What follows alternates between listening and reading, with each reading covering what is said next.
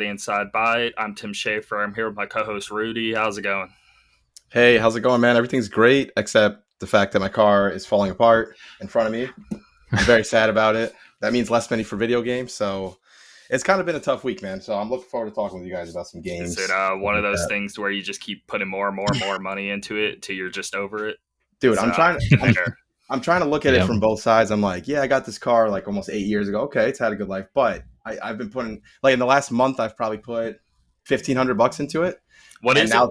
It's a Civic, a 2011 Civic, and it's been great. You know, Hondas last, they're fine, but I've gotten to a point now where the problem is so bad that to fix it would cost more than the car's worth, right? So it's not worth it. But now just picture me every day when I do my hour commute. Before I get ready to go, I have to make sure the engine's, cold, right? So I got to wait a little while. I got to pour antifreeze in. I'm there with a funnel. All the teachers, have a good weekend, Rudy. I'm like, okay, see you guys. I got my funnel, my antifreeze. I'm pouring antifreeze in. I got my flashlight, right? And then once I fill it up, then I'm good to go. And then 2 days later, I got to do it again. And I've never bought so much antifreeze in my life. So that's where I'm at right now. But the car lasted a while, so at least we have that, But I'm looking at some new stuff. I don't have that much time though. I feel like another 2 weeks of this, and the engine's gonna get worse and worse, and I'm gonna end up stranded somewhere. So all that to say, I need a new car for sure. Yeah. Anyway, that's how. Yeah, there goes money, but yeah. It sucks, and then we have a guest today, Dave here. Share you've been on Twitch and streaming lately, and give us how we can follow you, where we can watch, what you really even do on Twitch, all of that good stuff. So I go by the handle Monkey Hero. That's MUNKYHERO.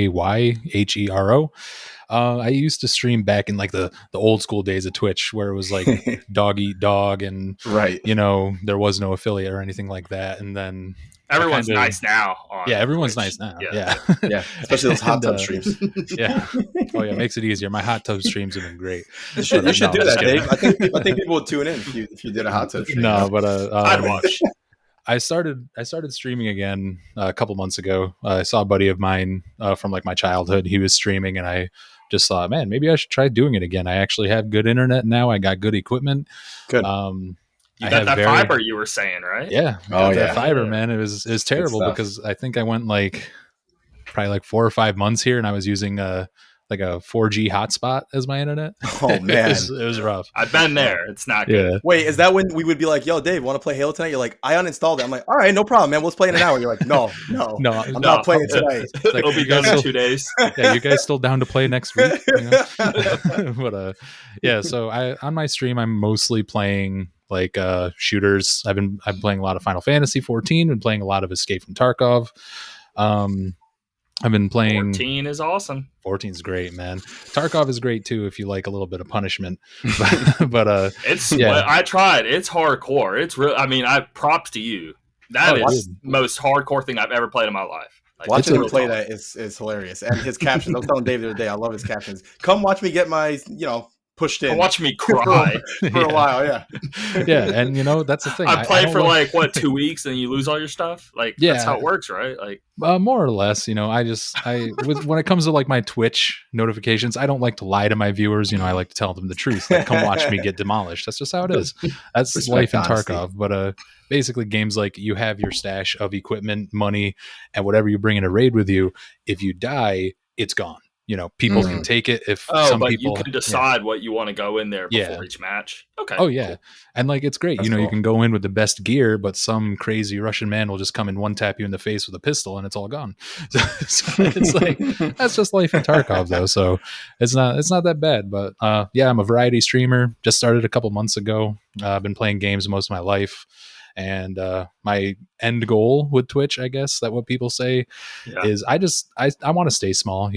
It's cool if I blow up a little bit, but I want to have like a small following of people just coming in. Small community, just come in, talk about video games with me because that's just all I like doing. I like talking about games. So you can't get too much on your Twitch. Next thing you know, it's just nothing. The chat is just flooded of just stuff you don't even care about. Exactly. You can't even read. You can't even. But Dave, you came on the wrong podcast then because we're blowing up, baby. I don't know. Yeah. You should have went elsewhere. So Yeah. All right. I'll see you guys later. It was nice. Thanks for having me. but yeah, That's so awesome. they could find me on twitch.tv/monkey hero. Again, that's MUNKYHERO. Variety streamer. Recently been playing a lot of Final Fantasy 14 and Tarkov. And if that's what you enjoy seeing and you just want to come in, talk about video games, I have a question of the day that I change every day in my stream that the audience can interact with. And yeah, I am loving every second of it. Sweet. cool. Very cool. I wanted to ask you a few questions. So one, if you were to pick your favorite console, whatever you have the most attachment to, whether it was your like first console and that's where you had the most attachment to, or just like if you have to pick the best console you've had your life, what are you choosing as like the best for you? Good question. Best, honestly, like as soon as you said what is the best console, my mind immediately went to Super Nintendo. Okay, hands down. I mean, that's a great pick. It's not even a contest in my head because you can't. I'm a big RPG fan. Yeah. Well, yeah, I'm a huge RPG fan, and you cannot beat old school Square RPGs. Oh my God, they were amazing. Back when they were Squaresoft, man, they were a juggernaut. You know what I mean? In the RPG world specifically, Chrono Trigger, Final Fantasy, Dragon Quest, exactly, Super Mario RPG. Everyone knows them, and it's like they're all just such classics. And don't get me wrong, there was Enix as well. They were doing like the Star Ocean and all that stuff back then. And Terra Nigma, I think, was also an Enix game. But yes, I played that. Rudy, you ever play that? What was Terra it? Nigma was amazing. It never came out in the States. It was Europe. I want to say Europe only. I want to say. I don't even think it was Japan. Yeah, it sounds like a deep cut. I haven't heard of that one, but the fact that Super Nintendo has Final Fantasy 3/6, whatever you want to call it, my vote would be there too. Because my God, my favorite, I always mention, and they just recently did it, but the Secret of Mana 2, the Seiken Densetsu 3, that is my jam. Oh, dude, it's amazing. Great games. Yep. I'm excited to play the remake. I still have not played the 3D remake. I love it. I mean, how do I put it? It's a lot better than the last Secret of Mana remake they did, like tons better. But yes, that had way too many problems, and it was ugly on top of everything else. This, like, you know, let's say it's a 8 out of 10, where that was like a 4 out of 10. You know, but it's no like, oh my God, this is the greatest thing ever. You need to play right now. But in terms of me being like, my favorite thing finally got remade, and they did a good job on it, and that's what I've heard. Hit all the right buttons for me. Yeah, as a fan, I enjoyed it tremendously. So. Yeah, and legitimately having a game where you can pick your main character, you can pick your protagonist, you can pick your team composition right from the beginning. It was just awesome. Like the sheer amount of replayability offered in the 90s and at the beginning of that game, it was impressive, man. It was such a good game. You get completely different endings depending on which character you pick. You get to have an option of like, hey, do you want to even view this character's backstory that you meet, or you just want to like skip over it? The fact that they could do that back then blows my mind. Like, I can't believe that all those years ago they were doing crazy stuff like that, and then you have games today that don't even do half of that. It's just nuts, man. But I loved it. Anyway, and then one other question. So, top 5 series. Now, if there's only one game in the series, but it's in your top 5, go ahead and list it. But if you had to list your top 5 series, where are you going? Can it be in no particular order? Yeah, no order. All right, cool. Just go. Final Fantasy. Great choice. Big fan.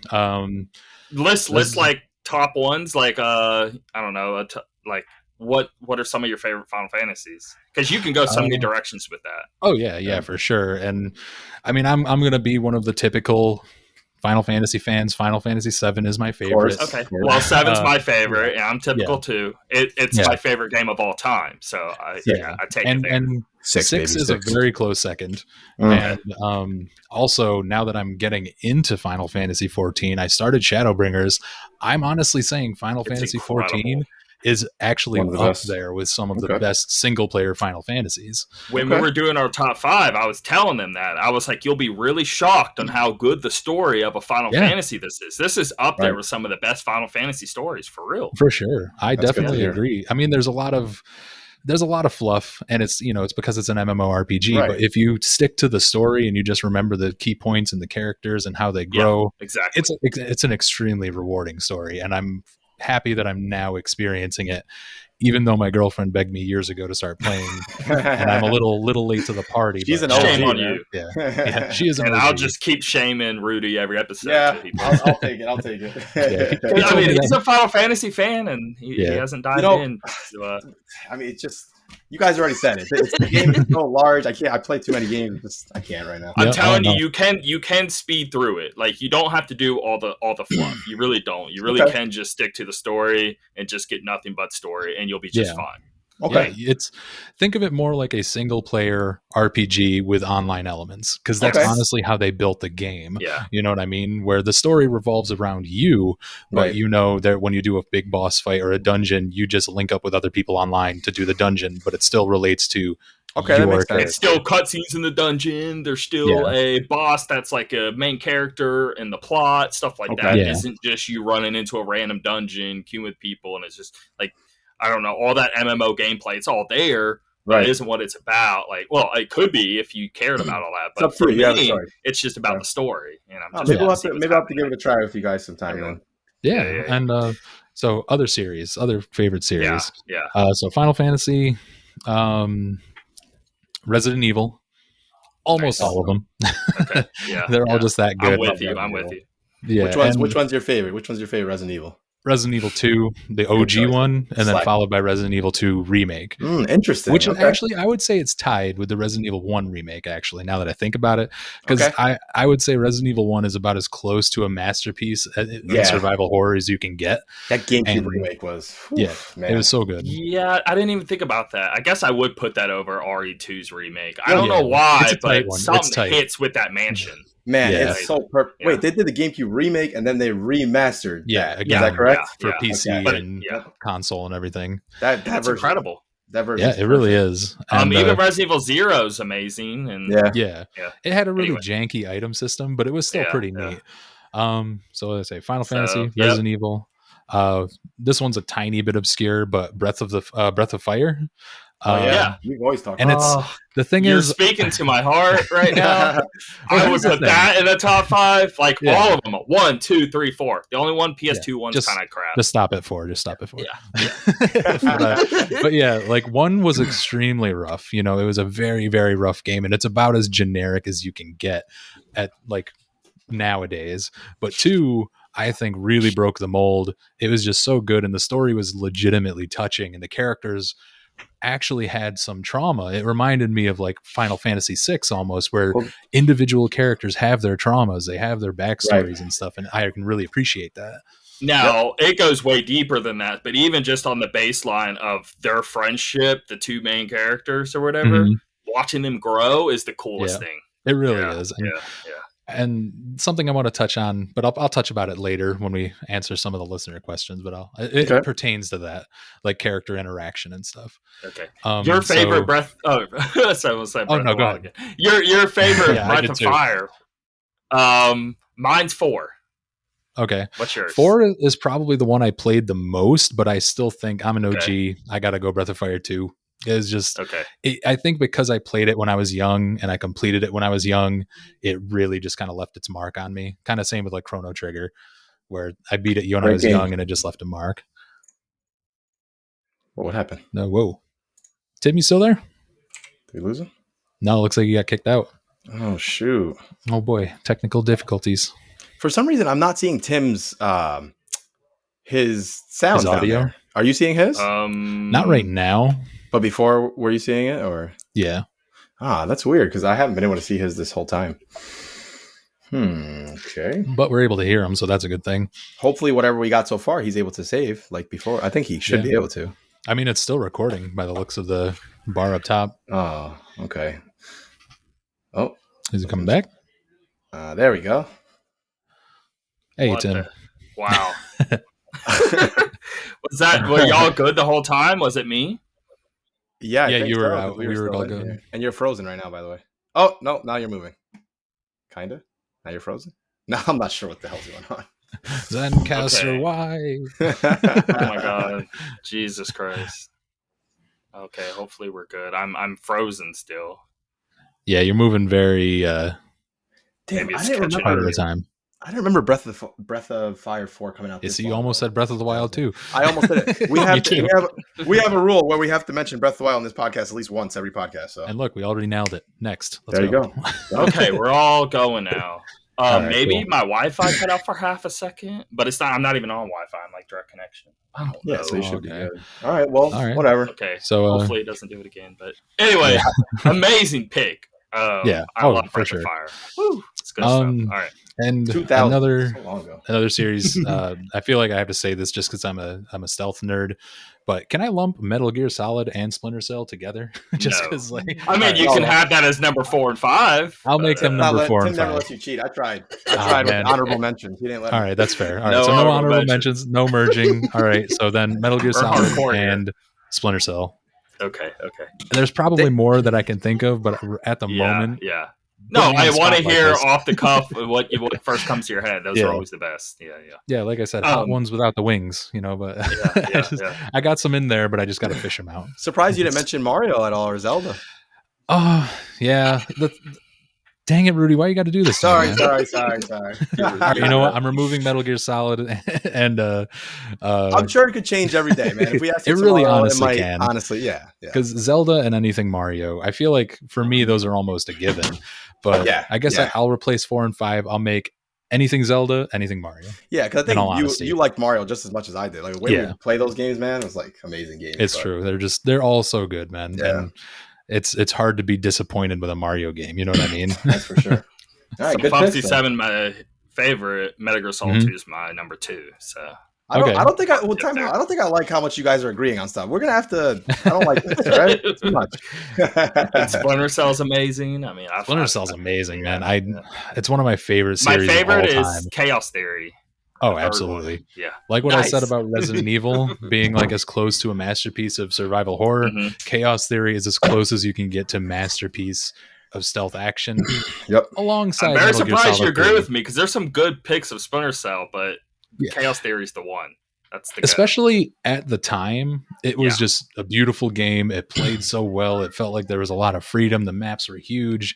The weapons were fun. Beautiful. The story was great. It looked like a next gen game, like on original Xbox. It really. I remember the reason I remember this game so much because when I was playing on the OG Xbox, and I remember Sam Fisher emerging from the water, and I'm looking at him, and I'm like, oh my god, I could tell his shirt is wet. And it actually drips, and the floor gets wet, and like it blew my mind at the time because you would think all this love that Splinter Cell gets, they would go ahead and make a new one, but instead they just include it in a mobile spinoff and Rainbow Six Siege and things like that. So and it's a shame because here's why I think they haven't brought it back. The games don't sell that well. Yeah, that's the unfortunate part. They try to do something to appeal to the wider audience, but when they do that, all they're doing is losing their hardcore fan base, which means the sales go down. It's like a self-fulfilling prophecy, you know what I mean? Yeah. And it's a shame really because the story of Sam Fisher is amazing.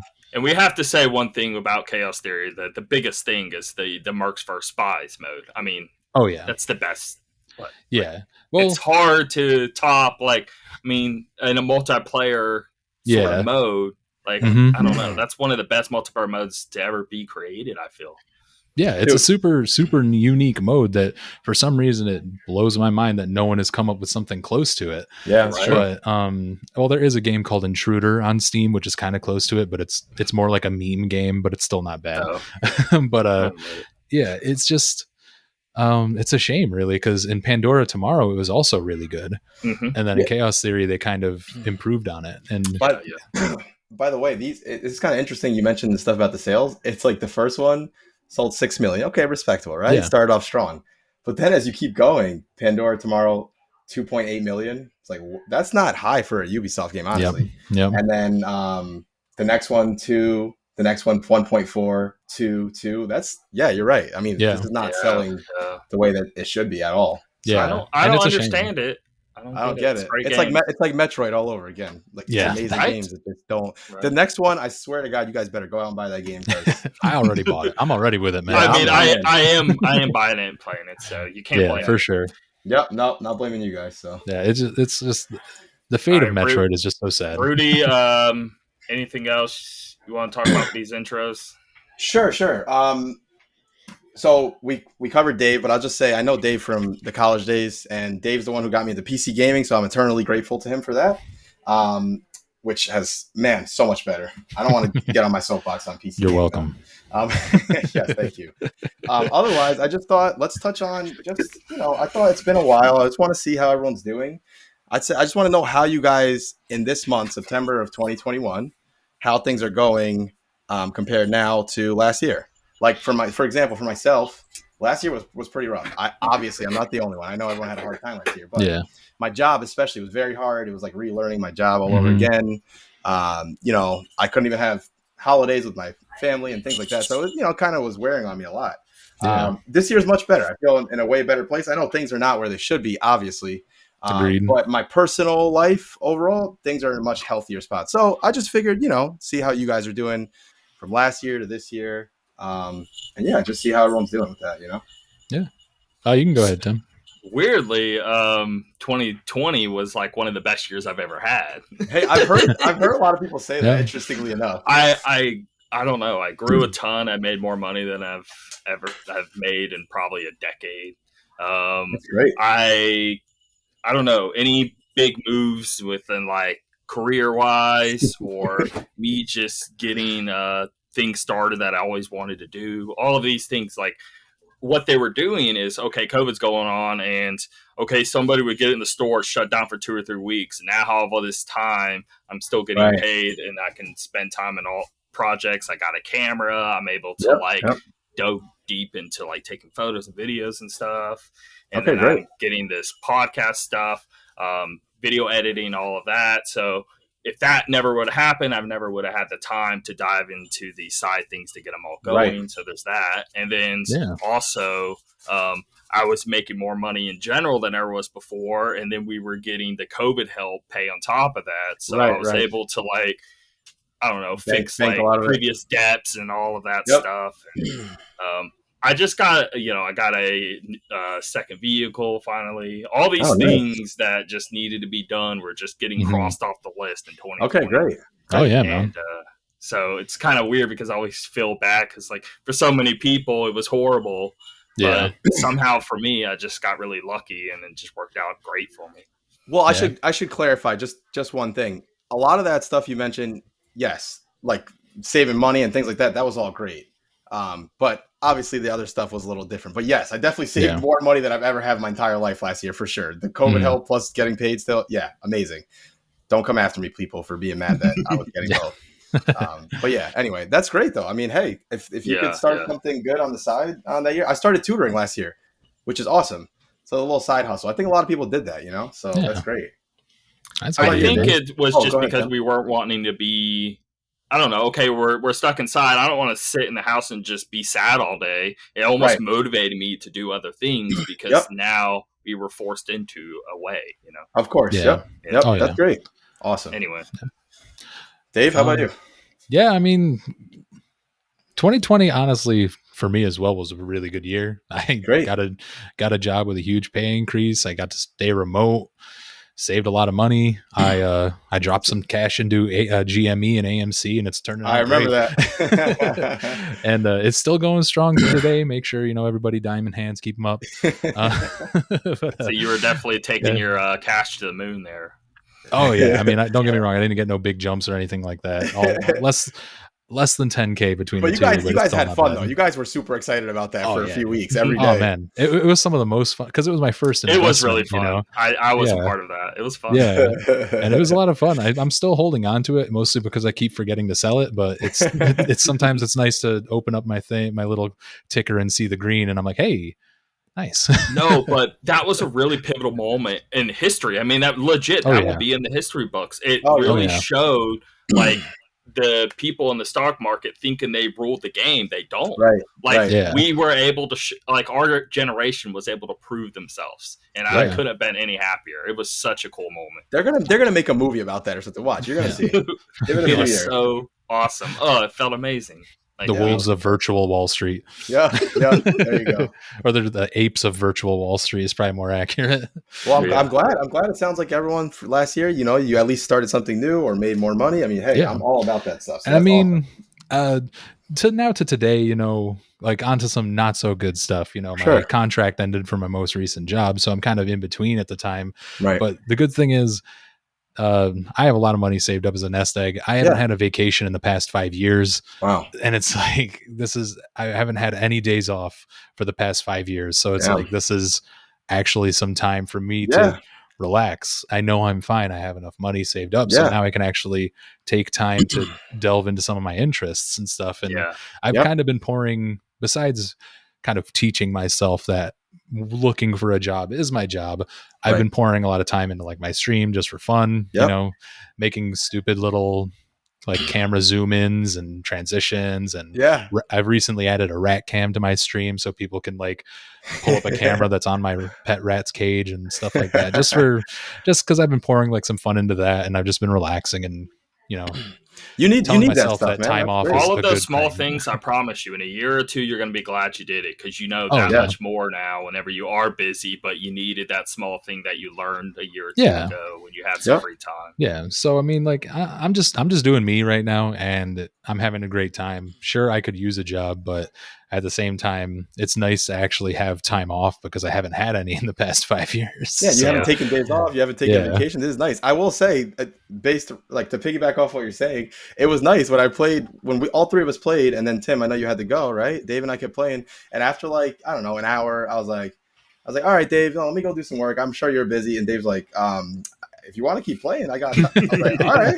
And here we are, like 4 or 5 hours later. It was like the greatest gaming session we've had in a long time. Nice. It was awesome. A long time, Felt so good. Felt like we were back in the college days, Yeah. So that's great, man. I even make a joke where it's like, we'll never get back to how we played Halo in college days, but at the same time, I'd be lying if I said it didn't feel like it for a minute. It really felt, Tim, we used to, just give you the short version of it. We used to do, Dave and I were in the same dorm in college, right? So what we used to do is we used to have myself, Dave, a few friends that we knew from there, maybe a few other, maybe like 8 of us total, right? Yeah. And we'd hook up the 360 in my room, 360 in the other room across the hall. We drag 100-foot Ethernet cable across the dormitory hall, and you just hear, like, I can imagine some person walking in the hall and they hear, oh my God, another, you sniped me, and they see a cord on the floor, like, what is going on here right now? But that's how it was, man. It was great. So we were kind of getting back to that. When they said Master Chief Collection coming to PC, that was like a huge deal. Like, oh my God, I cannot believe this is actually happening.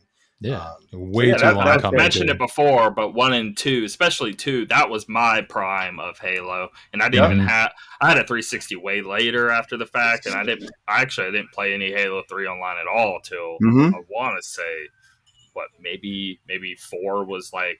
5 was soon to come out by the time I even played 3 kind of situation.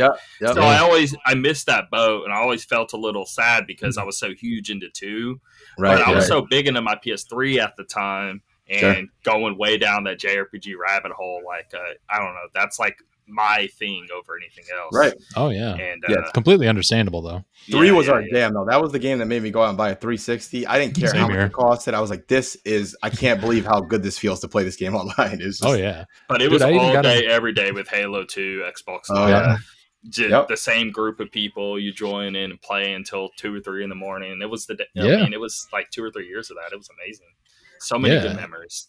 And like, to show how much of an influence Halo 3 had on me, I bought an Xbox Live Gold membership before I had an Xbox 360. That's how much influence it had. You're just getting excited. Anything you can do that will get you closer to playing Halo. Seriously. And then I finally got one, and it was just game changer. Well, also grade changer, but game changer as well. Dude, what a game, man. I can't believe we're still playing it. Like, Dave and I met in 2007. We're 14 years later. We're still playing this game. It's just such an amazing game. My favorite memory over anything else with Halo is just the doing the glitches on different maps and trying to figure out how to get to these crazy spots with the rocket super jump, sword. Super jump. Halo 2 was jumps. big with that stuff, man. Yeah. R.I.P. BXR. You were missed. Yes.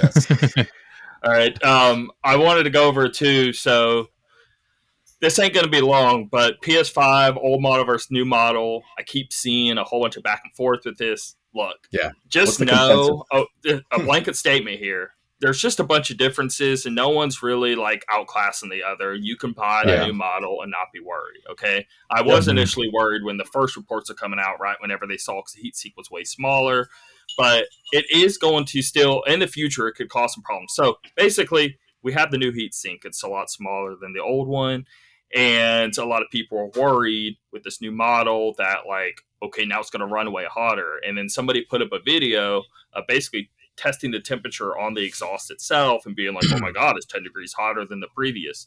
Okay. But a hotter exhaust is actually a good sign, not a bad sign. Right. It's pushing blowing out hot air. heat. Right. Yeah. But it tricked a lot of people. Yeah. But there's still the downside of it's still a way smaller heat sink, and it's still technically bad overall, like the lifespan. Because if the very moment, no one's gonna be opening up these PS5s and cleaning them out. Okay, right? They're gonna get dusty. They're gonna get old over time. And if you have a smaller heat sink and it doesn't cover near as much of the motherboard, now all of a sudden you're going to start having problems later on because it's not keeping as much cold. So the testing, they tested the APU. It's the chip with the graphics and CPU in one sort of deal. Yeah. But the heat sink's directly on that, okay? And it's keeping that cooler with this new one. The problem is it's not covered as much as the board anymore. And I can see later on down the road, the rest of the stuff where it's not keeping as cool, it's going to start faltering as time goes on, and the dust build up. And if you have a smaller heat sink, now stuff can build up a lot easier than if you're filling in stuff. Like if you're filling, it was basically going to the plastic and there wasn't much room. But now there's a lot of room for gunk to build over time, and it's going to pretty much encase this heat sink, and no one's going to be opening these units to clean them. 2 or 3 years later, I can see the heat actually maybe being worse with these old, but it's also keeping the chips, the main chip, cooler by 10 degrees. So, and that's the most important part. So there's also a pro to that, because now, like, the cooler you keep that, like, let's say, okay, it's 10 degrees hotter and you go that for a few years, that lifespan is going to be a lot worse. But now that it's cooler, it won't. So it's almost evening out in different facets. This is what it sounds like. It sounds like no matter which one you get, you're going to have pros and cons, and we're not going to know for sure until years from now anyway. You know? Yeah. And like something that I noticed about the PS5's design that I don't think a lot of people mention is it intakes air from the top and expels it out the back. Yeah. So when you think most consoles, the exhaust and intake is like right on the bottom of the console or close to it. But if you have your PS5 set vertically and it intakes from the top, dust buildup isn't going to just happen in thin air above your console. More likely it's right where your console is sitting on. Yes. So if it's taking in air from the top and expelling from the bottom, it's less likely just innately to gather dust, which is an interesting build. And at the same time, and the new Xbox doing the same. They have it coming from the top and shooting out the back. They're both in that same boat, and I think it's very smart. It is extremely smart, and it's about time they've designed these things to just be like a wind tunnel, just straight through it. Because with how hardware is getting nowadays, needing more power and running hotter, they need to have cooling a wind tunnel going through there. Cooling is the biggest hurdle to get over now more than ever. Yes. Yeah. I mean, the red ring of death, I can hear it still. Yeah. You know what I mean? They used to sell those cooler things that you could buy with like your PS3 or 360 that would attach to it, like a third party thing. Yeah, I wouldn't trust them, man. No, I wouldn't use that these days. I just think it's funny thinking of those things. But I lay my PS5 down horizontally just because I don't have room, and my kids knock that thing down, standing up. It's gonna be a whole thing. So I get you there. And I actually saw a video where someone was testing out these like third-party coolers for their PS4, and they put one on the back on the exhaust because they thought it was supposed to act like a double push, like just to draw more air out, but instead the fans were pointed as an inlet. So there was an inlet, and then the fan was just being pushed, so it was just air locking it basically. And it's like, oh no. People are gonna buy this. Someone probably told them at the store, this will work well. Do it this way. It's just wild to me, man. But I'm a big hardware enthusiast, and I'm telling you, like, I've pretty much, after looking at the old and new, I've come to the conclusion I think we're safely in the same boat. And I don't think you need to worry too much. Old or new. Listen, I don't think so either. How about before you worry about cooling, you can even get a PS5? I mean, can you? You can't really. So don't worry. You're okay. Yeah. Don't scream about how terrible it is if you haven't experienced it. You know what I mean? I get it. I could dig that.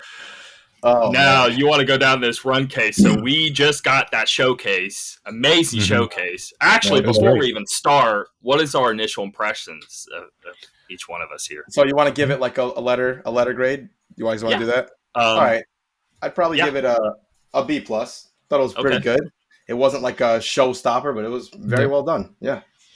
Uh, Also, so we have something to compare it to. Okay, when you compare it to, because we didn't get an E3. Okay, this is Yeah. almost like their E3 now. It was. So when yep. you compare it to Microsoft C3, how did you even like Microsoft C3? Do you even remember it? Do you know what I you would do. grade that?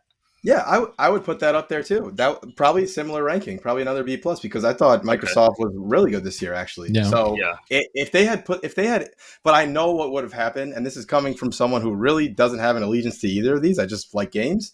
I think if PlayStation, I have both. I love them all. Right, We same. all I think are we're all multi-console. Yes. we're all like Agreed. that, and we play on PC. I mean, anyway. Yeah. If PlayStation had gone in June with Microsoft, you know what would have happened. People would have been like, "Oh my god, PlayStation was so much better. It was the best. It was incredible." You know what would have happened? Yeah. They're just better. They're better. They at get taking, the same Nintendo does. I do agree with the bias. Like Nintendo and Sony, even though I love them more than Xbox, I easily do. They do get more favoritism. Well, They do. that is true, but I think Nintendo has this weird thing going on where they sometimes they get the favoritism, but if you don't like Nintendo, you get the severe opposite of that. Oh yeah. I feel like How long? PlayStation is good at hanging in the middle. Like PlayStation doesn't have as good a show. I'd say they'll hover down in the middle somewhere. Yeah. Real critics will give good things for Nintendo games, okay? Yeah. But yes, That's the agreeable. general audience treating Nintendo gamers like little baby stuff, Yeah. that can get old and cringe. Yeah. But People how many don't like times- Nintendo, they go extreme, is what I'm trying to Yeah. say. Nintendo's all about Yeah. extreme. But How I long have you guess been I hearing was Nintendo's thinking dying? with the critic level, like the main press with the IGNs and GameSpots, they seem to give a little edge to Nintendo, even if I may not agree with them. I could see that. I could see that. Me too. But yeah, I think it usually goes that way. But yes, I thought both shows were very good. Anyway, you would rate both a B plus? Okay. Yeah, I think so. But how about you? How about you guys? Go ahead, Tim. Okay, so what do you think? Wait, hold on. Before Tim speaks, hold on, Dave. I will say, even though Tim always says it, I think Tim is, Xbox is his best friend these days. I'm just saying. I think Tim is very much into the Xbox ecosystem. I love what they're doing this gen. Right. They're killing it. I'm all about it. I'm not gonna lie there. Not even Xbox, just Microsoft in general. Yeah. They're just doing big things. I can load something on my PC and then I can go to my Xbox and continue where I left off. It's the coolest thing ever. That's amazing. Yeah. And the quick resume thing, that's something PC players don't. We don't even have that. Yeah. So there's reasons. But yes, anyway, that is the case. But Sony showcase, it spoke to me a lot. I want to say A minus. Okay. Because I mean, like Spider-Man 2, Wolverine. My favorite announcement, though, Coder's one of my favorite games ever. That like brought it to the A. That shot it up, yeah. You never played Coder, but I'm telling you, I'm definitely gonna play this. It's like BioWare, like perfection. And I will say the reason why I think you and myself both rated higher than maybe some people would expect with some of these CG trailers is because normally I'm like, it's a CG trailer. I mean, that doesn't do anything for me, right? But there's a difference between a CG trailer of something that maybe of a good company that has a huge background of delivering amazing quality compared to just some random CG trailer. Right. Even more so than that, if you do a CG trailer for something no one was expecting, I think it has way more weight than if you do a CG trailer for Bloodborne 2, which I've been waiting for forever. But if they do that, it's not going to hit the same as freaking Wolverine. It's not Final Fantasy VII Cloud with his sword. Right. Man, that was Metroid Prime 4 was Metroid Prime 4 was a title card, and that got people so excited because we didn't know that was happening. That's little did we know how disappointed we were going to be. Oh man, all these years later. 5 years later. Yeah. Oh yeah. All right, good. But and then I'd give it an A minus, and then I guess to just so I can compare it to the other. The Xbox. Do you remember? Because I vaguely remember. No, I remember to the T. It's just hard to rate because so Sony's was. If I'm making a list, God dang it, that's hard. Don't even try to do that. That's gonna be too hard. No, I'm not. I guess A versus A minus. Xbox had, because I mean those Bethesda hits are huge for me too. Right, right. And like, yeah, Starfield. I guess Redfall. Xbox A, PlayStation A minus on this. Okay, that's how I would That's put fair. it. Yeah, that was the show I'm thinking of, right? That's the correct one with Starfield and all that. That was Starfield, Redfall, Halo Infinite, Forza Horizon 5, Replace. They had some good stuff. It did a lot for me. Starfield looked awesome, by the way. Yeah. It did a lot for me too, but just the fact that it was just sheer, like, just content dumping of CG trailers. And don't get me wrong, I agree with what you say. If there's a reputable company doing it and you get a CG trailer, then you can have that hope. Right. Contraband is a bad example with the Xbox show. Yeah, I don't want that. I don't even know what that is. You know, don't put that in. You're just making it worse for me. Yeah, it's like when you watch like the Craftopia trailer and it's showing all these things you could do in the trailer, like Pokemon, Breath of the Wild, Monster Hunter. It's like, what kind of game what is am I this, looking dude? at? It shows Factorio stuff. I'm like, why are these cows going into this curry? Come on, man, what's going on? And like with some CG trailers, it's just you're not given that information. And you have this reputable company, but if you can't discern what kind of game this is or who it's for, you're just kind of left clueless. You know what I mean? Right. That's what the Xbox conference was that I remember. And it's still good. Like, some of the announcements are great, but it's just, it seems like these constant dumps of CG trailers, it just leaves people wanting more. Right. You know what I mean? Right. Just a little tease, but nothing I don't think it's anything that should be hanging their hat on. And people are like, oh my God, that's the best part of their show or anything. You know, like, I like the idea that I can go a year or 2 or 3 and know what I'm getting. Yeah. You know what I mean? As compared to not saying anything. Like, give it to me. Yes, I want the gameplay, but if they don't have it, I don't know. That's a really good conversation we can have another time. Do you show it at all? Do you hold it? I mean, it could work in either way in your favor. It just depends on. I think I know that these companies sometimes they can take time to make a little vertical slice of something, right? So when you go to do your CG trailer, just give us a little something. 10 seconds. The Mass Effect thing is a good example of something I actually liked, and all it was just just knowing it exists, right? Because it tells me, hey, at least we know for sure that we're gonna get a new Mass Effect. We're gonna get it. That's what I was saying before. Elden Ring, when they first announced George R. R. Martin's involved in this, we're making a new game. You know what to expect. It's from software. You have some idea of what to expect. You know George R. R. Martin, and you know that they're working on it. Okay, that's fine. So and then they were quiet for a year and a half. That Arcane CG one you were bringing up, forgot the name already. Yes, Redfall. I thought, it's all CG and it's flashy, whatever. But at least we know it's a 4-player co-op. It's like we understand the premise by watching it. And you don't have to actually show gameplay. I'm back and forth I'm back and forth with the CG stuff. Most times, yes, I'll definitely say, damn, I wish they would have showed some gameplay. Sometimes it depends, really, you know. So anyway, but let's break down this PlayStation Showcase here. Yeah, sure. But yes, that first one, Knights of the Old Republic remake, that is my most hype of the show, and that was the first thing I saw. So an amazing opening for me. I mean, I was like, okay, A+, let's go. Right, that's definitely a good way. Definitely a good way to start. That's for sure. Yeah. And of course, it's really weird because it's a PlayStation exclusive, and the original was Xbox exclusive. Yeah. But at least it's coming to PC, so people that don't have a PS5, you can at least play on PC. So you're good there. Yeah. So, anyway, what were you gonna say, Dave, weren't you going to say something? Oh yeah, I was going to say I gave this conference a C- just because of all the CG trailers and how long they spent on Grand Theft Auto 7. I mean, not Grand Theft Auto, but Gran Turismo 7 and Grand Theft Auto 5. I thought he was making a joke. I thought he was making a joke about Grand Theft Auto. I mean, hey, if it works, it works. But I think it was better. You should have kept it. No. How much time they spent GTA on Gran Turismo 5 7 and coming GTA to the 5. third console. C- just because of that. But no, that's a really good point. I kind of want to lower it because that had me cringing pretty hard. What is like the interface is cool and all, but dude, 5 seconds is all it takes. And then you show gameplay, and I'm even more underwhelmed by the gameplay. I don't know why. It looks exactly like the PS4 game, does it not? Yeah, no, I don't even see PS5 power here. I don't. I like go look at Forza Horizon 5 and go look at Gran Turismo 7 and tell me they're not even close to being similar in terms of quality. Like, Like when I saw the Grand Theft Auto 5, I was expecting another plug for Skyrim to be released on the PS5 again. I was like, they're going to show it again. They're going to do it. I know they are. I can't. So I can't C do it, plus. Nah, I would actually, in all honesty, I would probably give it like a flat B or a B minus. Okay. Leaning towards the minus. I think just that's because fair. it was still That makes good. more sense, yeah. It was still good. There was just I had some problems with it, and Sure. it was very unproportionate how much time they spent on some of their games.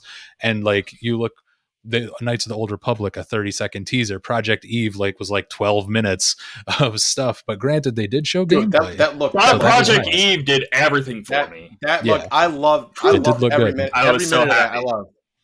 It does look that. great. And I mean, I'm excited for it because it looks like it's blending a lot of these, character action game genres Let's say into like a good Nier unit. and Bayonetta in one.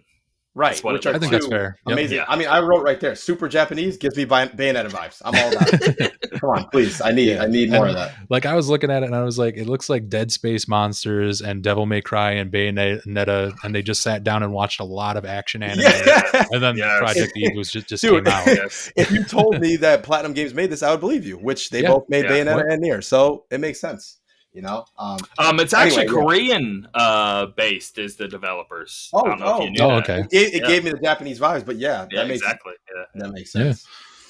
Oh, yeah. So Project Eve was next, right? But Yeah. and then Go ahead. Tiny Tina's Wonderland. What do y'all think on that?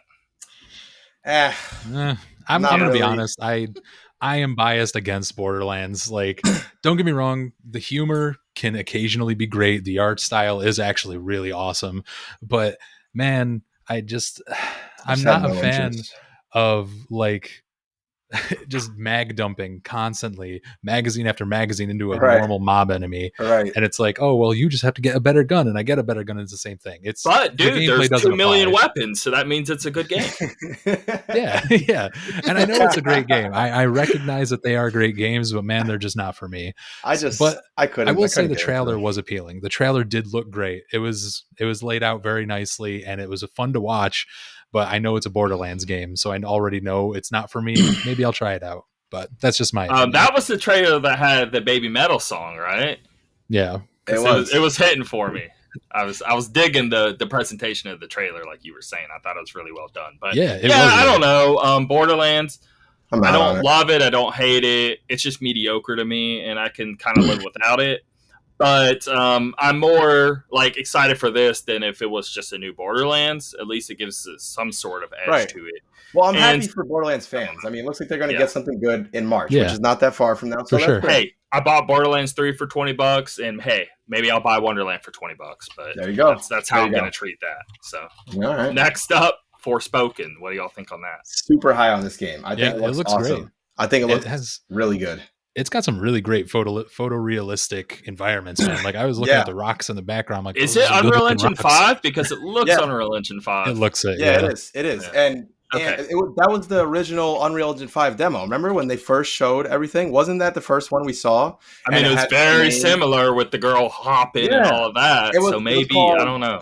Project Athea or Althea, whatever it was at first, and then Yeah. they revealed the Yeah. real name of it. Yo, but Yeah. what I noticed about this was I thought that I don't know if they're doing like motion capture or something, but when she was speaking and emoting and everything, it was so well done. It was crazy. I couldn't believe it. Yeah. And the things she was saying and everything, it's like it's not corny. Like it actually seems like a real like how it would go. when She she's speaking in felt real like life. just a real person right, being right. dumped into this world and how they would act. actually Totally actual agree. human Yes. conversation. Yes. Right. like how someone would act if they were dumped into this new world. Like, what the heck? What's going on here? Like, Yeah. she was selling that. I It's love not that. protagonist speech. You know what I mean? Felt to the quality of Last of Us 2's, like the way their characters Yep. act. Yep. Like that level of acting. Yes. Yeah, and Yeah. the fact that Amy Hennig is working on this, I mean, that's Yes. even That's good to better. hear. Gary That's Whitta. really good Awesome. news. All Yeah, good Amy stuff. Hennig and Gary Whitta, which Gary he Whitta. wrote Rogue One. probably the best Star Wars movie, to be honest. Like, that's an incredible movie. I Yeah. love that movie. So, anyway. Oh, you Well, mean episode 1? No, No. yeah, we might have to talk, One. we might have to talk about that's a conversation for another day. But I wasn't that high on Rogue One, but we'll leave that for Oh, another day. okay. I loved Yeah. it. I loved it. All right. Yeah, some- I didn't really like the other newer movies, but I didn't watch the Han Solo. I didn't watch that. Oh yeah, Oh, same so, here. How yeah, that was. yeah, okay, not great. Okay. But let's Anyway, we're super, Let's so go on. we're all high on Forspoken. Yeah, for Agreed, sure. Rainbow agreed. Six Extraction. What about that? Dave, I thought you would be into this. I'm not really huge on this, but it seems like a game that you would kind of like. I know you're a big Siege fan and stuff, so Yeah, I mean, here's the funny thing. I loved Rainbow Six Siege for a long time, and I actually really loved when they did a mode similar to this extraction mode back for like an event. I had a lot of fun with it, but for some reason, the more and more I watch of this game, I'm just like, like it looks good. Like, don't get me wrong, it looks okay, but I almost when I'm watching it, I'm thinking, who is this for? You know what I mean? You built this huge audience around Rainbow Six Siege right. for as a competitive, like hardcore tactical first person shooter, and then you're coming out with this damn near borderline like Left 4 Dead Every type of FPS game. possible, even if they started in realism, they always end with zombies or aliens. Right? It's true. Can we just even the what are we first- doing? Hell, even the first Red Dead did that, but they did it masterfully. They did it really well. Yeah. But yeah, like I was looking at the more and more I see of it, I just keep asking myself, like, who is this for? You know, you had like your own little base of competitive FPS players, and now it's like, hey, let's bring it to the casual Left 4 Dead. Let's kill army of gay I wasn't zombies into Rainbow space. Six anyway. Yeah, but like you're saying, this also does nothing for me. It's not like, oh, now I'm interested because there's aliens. No, I'm not. Well, listen, to play devil's advocate, is it possible that this could come out, maybe give some fun things for more casual people and still have that balance? Or do you think it's going to swing too much in the other direction? This is not going to be a game you could play competitive. It's and too get hard really to know at. right now. I guess we got to see how players receive it. But going off the cuff, I don't think it's gonna do that well. Yeah, well, Siege started not well either, and then that thing turned around and that's true. I saw really promise in that from the beginning. I mean, I played it in the beginning. I thought it was really cool. It just had a lot of problems. But we like the ideas. This is different. We're not really liking the ideas. The concept of Siege was great to begin with. You know what I mean? Yeah, that's true. The concept of Extraction, I think it would sound really cool if you wrote it down. but like in practice, it's kind of like a weird little amalgamation of, it feels like a spin-off of a show that doesn't fit right. You know what it feels like? It feels like an AI trying to make a video game and what would be possible. Yeah, I could agree with that. That is such a funny way to put it. Maybe I will be happy to be proved wrong. I would love to be proved wrong on this, because I still want to try games like GTFO, which it seems like Extraction's trying to do that, but more on like a casual. I know base. nothing about GTFO, dude. Can we all agree to play this? Because Dave and I tried it with a friend of mine who got me into it, and okay, to give you like the 10-second rundown of it, basically we have a group of us. We go into this, descend into this pit. Yeah, it's called a rundown. And you go in and the enemies can kill you very quickly. You have limited resources. You have to work together to make it through the whole thing. We made it like what, Dave? Okay. Maybe 2 or 3 doors in. 2 or 3 doors in, and then we died. And we haven't played it since then. But we need to get a group together and try that, because it has promise, man. It looks cool. It's a first-person shooter. Yeah. Yep. Okay. Yep. Okay. We can all play it together. It's cheaper, I believe. I'm now, down. So. Yeah, I'll have to try it. Next up, Alan Wake Remastered. What do we think? I'm very excited. I'm into this. I'm into this idea. Only because, if you liked Control, you're going to like Alan Wake. What a game! And there's rumors that it's in the same universe. I don't know if it was ever confirmed or anything like that. It was. Oh, was it? Okay. The second DLC for Control. Yes. Okay. It was confirmed. All right. But Alan Wake was great. I really liked it. The biggest negative boon to it that I could say was it ran like complete garbage on the original Xbox. Every time you saw an enemy, your frames would tank. But it was a great game, on PC. It's also you can play it on the newer Xbox, and all of that's fixed now. So Rudy, that's great. You need to play it. Yeah, I'm definitely. I really think you'll love it. It's a great game. Mm-hmm. I've never played Alan Wake. I did play Control, and I absolutely loved it. It was one of my favorite games in a long time. And I loved Quantum Break. We talked a little bit about that idea of mixing. I feel like Quantum Break was the beta test for Control, right? Even though I thought Quantum Break was a really good game, I thought it set all the ideas. Control just did it better. Control did it way better. But Quantum Break, I'm not ever going to sleep on Quantum Break doing the TV episode thing, though, because that's such a great idea that no one's ever done again. Yeah. play an hour, then sit down, relax, to get some food, and watch an hour show. I mean, what a great idea! That was amazing. So Yeah. I loved it. I really did. I thought that was so cool. I love that idea, and I'm surprised that no one's ever done it. Like, why hasn't Kojima done something like this? This guy would be perfect. He pretty much did. Have you played Metal Gear Solid? I mean, 4? yes, that's true. It just wasn't live action. Yeah. But yeah, Alan Wake, I'm gonna give it a shot. I've never played it. I really want to see what it's all about, so I'm gonna definitely play it. It's very soon, October 5th. Yeah, it's coming. That is great. Yes. Yep, that's good to hear. Epic Game Store only, though. Kind of don't like that, but yeah, you got to get what you got to get. I guess. What are you gonna do? Yeah. GTA 5. Oh, one thing with Alan Wake though. So when I saw the trailer, I was like, the graphics, it could be better. But then it was just the stream. I saw it after the fact, and it looked way better. I was like, it's very crisp. Yeah. Like they cleaned up the edges a lot. And it's coming with all the DLC too, right? We mentioned that's good. I want to get the whole package. Oh, the American Nightmare, like I was saying before, that got perfect 10s for so many critics, and I actually never played it. So so be a good reason to jump back in. Yes. Cool, very cool. Anyway, so GTA 5 for PS5. How many consoles is GTA 5 next, Ghostwire Tokyo. All right, agreed. Yeah, it's such a weird jump going from Alan Wake right to Ghostwire like that. What more is there to say about GTA 5? If you haven't played GTA 5 by now, I'm convinced you don't want to play it, okay? I'm not crapping on the game. It's a great game, but we were playing this on PS3. We're kind of over it. Yeah. So. I played it back then. PS3. Absolutely loved it. It was an awesome game. I had a great time, and then I moved on. I know some people play GTA Online. They're super excited. That's fine. Okay, great. I don't really think there's much to add here, right? Can we move on? Not really. Okay. I think it would be dumb for them not to do a next-gen version. Go ahead and do it. I'm just saying it doesn't do anything for me. Does it need to be in a PS5 showcase and make a big deal about it? It doesn't. Maybe you just mention it in the drop every week. Like, hey, GTA 5 is coming. Just put out a tweet or something. You released a patch like many other games. You don't have to throw it into an event. Yeah. Anyway, moving on from that, something I'm actually more excited for is Ghostwire Tokyo. This game was revealed so long ago. The concept, immediately, I was into the idea of it. And the people who are making it, I'm all about it. And then it kind of like got quiet for a while. They had some trouble, it seemed. And then when they finally showed it, I was like, this looks really cool. Like, not only it looks like a scary game, but not in like the survival horror way. It's like almost just like a creepy environment, which I think is awesome. I'd say like a BioShock. I got like BioShock vibes. That's a good way to put it. That's kind of what I was feeling. Like it's not horror, but spooky. It looks like you're like a spooky area. You're in a street, like a rundown area. I think it looks really cool. It looked a little rough though. Was that just the stream? I thought the frame rate looked pretty rough as well, and not only that, some of the animations looked a little rough. But that's why when is it coming out? No release date. Okay, so maybe that's why. Maybe it's still a ways out. So. Yeah. I'm just surprised that it looked like that, and I would have never noticed something like that 10 years ago. But after the PC stuff, you really start to see it. Like, man, you do. I notice it so much more now. But yeah, I thought the content looked really good, and I think this game is gonna be a good game. But it looked a little choppy. Frame rate was running a little rough there. So this has everything to do with who's making it. So they did Evil Within, and it's also the same guy who was Resident Evil main creator. Is Shinji Mikami involved in this still? Yeah. Or am I thinking is he? I don't remember or not.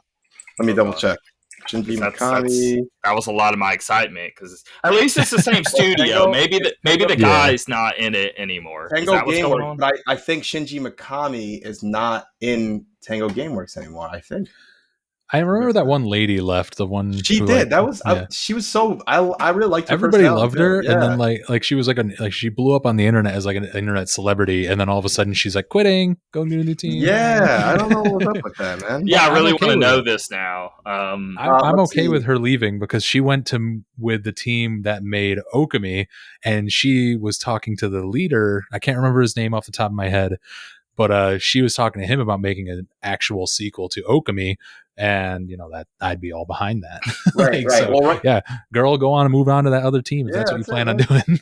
So it says it was founded by him, but it says as of right now he's the executive producer. So I don't think he's heading up. I don't think he's out. I mean, I guess producer's a little different than like the what do they call it? The creative director, right? Right. So he used to be creative director. Now he's just producer. So meaning he's still there, but he's not as big a role in what they're making.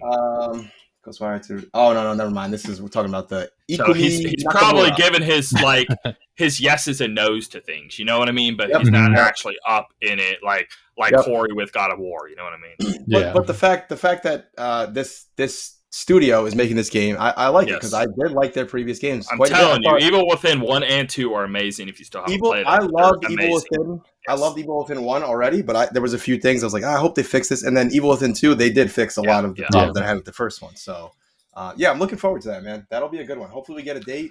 And but it does look rough. I agree. It looks rough. It does. But that's one of those weird cases like this and Deathloop are games that were supposed to be PlayStation exclusives, but now Xbox owns them, which is so funny to me. So strange how that happens. They'll get that year and then that'll go be elsewhere. Yep. But this is one where I'm buying this day one whenever it comes out. But on Deathloop, I don't know. It still hasn't grabbed me. There's just a lot of stuff, and it's one of those sell games for me.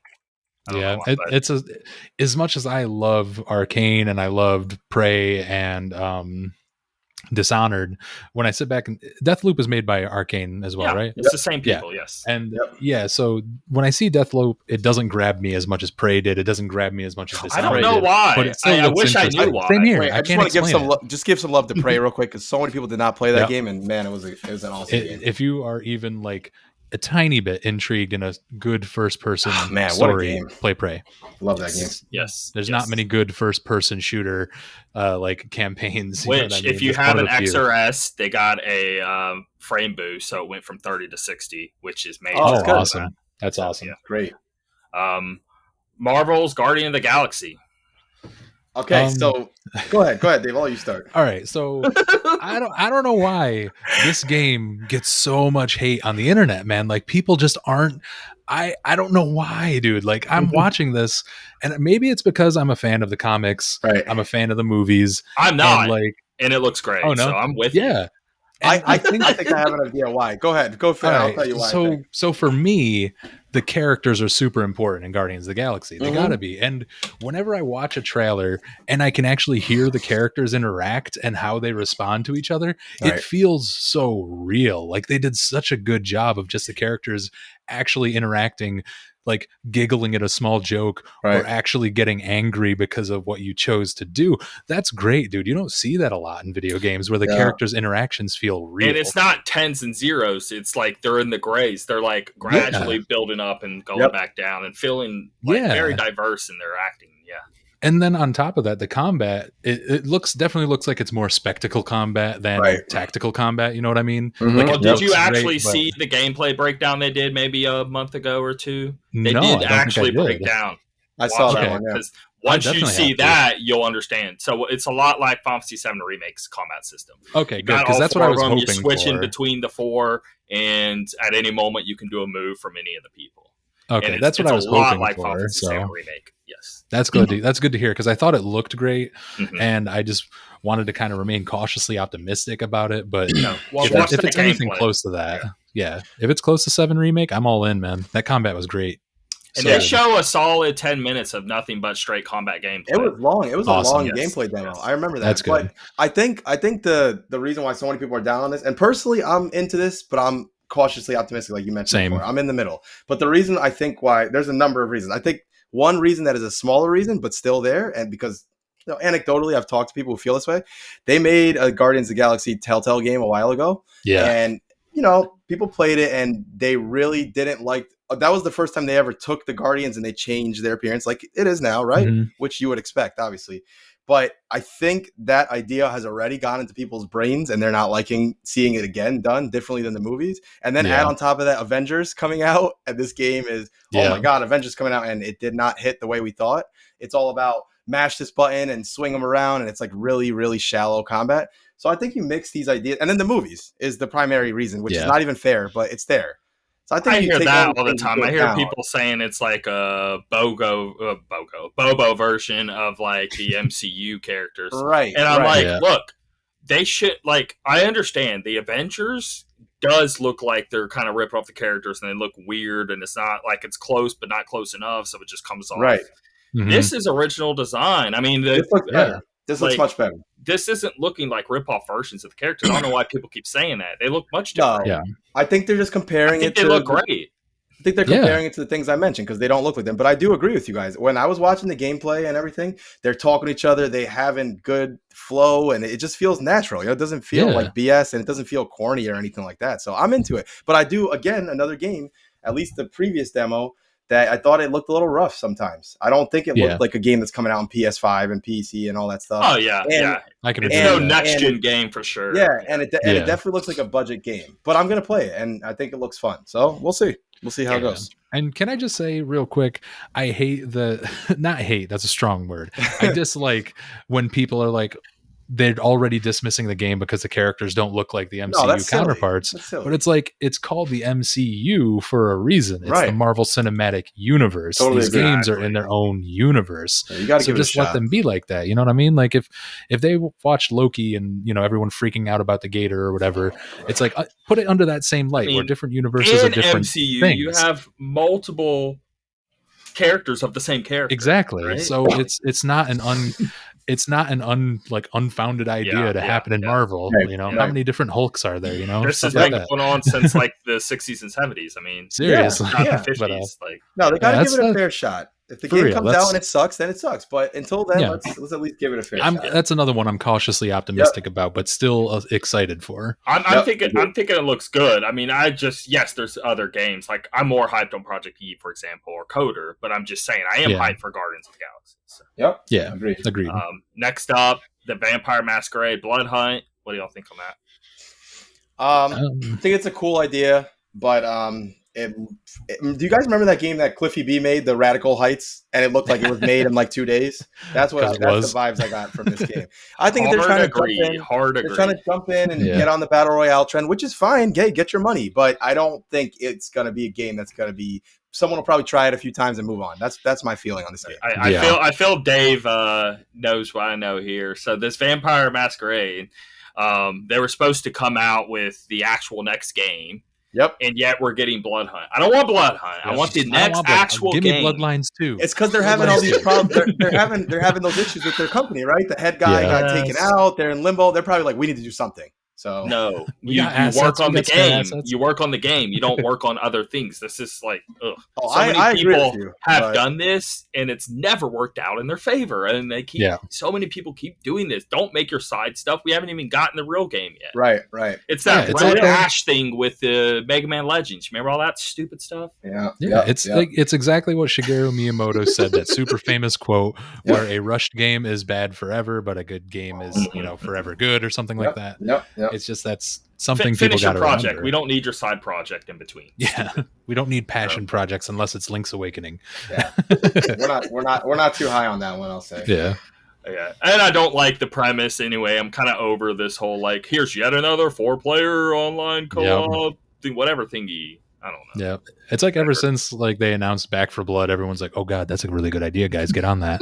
Yeah, I'm all about the co-op games. Just if it's done right, and that's the focus of your game. You know, like Dying Light. Shout out to Dying Light, done perfectly. Fantastic, great way to do co-op in a game. Feels good, but it felt original. It felt like actually them coming up with ideas and not just copying people. Yes. Yep. Agreed. Anyway, Deathloop next.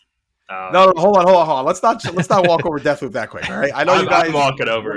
We're not as high. Don't walk over this as fast as we walked over GTA 5. All right, I'm doing a disservice. GTA 5's been on like 17 consoles. All right, they need to take. I see Deathloop getting a 9.5 out of 10 kind of game. I see it getting great reception. It's going to definitely be made well.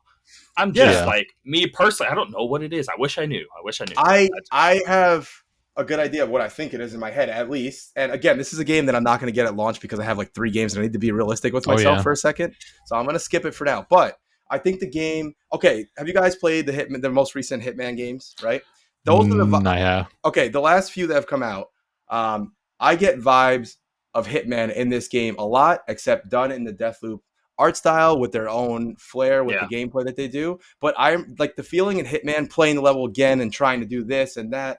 It just felt great. I never got tired of going back in. And the way that Dishonored would play in Control, I love that. I thought you do the stealth approach or you go out guns blazing, you have powers. I just think it's a really cool idea. So if they can pull it off and make it fun to repeat and play again and again, I'm all in. I don't But, see them not pulling it off. I mean, I think they they'll have pull it off. an incredible track record. So They do. They do. They certainly do. So, but I totally get people being tired of hearing about Deathloop because it's been freaking everywhere. We've seen 27 trailers. Yeah. It's like everywhere. It's true. Okay, so I get that. So I think it's actually going to work in my favor that I have all these games to play, and I'll come back to it a few months from now, maybe, and I'll jump in. And it'll be good, I feel like Deathloop is like one of those like Mandela effect games where someone's like, "Are you sure it's not out?" I swear that I think I played that. I think I played that a week ago. I saw a release trailer for that like 2 years ago. Like I'm sure it's out. Yeah. We should be getting reviews for that soon. I'd say, right? Probably the next day or two. I'd assume. Yeah. So I don't know. It looks cool. Like the gameplay looks fun, frenetic. It looks fast. It looks sneaky. I can dig it, but again, I don't quite know what it's about, but from what I've seen, it looks pretty fun to play. I just want to know like what else is there besides the gameplay that I've seen. Sure. Because they haven't really gave us any really big snippets about that. I don't think I could be wrong. There was a video. They did, but they didn't. State of play. It was a state of play from a little while ago, and they kind of dived a little deeper in there. And there was another game they showed too. I can't remember, but yeah, let's see what happens. Let's see what it is, and people will get their hands on it. I'm sure it'll review well. I mean, let's be honest. Me too. Who wants to give a crack on how to pronounce this? Okay. I when I saw this next game, I just wrote not sure what I just saw because I really am not sure what I just saw. Kid, it would be Amnesia Expedition, but exhibition, but they separated the A for some reason. And who was involved in this? Wasn't there someone famous involved in this or something? Kid, I don't know, but I first thought like Control. It was Radiohead. They mentioned their name. I don't know if they're doing the music or something, but it says Radiohead announced Kid Amnesia Exhibition. So are they making it? I have no clue. They're a band, so I'm confused. But what is going on with you? Is a band making a video game? I don't understand. Listen to this description. It says they created the upside down digital analog universe with Fortnite developers Epic Games. What does that even mean? I don't know. Does that mean they're going to have a virtual concert in Fortnite? I have no idea. It's an upside down digital analog universe. What does that even mean?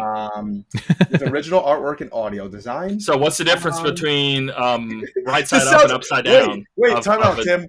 Tim, what does this sound like? What recent thing have we covered that this sounds just like? Abandoned. Oh no. Get ready for the PS gameplay trailer app 27-3000. That's what this sounds like. It really does. No. It really does. Okay, that's a very good point. I have no idea what this is. Whatever.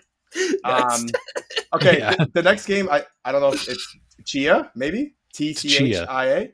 Tchia. This game, I don't know about you guys, but this game really got me. I was way into this. I thought it looked very, very cool. Like when they're first of all, the music is really like charming. It kind of reminds me of like Moana a little bit, like that island vibe. And then it reminded me of Wind Waker a little bit too, with the water and the environments. But then when they start diving into the creatures and like you're flying and then you're jumping into a dog, I was like, this is so cool. Just like we were talking about a second ago, like developers coming out with games that feel fresh. This looks like it's going to be that. So I'm way into this. Yeah, at first I was like, but as it went, it just kept getting better and better and better. And by the end, I was like, okay, I'm interested. I want to play this. I'm definitely interested in this. And I'm interested in it too. And it's funny because I was looking at it, I was like, oh, it looks like Wind Waker.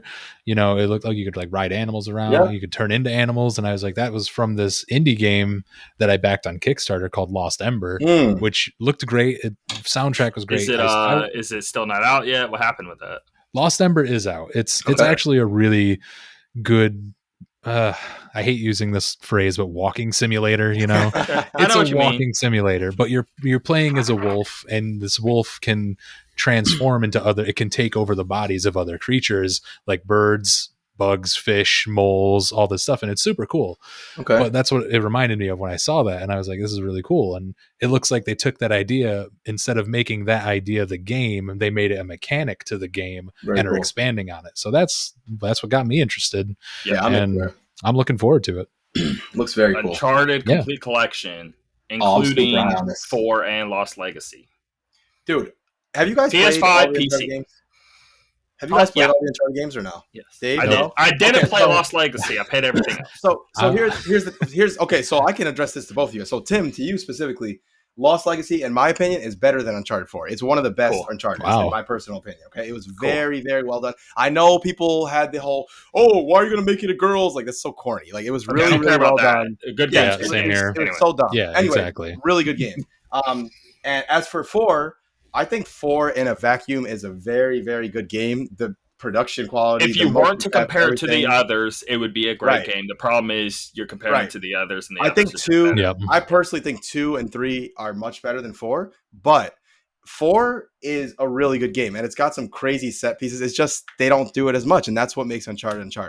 But Dave, for you personally, I think you should be all over this. I think you would really enjoy this. I am so excited for this because I bought it. No, it was on PlayStation Plus, I believe. The collection was free. Yes. And I played through 1, thought it was great. And I was like, and that's a rougher one too. I'm going to get crucified for this, but I stopped playing middle through 2.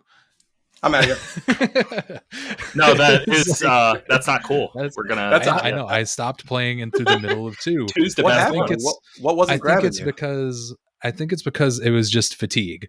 Because they're longer than expected. You know what I mean? The Uncharted games are a lot longer than you expect. 20 to 30 instead of... No, Uncharted 2 is shorter than that, but let me see. I would say like 15 to 20, maybe. Well, it says main story about 10 and a half, but extras 12. Let's say 12, 13 maybe. That's totally reasonable. Because I wasn't rushing, I was taking my time with it, and I finished the first one, I got to the second one, and I was playing it, and I'm like, this is okay, but you shouldn't be playing it back to back. Exactly. That's what I'm saying. It was the fatigue. I think that's what got me. Some of the set pieces in 2 are unbelievable. To this day, I just can't believe how they pull it off. It's just and I'll agree. Some of the set pieces are great, but I think I was just getting more Tomb Raider remake vibes where. Why is everything exploding? Why is this ancient tomb that hasn't been opened for 5,000 years have bad guys with rifles? You got to stuff like that. You got to suspend some. It's not real at all. Yeah. I just have to suspend that disbelief. I have to get over that fatigue from playing them back to back to back to back to back. But regardless, I'm excited to have this because it's just a PC port, man. I'm excited for that. I cannot wait to play it on PC. You can't not be excited as a PC gamer for an exclusive that's been exclusive for decades to now be on PC.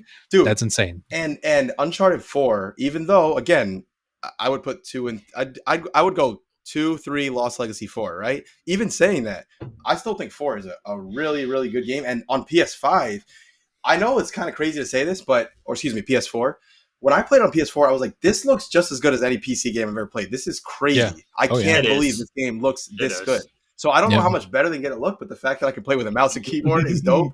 And I can mess with resolution and things like that. Awesome. But I will say, if you do play 4 and you don't finish 2 or 3, which I think you should, if you don't, for sure. At least watch a recap because 4 is very story heavy. A lot of story stuff going on. It's super well done. The ending is one of my favorite endings in any game I've played. I don't think you can skip any of them. No, I don't think you should personally. If you play 1, you can definitely play 2 and 3. I mean, I'm sure we can all skip Golden Abyss, Yeah, you can skip the Vita one. Hold on, guys. Golden Abyss. Right. Okay, here's a hot take. Ready?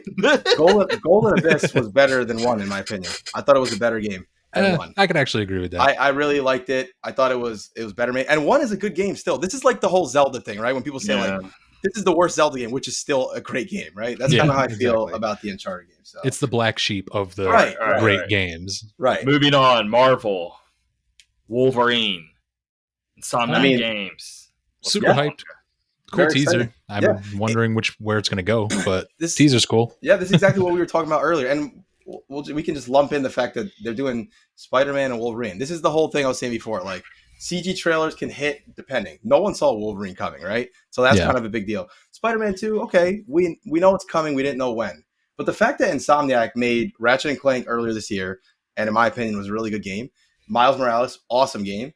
And they have 2 more games announced that they will hit because that's their history. That's their track record. It's just crazy. Yeah, I was expecting, because they just released their stuff in 2 games on top of it, I was expecting 3 or 4 years before we got the next. But it's seeming like in the next 2 or 3 years we're going to get both. Maybe? That's crazy. I mean, they're doing good work there, man. Whatever they're doing is they're working. firing on all cylinders. Maybe they have a lot of quality like that. I don't know. Yeah, and PlayStation buying them seemed to be like, I know a lot of people when they bought them at first, they were like, well, why do they have to buy them? They make most games for them anyway. But it seems like they're doing it for this reason right here. Extra funds. They're locking them in. No one's going to get Wolverine besides PlayStation. That's a big deal. Incredibly excited to just play a Wolverine game and know it's being made by a good developer and not just some trash B tier whatever. Agreed. I'm just hoping that it feels different enough from the Spider-Man games. You know what I mean? I like Spider-Man. I like the Spider-Man games because I'm Spider-Man. I don't want to play the Wolverine game and feel like Spider-Man with claws. Would it you know what I mean? Like Spider-Man if it's Wolverine? Funnily enough, we had to swing through the city as Wolverine. It's not happening. I mean, what do you mean the combat? Like combat mode, like the combat, because there's going to be a lot of melee combat. It's Wolverine we're talking I guess about. He's like the punching. Okay, you're up close. Okay, you're Spider-Man. You're punching and kicking. But with Spider-Man, you still. Yeah. You don't Spider-Man really would always use his webs. He would always use his webs in almost every movie. Bouncing above people, below people, jumping up things. But here's the thing: you're all over. Like, think of it this way: I'm Spider-Man. There's a bad guy 10 feet away. I'm gonna zip line to him and kick him in the face. Wolverine game: there's a guy 10 feet away from me. I'm going to lunge at him and punch him in the face. Same button presses, same button feel. It's about the feel. I want it to feel different. You know what I mean? Playing Spider-Man by just punching and kicking and lunging, though, I guess you're playing it well, right? You're doing all of the more advanced stuff. I guess it depends on the player. I don't know. Yeah. I guess the player could take it basic. I don't want it to be a Spider-Man fighting system with a Wolverine skin. I want it to feel different. I want it to actually feel like it's a different engine. Because it's like the Batman Arkham fighting system, you know what I mean? Mm-hmm. Right. Spider-Man kind of used that, but it improved on it heavily. They really did.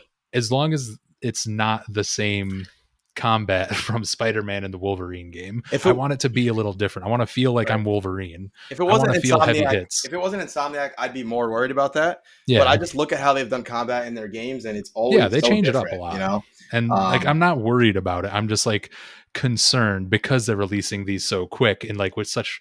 They're not releasing but announcing. Now I will say I do feel I feel they would use the same engine. I am thinking that. What I don't understand when people saying what you're saying is I don't understand how the combat would be the same because they're so different of characters. I'm very confused by okay, I'm Spider-Man, I'm webbing somebody up, or I'm using all these different Spider-Man powers. Spider-Man has a lot of powers. Yeah, but you're not just punching and kicking. I don't understand. So God of War original trilogy versus God of War Santa Monica Studios. Yeah, right. Same game in title, completely different feel, completely different combat systems. Okay, you want that, maybe that much of a leap is what you're thinking, maybe? Not even like a huge leap. I just want to feel like Kratos when he was the legitimate God of War. I want to feel that in the original trilogy. I want to feel Kratos when he's an old man and he's still succumbing to his rage in dad mode. I want to feel that when I play God of War on the PS4. I want them to keep their feelings separate. Well, to be fair, though, it is a different aspect, though, with the God of War 2018 versus the old. I mean, that is naturally you're going to have a big change in gameplay because it's a third-person game. Like in my like messed up mind, I want to see what I want to see as examples is I want to see Spider-Man like the original God of War trilogy. I want to see Wolverine as a completely different game, kind of similar because they're both superheroes, right? But I want them to feel different. Okay, made by the same company. I don't think that would happen. I don't think so either because it's Insomniac.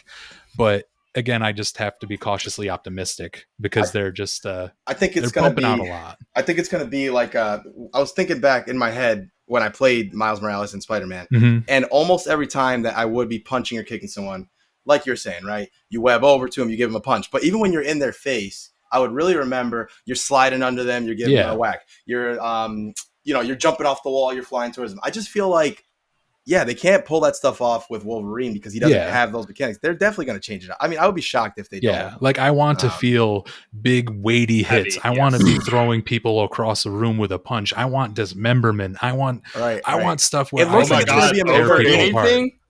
I think it's going to be a mature game. That's why slicing somebody's head off. Right. That's what I want. That trailer gave me the idea that it's going to be a mature game, by the way. I really do think that it's going to be. I got that vibe too. So, I mean, there was blood. I don't even think there's blood in Spider-Man, is there? I don't think so. People don't even fly off buildings. They just get webbed to the side automatically. Right, they do. Actually. Yeah. So we'll see. We'll see on that one. Okay. Gran Turismo 7. 12 minutes of my life I'm never getting back. No, I'm just kidding. To be fair, I'm not a racing car guy. I know. I don't think Dave is. And Tim, I know you are. But I know you love Forza, so I'm sure it's hard to look at a different one and be like, "Oh, this is going to be as good." I don't know. They're the GOAT, and then you have this people that used to be years ago trying to like still show relevance, but it's just not working.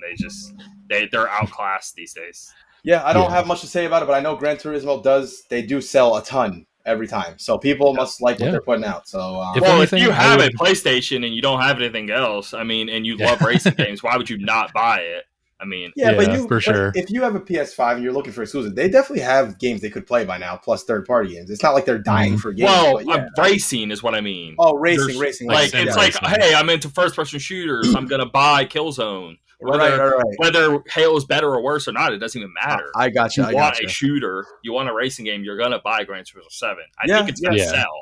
I don't think that. Point. It's just more of we have multiple systems. We have different ways to play. Okay, we're not just stuck with the PS5. So I'm not going to spend my time in Gran Turismo 7 or, as you put it, GTA 7. If I can play Forza, I'm going to play Forza.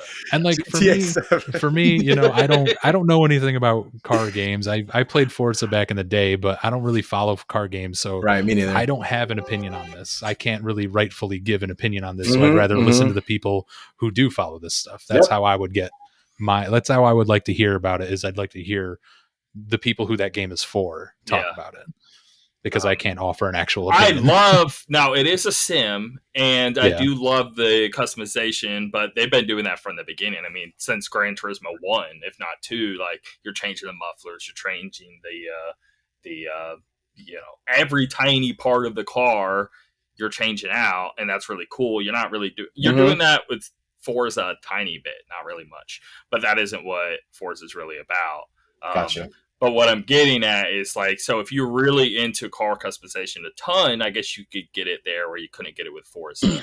But in terms of like the visual appeal, like the graphical leap between one to the other, it's not even close, which is kind of weird because it's the PS4 thing, because they did say it's coming to PS4 and PS5.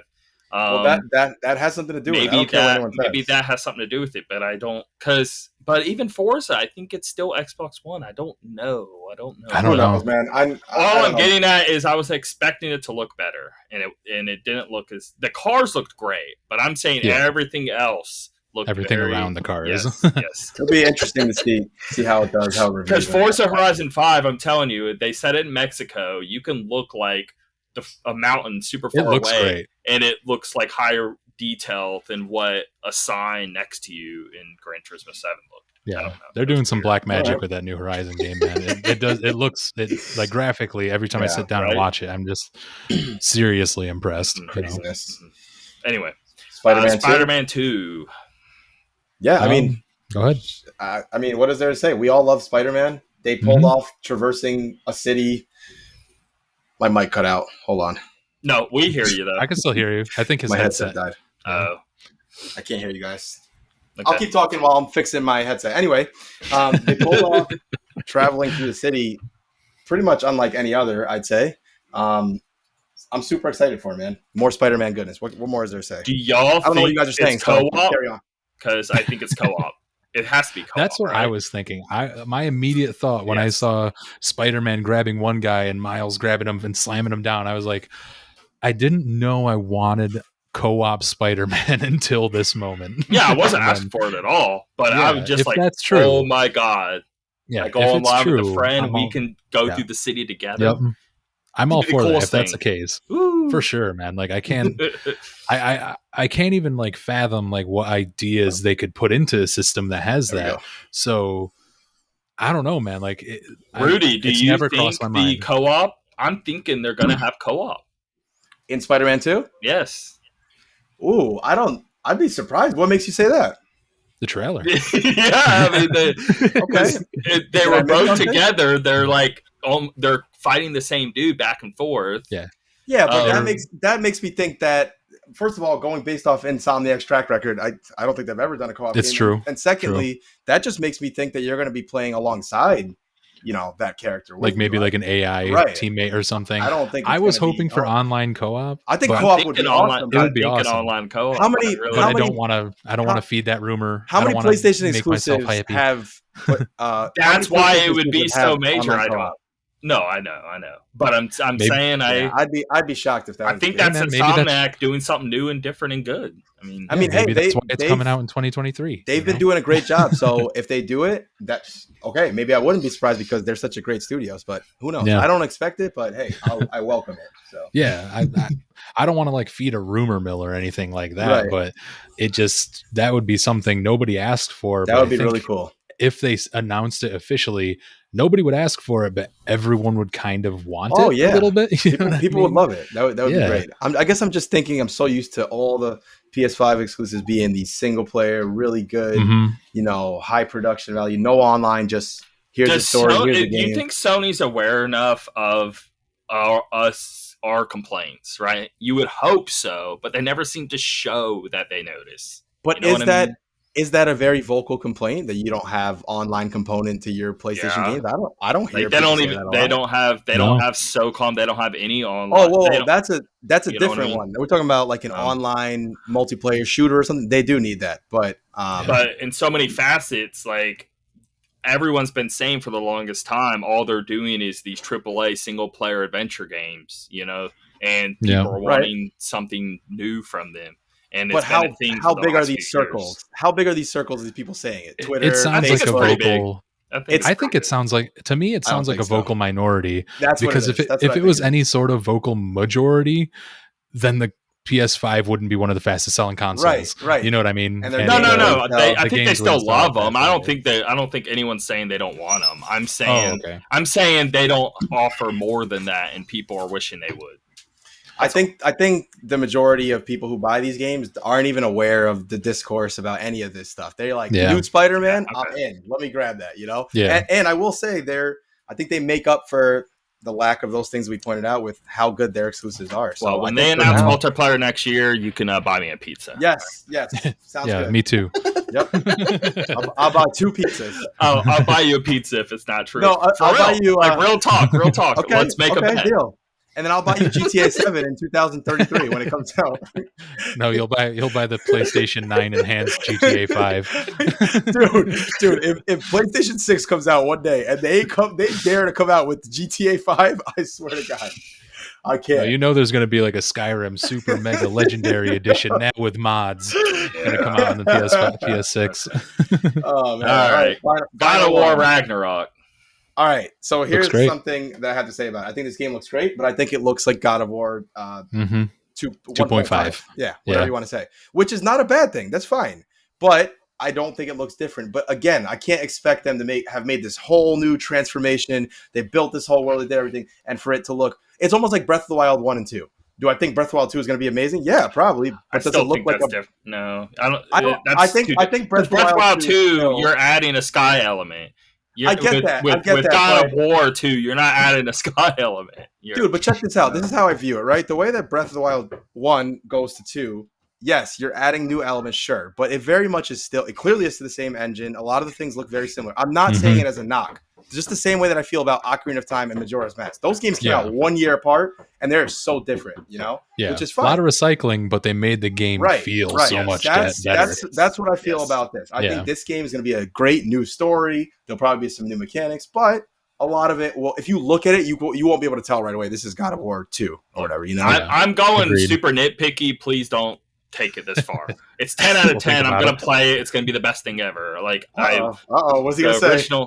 No, the original was like one of my favorite games. Like, yeah. Anyway, I'm just saying, it very, very, very, very similar up to the last one, and too much. I wanted more difference. I really did, and I'm quite disappointed that it's so close to the last one.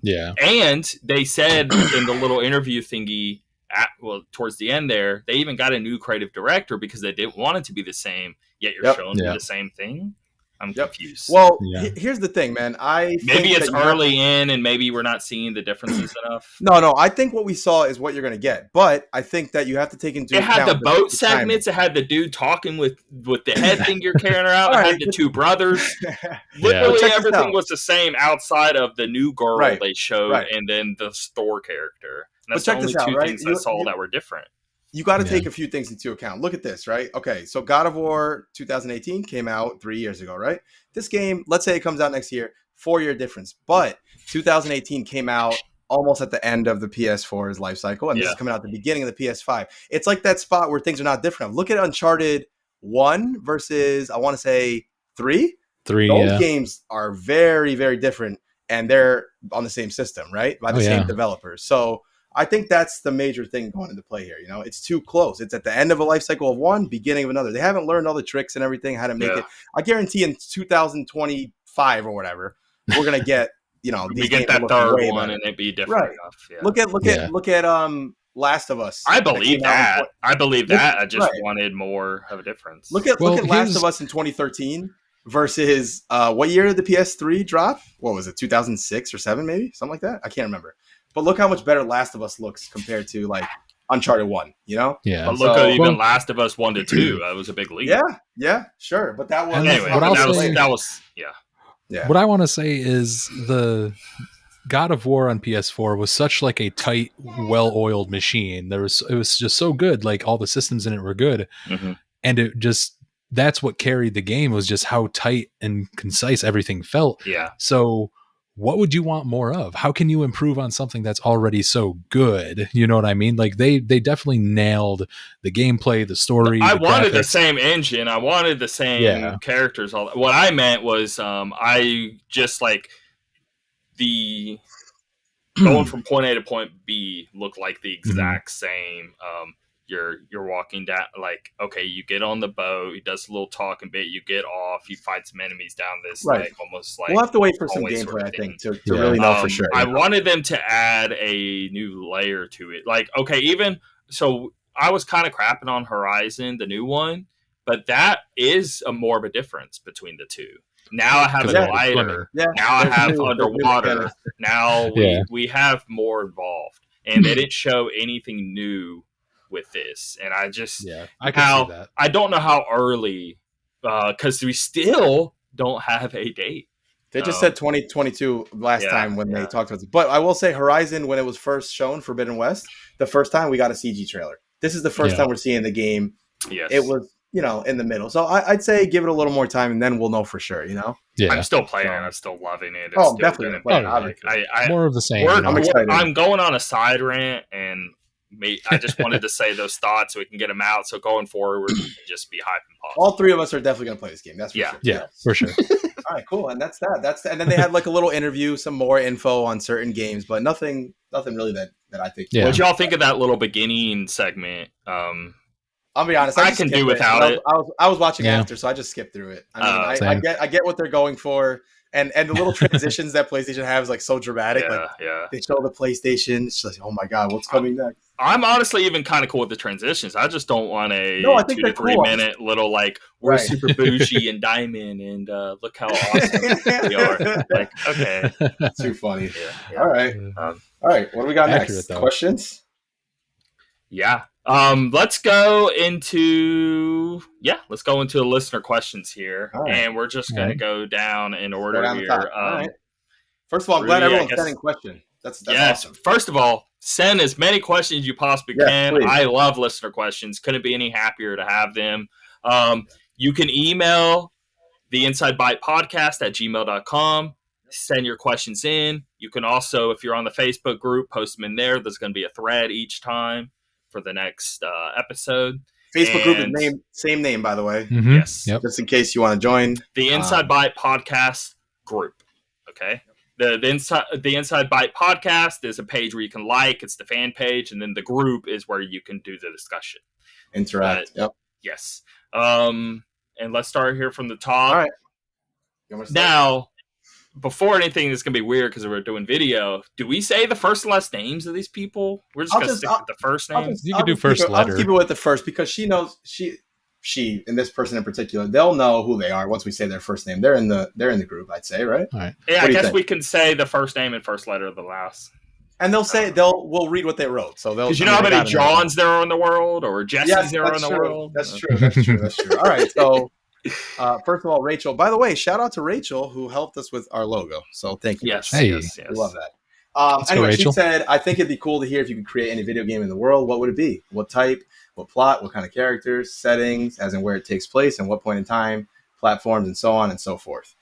Good question. I mean, man, I feel like I've thought about this my whole life, but I don't have an answer really. Now that you put me on the spot, it's all gone. I don't know. I probably any video. How dare you? World. I mean, I would definitely do. I like the whole aspect of. All right, even though Battle Royale is played out, I do really like that idea of making a game where people are competing and things are not the same every single time. Maybe you throw some Halo in there. If we could get like a feel of Halo mechanics and the shooting and the way the Halo plays, right? But combine that with you die and you're out. Like, I don't think Halo's ever done that, right? You know what I would really want? What you're talking about? An actual The Hunger Games. If they'd done it. Oh my God. Oh, yeah. That's a great idea. That's a great idea. But I think it'd be cool if we had a game like that. And here's the part that people would probably be mad at, but I think would actually be cool is like, if you die, you're gone forever. I'm not talking about like your character in the game. I'm talking about that's it. You're wiped off. You can never play again. What do you mean? Yeah, you'd have to start brand new, someone completely separate from your character you had. And I'm talking about like every character. Remember how Hunt would do it, Hunt Showdown, where you have like new characteristics for every character? Yeah. I don't know why more games don't do that. I think that's a really cool idea. Bro, we could do Rogue Legacy, and then Rogue Legacy. I was that's just a good about to one. Say that. Yeah, you're a descendant with like blindness or whatever. Yes. And everyone's gonna have a positive and a negative to them, and you're never gonna know what you're gonna get. And as you're playing, right? Like, and you could get stuck where your legs are broken and you have to wheelchair around, but you get like this big benefit to sight. You can see through walls now. You're just stuck in a wheelchair. Oh my God! There's so many ideas. I'm all over the place. But why can't we have a game where you play? You know how you sometimes have like a story-based game where the character is talking as you're playing, right? Like God of War, right? Yeah. He's having a conversation. He's playing. Why can't we have that in a multiplayer game ever, where you're in Halo and you're shooting? But this is a hypothetical, right? So in my mind, I would love it if, as I'm running over and I'm backing Dave up and I'm shooting the dude with the BR, my guy's talking a bunch of junk or something. Like, I think that would be so cool. We have 10 out of 10 production, but with the game of that style. We have unlimited money. If Dave kills me 3 times, when I see him this time, I'm cursing at him. I'm saying bad things, you know? The guy backed me up. Next time I see him, I mean, obviously this is all impossible, but man, that would be pretty sick. And it would be PC exclusive just to make console people really mad and get the most out of it. So I'm going to get my answer here. Did y'all ever see that Doki V trailer thing? Oh, yeah. I did see that. I was a big fan of that. That is the style I've always dreamed of, even as a kid. I always wanted to do where, almost like GTA or something but I want a good combat system. So I want the Monster Hunter combat like they were showing, but I also want to be able to like free roam. I get on a skateboard, go throughout the city. I go inside of a store. Let's say go in an arcade. Now I'm playing arcade games. I leave. I have to, you got live for missions and side quests and all that. But like full on RPG, but actually good traversing mechanics. Like, we're playing Sunset Overdrive mechanics. Yeah. So you want Shenmue, but not Shenmue. Yeah. I don't want it to play janky. I want it to play like Sunset Overdrive. Yeah. Hey, I'm in for that, man. Shenmue Overdrive. Let's go. Yes, but then like with the combat, I also want to be able to like from guns to huge hammers to a like samurai blade, like going all out in all these different, just all these genres put into one, but everything actually done well, Yeah. But again, I know these are these tall, huge ass questions. I don't see how anyone could even do it. They'd be working on it for 10 years, and next thing you know, we got a new system, and it looks like crap because they took too long making it. It's impossible. Yeah. But that Doki V, when I saw that was my first thought. Was like, oh my God, this is the game I always wish we had.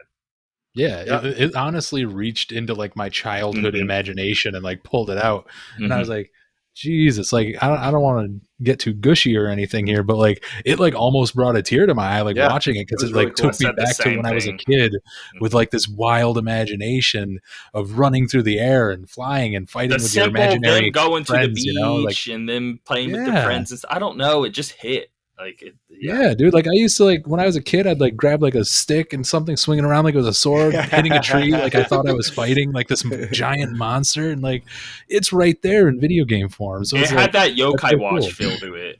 for real, one Yeah. hundred Yep. percent. Yep. Yeah, So Dave, I loved it. give me your game, Dave, and don't say GTA 7, right? That's not all allowed. right.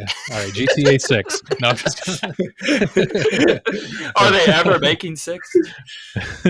but God, who I don't know. knows? I don't know. Your guys' sound like they could be like kind of out there, but mine actually seems kind of grounded now. Now Okay, that I Dave's think is the about only it. one that will maybe happen one day. Okay. Because like so, and it's funny because I remember talking about Splinter Cell, and I feel like stealth needs a comeback. Like there needs to Yeah. be something that is actually good stealth. Like don't get me wrong, like Last of Us 2 had decent stealth, but it wasn't I mean, we got Metal Gear great. Survive. Oh, Joke. yes. I'm sorry. Yeah, I'm just kidding. But, All right, continue. but yeah, so I want a stealth Metal game, and I want Gear. it to be like stealth is not just encouraged, but it's damn near a requirement. Where once you're spotted, the enemies are smart enough to track you Oh, down, that's remember cool. where you're going. They can anticipate your movements. Like if I was stealth, I got spotted, I ran into a vent and crawled. The AI could walk over and be like, I know where that vent goes, so they go to where the vent goes. Never or goes something. Never goes that Yeah. way. It's in like Metal Gear Solid, you crawl to a vent and they're just like, meh. They just walk away. The music It's like, I'm stops. not about that. Yeah, so I want there to be actual harsh consequences. I want AI that will relentlessly hunt you. I want there to be like I don't know. I want there to be tools that could actually be a benefit to enhance the stealth. Kind of think like Thief 2. You know what I mean? Like the old Thief games. I don't want Yep. to talk about that more I know what you're recent talking one. about. No, those didn't But- happen. What? I don't know that game. the older ones, man, there's just nothing out there that feels like that nowadays, especially with excluding indie games, because there is one out there that kind of feels like it. I can't remember the name. It starts But, with an A. I think your dude has a cane sword. I know that, and it looks like I don't know we this are one. thinking that it's like a red Okay. style. Yeah, like the yeah. character's red. yeah, but like, Second one's just coming wanna- out in like a week or two. Oh, that's and sick. and they're having co-op now. Oh, nice. Yeah. That's good to hear, at least. But yeah, I don't know. I'd want like a post-apocalyptic setting because I'm just a sucker for that stuff. Sure. It's like one of my favorite settings, and like it'd probably be for PC and then branching out to consoles or whatever. It just to me, it seems like there isn't a stealth game out there that doesn't just encourage stealth. It's actually a main mechanic. Right. You know, like sure, there's the only thing that's really like driving that wagon is Hitman, you know, and it's that's more hiding in plain sight stealth as opposed to Right. being Hitman is sneaky more around the blending. environment. Once they know that you're doing what you're doing, now the whole gameplay is you actually realistically having to get away from them in a realistic Yeah. manner. Exactly, That's like, very that's what I hard to want. do. So yeah. Do you Oh, think yeah. do you think they AI could pull is this very off hard. and not make it infuriating? Like you get caught in the halfway through a mission. It's gonna like, be infuriating. impossible. That's part It's of going to it. be infuriating. Yeah. Yeah, It'll sure, be like the sure. Dark Souls of the stealth games. Right. Dark Souls games are so You kind of hard. need it. You kind of need to be infuriating for it to work. Yeah. Yeah. And I don't Okay. know. I just feel like there hasn't been a stealth game that actually punishes you Yeah. for getting discovered since Thief 2. You know, you get discovered, an alarm goes off, and then there's 5 soldiers on you, and you can't actually defend Right, yourself right. very well. Maybe in a one-on-one scenario, but as soon as there's 2 guys, you're looking at both of them and you're like, crap, what do I do? Yeah, You know, yeah. it's kind of like in Zombie U. When Right. in Zombie U, when you saw one zombie, you're like, yeah, I got my cricket bat, no big deal. Underrated But game. when you saw 2 zombies and you had your cricket bat, you're like, ooh, Dude, the They only actually game I did could that really well. That's a good point. They did. Zombie They U did. was They did. really good about like very underrated. Zombie U, it was some polish and maybe a sequel could have been awesome, but they didn't Yeah. get to it. But hold on, Dave, what you're saying makes me think the only game I can think of that would probably be as hard, not the same genre, not stealth, but would be as Yeah. hard as that difficulty would be Pathologic 2. Remember that game I was talking to you about? Oh yeah. That game, Tim, I don't know if you've played this game. never or seen heard it. of it. Just look it up when you get It's a chance. trip. That game is incredibly hard. Like there's a day-night cycle in real life. So if you're about to play at 5 p.m. and your wife's like, listen, we have to go do this, and you were at 5 p.m. you were supposed to bring this food to this NPC and you don't get it to them, That's it. You're done. And the game, that's just one of many. Yeah, the game is incredibly hard. I'm like scared to try it. But anyway, I was thinking Dave's game would probably be this hard if it was the way. You're going to have people like not eating or sleeping in real life. God. It's just crazy. All right. It's like Animal Crossing, but terrifying. Yep. Exactly. Right, what if you mixed World of Warcraft and Animal Crossing? All right. Nice. All right. Well, next we have John, Mr. Black Mage. And God, his questions kind of depresses me a little bit because I hope this never happens to me, and I hope I can help you get out of it. But anyway, he says, do you think you'd ever lose your passion for gaming? I seem to have, and it kind of makes me sad. I just can't get into it anymore, and I haven't really been able to for years the way I used to. Still play Rock Band with friends a lot, but that's kind of a different First of all, I wish I had friends to play Rock Band with right now. That would be amazing. Let's go. I miss being into all the latest single-player experiences and getting lost in gaming world. I just can't seem to ever sit down and really give it any focus anymore. I've got so much other stuff going on. Maybe one day the passion will come back to me. All right, so first of all, the Rock Band thing, yes, I think that'd be cool, but I totally get what he's saying because Rock Band would be fun. But man, there's nothing like sitting down. Everyone's maybe sleeping or doing something. You just fall into this world and you're so into it. I totally get what he's saying. And I really feel for him that he doesn't feel that anymore. I just did it with Psychonauts. I'm doing it right now with Tales of Arise. I'm falling into these worlds. And it's such a great feeling. But I do understand what he's talking about because I've had those. I've been there. Feeling a little bit, but it's never been long term. This is extreme. This is over a long period of time. I've only been in for a few months and then came back. I've never been years. Even that has not happened to me for like the last maybe 6 or 7 years at all. But I think the fact that I'm so busy helps to keep me interested in gaming because I'm not overdoing it, But I do have that chance to sit down. So John, I don't know if maybe if you just dedicate yourself to like, okay, every Friday after work, I'm going to give it a shot. I'm going to sit down and play. I don't know, but there's some way you got to get back there because, man, you're missing out. And he knows it. Obviously. Sounding like he's honestly trying to, but he can't. But I'm curious. Get to it. I think he needs to force himself through that initial. Right. Yeah. Right. And sit down and instead of 30 minutes later just being like, I can't do it, force those 2 hours. Yeah, just give it a shot one time, right? And it needs to be one of those games that a lot of people were saying, hey, these are like a God of War, a Breath of the Wild. One of these games that are like, we're gonna find this really hard for you to not get into. All right. Just top tier. What's a top tier game that could bring that passion back to him that we could suggest to him? What is the game? Man, I'm trying to think of like, I don't know if any sort of online component would help if you're playing with friends or if we're talking about, he did mention single player games, right? Let's say single. Okay. I mean, I personally would say like a Ghost of Tsushima or something. Man, that starts off with a bang. You're in a battle immediately. So I was reading the comments and he was actually saying that he was trying with that game and it wasn't doing it. Oh, interesting. Okay. So that's that's knowing that context, what's something that maybe it's too serious and maybe he needs something more fun, something more lighthearted, more fun. Okay, well, I'm going Zelda, I guess, because that can be as serious or as fun as you want to take it. So it's flexibility there. Because Breath of the Wild is very serious, but then a game like Link's Awakening, the remake, it's a very serious game with very heavy subjects.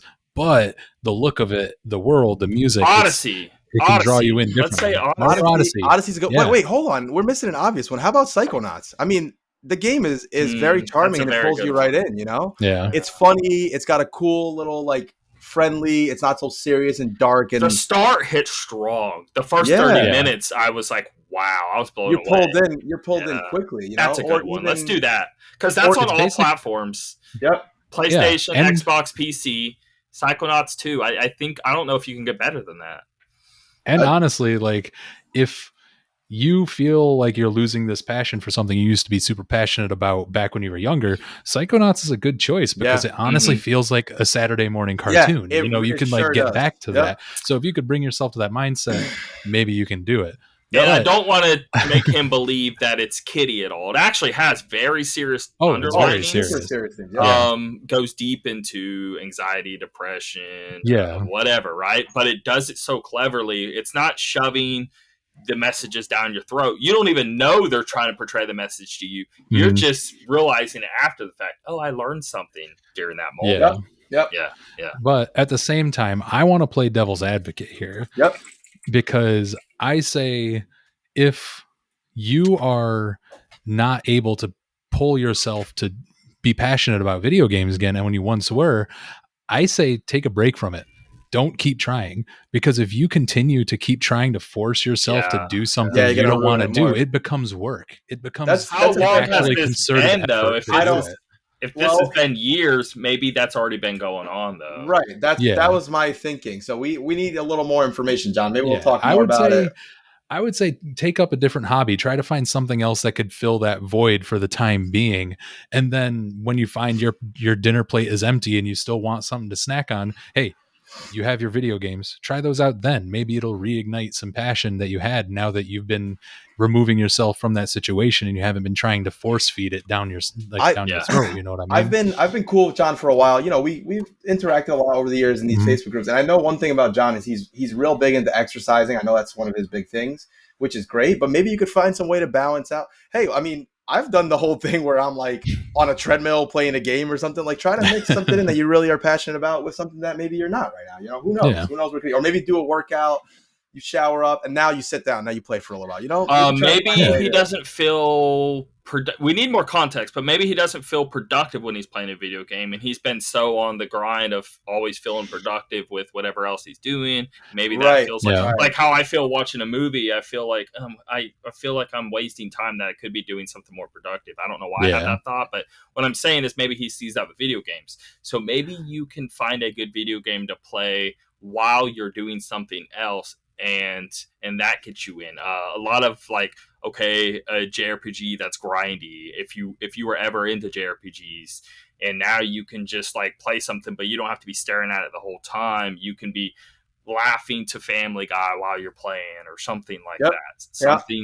Something that makes you, or that you can be doing two things at once, listening to a sports podcast while you're playing a game. That's a big one right there. A lot of game. I've played games where I'm into the game, but listening to the 2-hour podcast while I'm playing, the time flies. I enjoy myself. I'm having fun. You're checking off boxes. You're getting these collectibles, whatever it is, and you're just having fun listening to. Even doing something wild, like imposing some self-imposed rules. Like if you're playing a competitive game, every match, if you're into fitness, every match you lose, do 5 push-ups. Exactly. Yep. If you get demolished, do a 2-minute plank. If just add some self-imposed rules that fits with your other hobbies. I'm still going to say, if it were me, I would take a break. I don't think it's going to happen to me because I'm a nerd. I'm just curious. I don't know if he's taking the break already or not. It's kind of sound like he has. It kind of sounds like it's been years of him not being able to. So but if it's been years of him keep trying, then yes, take a break. But if it's been years to where, once a month he tries for 30 minutes, then the break wouldn't matter. So it really depends on the context there. It's like one of those things, like when I was younger, I loved Yoo-Hoo. You know what I mean? Like Yoo-Hoo was such a good drink when I was a kid. I was all about it. I drank that crap every day. Yeah. And then as I got older, I drank it less and less. I was getting tired of it. And I was like, I don't like them anymore. That's a good point. I'll put it back on the shelf. But, and then years later, not actual years later, I saw it on the shelf. I'm like, oh man, the familiar reminds me of youth. I drank it. And you know what? I was like, it's not great, but I can see why it's good.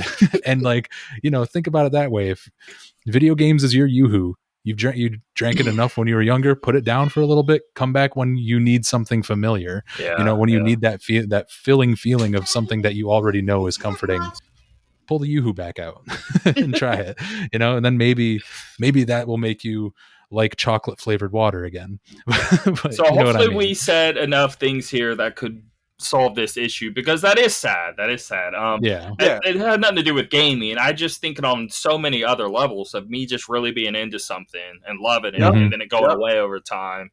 And I feel the pain here. Anyway. And John also made it a point, because I think he does want to hear what we have to say. So he said, please let me know when you guys post it. I want to listen. So we'll make sure to give him a little heads up when we do that. Good question. Best of luck, John. Yeah, I hope it gets better. Next one you want to read? Sure. I'll just say Donnie Ray K. We'll leave it at that.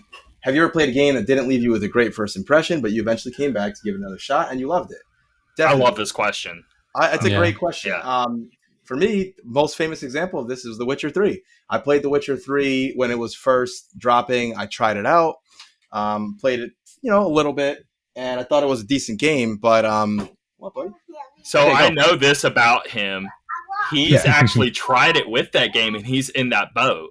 He's tried it a few times and wishing he would get into it. So that actually is a perfect. All right, gotcha. Okay. So Donnie, listen to me closely. This game is incredible. Okay, you have to give it another shot. I played the game the first time. I was like, I don't get what all the buzz was. I think I was letting the hype get to me, and I was like, I don't understand. Can you get him out? I don't understand what the big deal is. And then, oh my god, sorry guys. It's fine as well, guys. Okay, can you guys get out? Get him out. God, sorry about that. Anyway, when I played it the first time, I played it for maybe about an hour or two, and I was like, okay, this feels like it controls all right. I don't know how much I love Geralt. Like he's kind of like a one-note character. I was very wrong about all this, by the way. That's just how I felt at first. Then I dropped it for years. People hyped it up so much. I love this game so much. And then I came back and I played it on PC this time.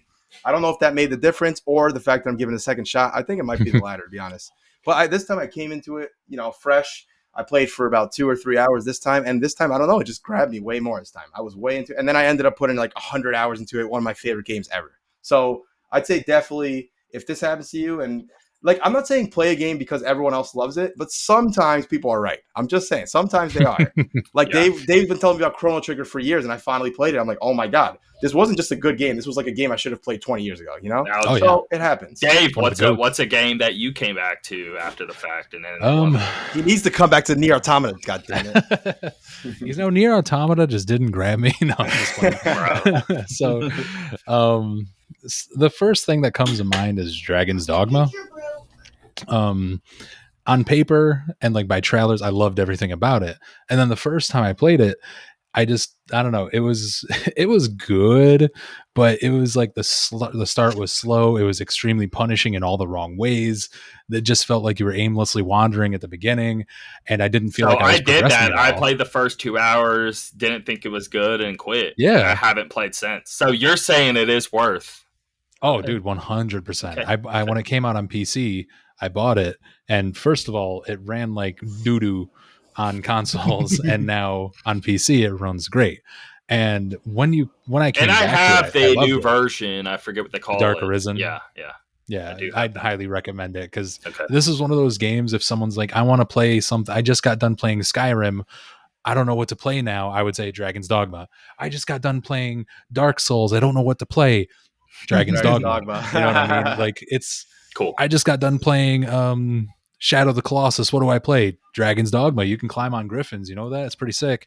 Now, there was one thing I remember from that game that I liked a lot. When you fighting that, I think it's a first boss. It's the big lion dude in the beginning.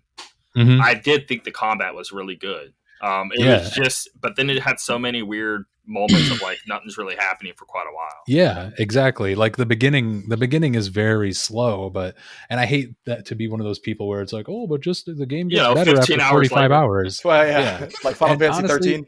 Sorry, honestly, it doesn't take that long. It honestly does take 2 hours. Once you get to the main city, the world opens up, the game opens up.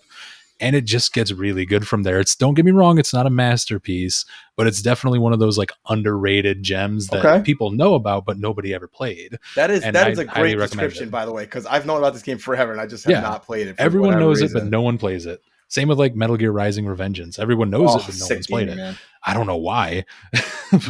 My answer is pretty in the past here. But when I first tried, so I'm a kid and I'm playing these Mario games, right? Right. And then a friend of mine had Super Mario RPG. And this was before I ever even played an RPG before. I think I've played Pokemon, but I think that's it. But so I'm like super hyped because I got a Mario game. I didn't even know like I'm just what you're getting into. Yeah. I started up. I'm like, what is wait, so I'm walking into a person, it goes into a battle, I'm selecting attacks and all this. This is not Mario. This sucks. And I remember being a kid hating on it, going and immediately bringing it back to my friend and being like, I want a real Mario game. What is this crap? But your friend would have been like, it's a masterpiece. What is that? which it is. That's and what's amazing. funny is he was also like, "Yeah, I didn't like it either." He was in the same boat as me. And anyway, Kids, they're terrible. No, I'm just kidding. So I'm like 12 or 13, and I'm like just starting to realize there's emulation, and I'm going through like these lists of like top games, and I'm trying them all, and I keep seeing that posted. I'm like, dude, that's that really crappy Mario game. And I eventually played it because everyone's just saying how good it is, and it's just like, what's going? Okay, I gotta try, that kind of thing. And but at that point, I've played RPG. I played, I think Final Fantasy 7 was one of my first or whatever, so it was after that, So at that point, I knew what I was getting into when it came to an RPG and knew what to expect and all that. And then I was like, oh man, yeah, I hate my kid self. This is one of the best things I've ever played. It was incredible. I mean, it was like Square and Nintendo clashing to make the ultimate video game. It was and just as a side point, like this is why I think Final Fantasy 7 is so many people's favorites. Like I don't think even though it's my personal favorite, I don't call Final Fantasy 7 the best Final Fantasy, but I don't either. I don't think it's the best. I just think it's my favorite. I think is, besides it, it's my personal favorite. I don't think it's the best, but I think it's the most important Final Fantasy. That's fair. Because how many people we were that blown away by it that we put aside our bias of the rest. Yeah. Right. It's the and had to hit that hard because we didn't like that stuff. We wanted it to be Zelda. We wanted to instantly attack stuff. We didn't want to have to select things where the 3D change was obviously a huge part of it, right? That was a big thing. And, I mean, time too. Final Fantasy was just like that door that opened up RPGs to so many people in our generation. I'm a badass jumping off of a train with this huge sword. I mean, that little imagery alone, made me be like, "Oh, this is cool. This is adult. This is mature. I'm feeling really like a cool dude playing this." I don't know. I know Cloud is that like soft spoken, like that quiet little. No, I didn't know that starting badass. off. That he was just like, I'm too busy for this crap. it's like just give me my money. Okay, Cloud, we get it. But it had that that steampunk appeal mixed in with high tech and all of it. It was such a cool aesthetic. I think since like it was a good window that made you go back and legitimately play one of the best RPGs of all time. I'm all for Final Fantasy being that important, Yeah, because imagine if it was a different theme, right? Let's say it was still that fantasy of the previous. The game could have been the exact same, but the theme being the fantasy of like a what's the show real big right? Game of Thrones, right? Fantasy in that vein. Imagine if it was that kind of fantasy. I don't think it would have changed the industry. It needed that high tech modernization. It's like the perfect storm for that game, man. And it definitely it really was. Will be remembered. Also, Final Fantasy 16 is looking like that, and it looks amazing. Oh man, it really completely. I'm so happy. I can't wait, dude. So. All right, I don't want to derail this too much because I can keep going. I can keep going. All right, last question. We have: do you think video games are at a point that they're telling stories comparable to other mediums like movies and books? If so, what ones? And if not, what's still missing? All right. Jesse White, by the way. Sorry, I forgot to mention him. A friend of the show. Anyway, he was on the episode talking about the beer. Yes. That was good. This man knows his beer, by the way. Okay, anyway, Jesse, I tried a different beer recently just for you. Okay, anyway, I will say this. I think, I don't know a percentage that I can throw out here, but I think in a big way, most video game stories are not good. I mean, unfortunately, that's just how it is. I think there are cases of stories that are just as good as books and movies. Yes, I think those exist. Overall, though, yes. Though, if you were to compare, the top 100 movies of the last 10 years, let's say, versus the top 100 video game stories, I think the video games would lose exactly. in a big They way. wouldn't hold a stick. It's just not. It's not there yet, but we're getting there. There are examples that in my opinion, are incredible. Like I know it's controversial for some people, but I think The Last of Us 2 story was like that was like a movie that you interacted with, and it was super well done. But I wouldn't get the same emotional response if it was a movie compared to a video game. Being invested in it in while you're playing is just so different. But you all know what I'm going to pick. I think Nier Automata has one of the best stories ever made. Like not to be like Kanye West, I think Nier Automata had the best story of the year. But it did. Throwback. It really did. But and then I played. So was Kanye wrong? No, not Kanye. Kanye was not wrong. But also, I think certain people have like a mind. Like, there's so many movie directors out there who are good at what they do and they tell good stories, right? I think the number of people who are heading up a development studio that can tell these awesome stories are few and far between. Like, you think of Kojima, probably. I think Yoko Taro, who's done all the Nier games and Drakengard and everything. But hold on, is this the question though? The question, it's hard. It's hard to figure out what he's even asking. Is he saying overall are video games at a point? No. But are there video games that are to the point? Yes. Well, yeah, but that's what I'm saying. Like, overall, no, but I'm saying there are definitely examples for sure. But don't ignore that last part where it says if what's you don't think they're up to snuff, what's missing in your opinion? Yeah, I think man, that's tough. I don't know. I'd say that's the hard part. I'd say a larger number of, like, you play some games sometimes where you have one or two characters and you're like, oh man, these are amazing characters, but it doesn't happen too often these days where there's a ton. Like Final Fantasy VI. Yeah, but hold on a sec. Some people, like Naughty Dog games, their acting's on point. Oh yeah, I know. But overall, like, if we're speaking in a sense of like, what could games improve so now they're to that level? Right. They just need better actors, because these video game actors, I mean, there's only 3 or 4 good ones, and they keep using Troy Baker for the millionth time. Right?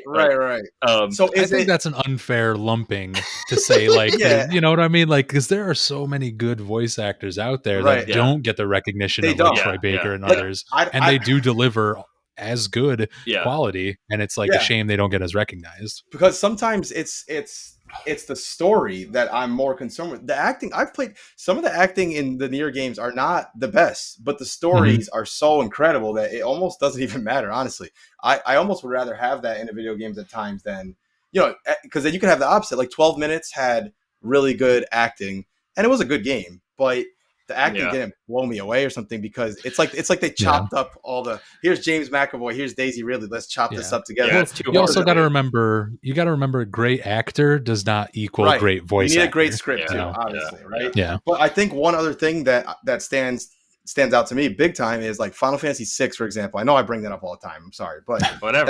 That game had a cast of like 10 to 12 characters. And you're just reading. You're not even. Yeah. Right, but they were all deep, very well done characters with a great script. Very flawed, very relatable. Right. I feel like games these days that do fit outside of this category that Jesse's mentioning, there's not a ton like that. It's usually 1 or 2 characters that really brings us back to Forspoken.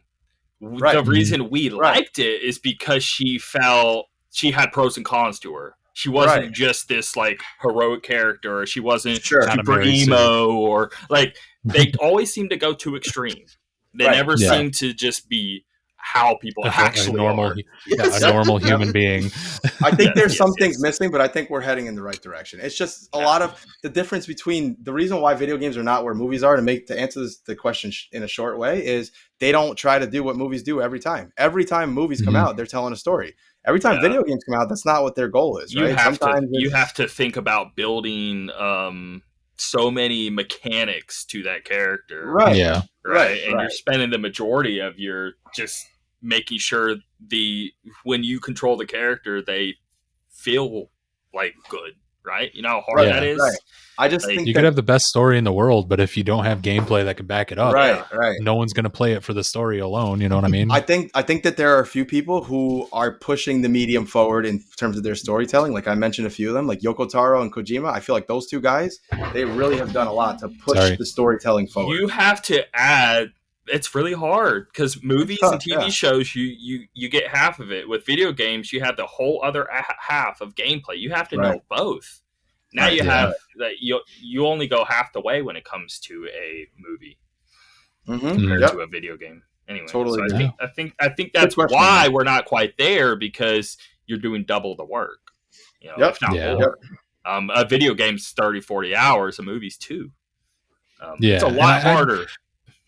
I would also say, like, they have the potential to be the best medium for storytelling. That's what I think. They do. Because when the examples are there, they are legitimately shining examples.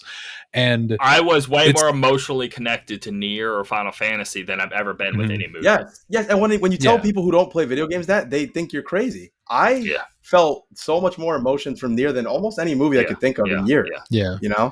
And like, besides that, there needs to be there's so many things that need to work Yeah. together. It needs to be a legitimate, well-oiled machine to compete with movies, books, shows, stuff like that. Mm-hmm. So there's got to be a believable setting, believable but relatable characters, Yeah. interactions that are relatable Mhm. and believable, which is, interactions can be believable, but relatable, but not believable. Yep. Yeah, And a setting that complements the gameplay. And I even took a note on a couple examples of that where I might get some flack for this, but Final Fantasy 15 had some of the not a great story. In fact, it was extremely convoluted, Right. but the character interactions They were between great. the main crew, the main boy band Agree. it felt Yeah. so Yes. real. It felt so It felt good. so like their reactions, their interactions, everything felt It so felt like real. four It buddies felt like just really it felt like a hanging group of out. dudes Yeah. just hanging out and kicking it And trying I to get love, something done. other Final Fantasies did this really well too. This is why Final Fantasy is so good as a whole. They're always really Yeah. good at, not only do we get the current story with these characters, we get their Yeah. past. We Right. get when they Mhm. separate from the group. The Yeah. the dude that Yeah. went blind in 15. That was such a Yeah. cool moment, and you got to actually play out their past with an episode, or Very cool. Gladios' history with the king and all that. There's so Yeah. many aspects you can take from each character, and the more you know their past, the more you're attached to them. Yep. And Final And that's Fantasy what I'm does that talking really about. well. They Knowing really the did. backstory of Tifa, knowing the backstory of Barrett, knowing the backstory Mhm. of any one of them. Eris' whole backstory with her real mother, and Vincent, and the Lucretia yes, and Lucrezia. Yuffie.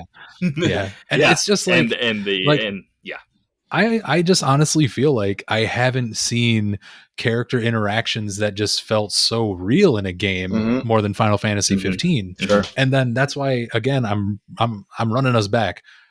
The Guardians Even of the them Galaxy. as a kid. You know what I Sorry, mean? with the No, main you're good. character and the who ends up becoming, what, she ended up becoming the queen, or at least the princess. Yeah, the main girl. I forget what she ends up being at the end, but what I'm saying is, like, you get to see their childhood, you get to see them as teenagers, Yep. you get to Yep. experience all the journey throughout, and you get to see her going to locations and healing people, and like, even though you don't even get to play with her, she's such a pivotal part of that story as well, and they're really Exactly. good. Anyway. And if you think about, we're talking about things that video games need to do that they aren't doing that movies are. But if you think about it backwards, all right. So take, for example, how much you are connected to this character for over the course of 20 hours. You're hearing this character's dialogue as you're playing. You're hearing them in cutscenes. You're hearing them in all.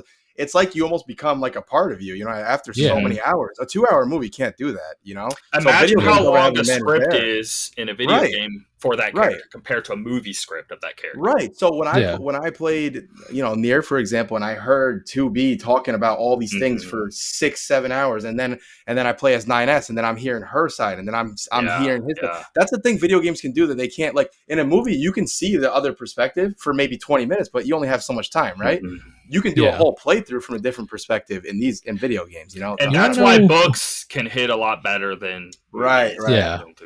You want to know an idea just popped in my head. What I think is a good trend that's been happening in video games recently that can make them relate better to movies or books is they're not as often, they're not doing that whole thing where the main character in the game is you. You know what I mean? Where it's a silent protagonist. Right. You are meant to be that character. And I'd like that more recent games aren't doing that anymore, because it never really worked out. I agree. I never loved and that. now I don't want to be the avatar. I want it to be a character. Yeah. Even the way it's like you have a backstory as a character instead. Even the way Mass Effect did it, I'd be okay with. Yeah, you can even it's better for you to relate. I want to be Commander Shepard. I don't want to be me, and I'm the commander. I want to be Shepard. Yeah. And another thing is the setting has to be not believable, but the setting's got to be able to tell a story in itself just by you experiencing world the setting. Building. It's its own character. Yes. Agreed. Yeah. So, and I have an example here. Horizon Zero Dawn. You can, with no context of robot dinosaurs or anything, if you just took Aloy, plopped her in the middle of the map, and walked around and saw the cities, saw the signs, saw everything with where Mother Earth is taking over the world again. Environmental storytelling, yes. Yeah, you could see what is happening. Yep. And it's like not a lot of games can pull that off well either. Sure. But that's kind of what's missing. Is it's like a 1,000 piece puzzle that's missing almost all the pieces. Right. Then they all have to be together in order for it to. It's hard. Do, It's and tough. it's Making games hard. is not It's tough, easy, man. Yeah. So that's why my heart goes out to all those developers. You know what I mean? Yeah. Good question, Jesse. All right, and we're gonna run through some news basically before the PlayStation event. What was going on here? First one here being, it's not game related, but the Matrix Resurrections trailer revealed, and I have a lot of worries, but I'm also very excited. I'm going to have worries only because it is like my favorite trilogy of movies. I know 2 and 3 weren't as strong as the first, of course. Yeah, but even the Animatrix, anything that they technically supplied, it was still really good, even if it may not have been. It's like Uncharted, what you were saying. Right. Yeah. Okay. 4 not be as good as 2 and 3, whatever. Right. But you need all of it to tell a story, and it's all worth consuming. I think cautiously optimistic is a good way to approach this. Yeah. What I'm worried about Resurrections is that trailer. They're doing what a lot of things I don't like. Okay, a good example, the Dumb and Dumber. That newer movie where they just told all the same jokes that they already did. Yep. This trailer's, they're doing all the things. They're just pulling from. Oh, you like this from this movie. You like this from this movie. Let's just show you again. But I think they're doing it on purpose to mess with people. I think this is only the first 10 or 15 minutes of the movie. And we're getting Neo to needing to realize all those things because he's lost his memory or something. I think they know exactly what they're doing with this trailer. Yeah. They realize this is a beloved franchise. People, they get it. But you know what I think is most interesting about this is the fact that Keanu Reeves has gotten to the point now where he's not going to change his appearance for a movie. They're going to change their movie for him. Around him. He is John Wick right now. I don't care what anyone says. He's not Neo. He's John Wick. That's what everyone knows him for. He's still got the same hair going on. But that's cool. It's awesome. It's awesome. Don't get me wrong, but I just think it's funny that the Matrix is like, okay, we'll make it work. All right, for you. Honestly, everyone loves Keanu Reeves now. It fits for him because not just how he acts, but like what we saw in the trailer where he's just popping the blue pills. You know what I mean? It makes sense. And like the way what I got when I watched this trailer and I stepped away from it, I was like, is this Neo and the Matrix? Like, is it Matrix New Game Plus? You know what I mean? Where it's like he's just going. I almost feel it's a new Matrix. Almost. I don't even think it's the same Matrix. It's almost like they're being misleading. They're being misleading. I don't know. Really weird. I don't know. Intentionally. They're definitely being misleading intentionally because they're like, we're going back to the Matrix. You know, they need to say that in the trailer to draw people in. But if they say that, then they weren't in a Matrix at that moment. So where were they? I don't know, man. Guess we're about to find out. Why would he say that if you were already in it, you wouldn't. And hold on, spoilers, but isn't Neo supposed to be dead? I mean, what's going on here? Yeah. So again, and Lawrence Fishburne is not coming back. It makes me a little sad, but I'm trying to be reasonable about it. I think do we even know that? All we know is that he was like, I feel they're purposely doing another character because they're in another world. And I feel maybe when they break out of this, whatever this thing is, because it's not the Matrix, because they said, anyway, what if he actually is in the movie, but this is a guy that's supposed to represent his past and not maybe but him or something? He has gone on record and said he's not involved in it. Now, if they're going to do some other way to involve him, then fine, but I would be surprised. Because he is younger, and they're implying that he's younger. So they are implying in the trailers that he's not the same person. Yep. But I don't know what they exactly are getting at. Well, we shall see come December. So definitely be watching. So next here, the next Halo Infinite multiplayer preview will be available to everyone on September 24th, as long as you sign up before September 14th. You have time. Very exciting. Very exciting. Sign up. Yes. Sign up and get in this beta because we played the last one. Oh, sorry, Dave. Tim and I played the last one. That was rude. I apologize. I don't know what to make of that right now. No, we played the last one. It's incredible. I did think it was a bizarre choice that it was only bots, but it was that fun that we still really enjoyed it. Even that being the case, I hope the next one though. I know they're doing big team battle. Just make it real. So I found out the very last 3 hours. It was PvP live. Oh, nice. Okay. That's crazy. Dude, I can't wait for this game. I know this game has a lot going against it. I know a lot of people were not high on 4, and a lot of people were not high on the campaign for 5, and I know they're launching without the co-op campaign. He's trying to believe us. It feels good. I don't know how it feels great. I don't know how the campaign's gonna land. Exactly. And I don't know if you'll be upset you can't play with your buddy. I feel for you, but the multiplayer seems like it's there, and that's honestly the most important thing to me. So the gameplay is there. Okay, let's just say that. That's good. And it's free to play. There's no reason why you can't just give this game a try. There literally is not one reason. Okay. Yes. So I'm super pumped, and I do like that this game is, and I do appreciate Halo for always trying to not just do what everyone else does. I always give them. That's why I didn't like when they started veering towards let's do loadouts, let's do this, right? So I like that in Halo Infinite, you're not going to earn experience unless you're doing challenges and doing things that they ask you to do. You're not just doing what they do with Master Chief Collection, which is smart. Yeah. But in Master Chief Collection, even you're leveling up, even no matter what. Like you're going. I thought you had to do the challenges. No. In this game, you're going to have to. You do have to do certain things. Which imagine how cool challenges they can come up with as they go. There's so many awesome ones. Oh yeah, and some of them are what you would get anyway. Okay, win 10 matches. Okay, I guess you could be terrible and not get. Right. Get 10 headshots, but then maybe you have something crazy like get a freaking Kilimanjaro or something for like a huge amount of experience. One, you know? I wasn't able to accomplish that. I can't remember what it was, but there was one really hard. There's so many cool. There's a lot of potential with this game, man. Yeah. I really hope run over 50 people. Oh yeah. Get your Warhawk kills in, dude. Because no matter what anyone says, Halo 5 was a good multiplayer game. It was very good multiplayer game. It's just the maps. I just wasn't feeling the maps. That's the but the gameplay, like 4 and 5, still 2 and 3, it couldn't be better with its gameplay. Okay, 4 and 5. 4 felt really weird, but I love the campaign. Funny. 5 felt better, but I'm telling you, they still felt different. Like it didn't feel like Bungie was making it, which because they weren't. This game it doesn't feel like the old, but it doesn't feel like 4 and 5. It's its own new thing. It feels like a combination, man. I feel like this is a happy medium of 3 and 5. It feels great. Good. And it's doing certain things that Halo should have done a long time ago. Like the assault rifle was useful again, thank God. Yes, the assault rifle, you don't have to do the straight line dash at them anymore, right? You can mark things, which I know it's not a big deal to some people. Yeah, the ping stuff from Apex. That's huge in Halo. We need that. We need the ability to not have to betray people betray you because they want your sniper. Let me drop it for you. Here it is. You can give people your weapons. Yes. And the coolest thing I thought was I was telling Dave the other day that now I can say if the 3 of us are in a party together playing with one extra teammate, you guys will be green. My teammate can be blue. The enemies can be red. I can customize all that. That's awesome because sometimes I'm looking for you. Quick, where's Dave? I can even customize you two guys individually.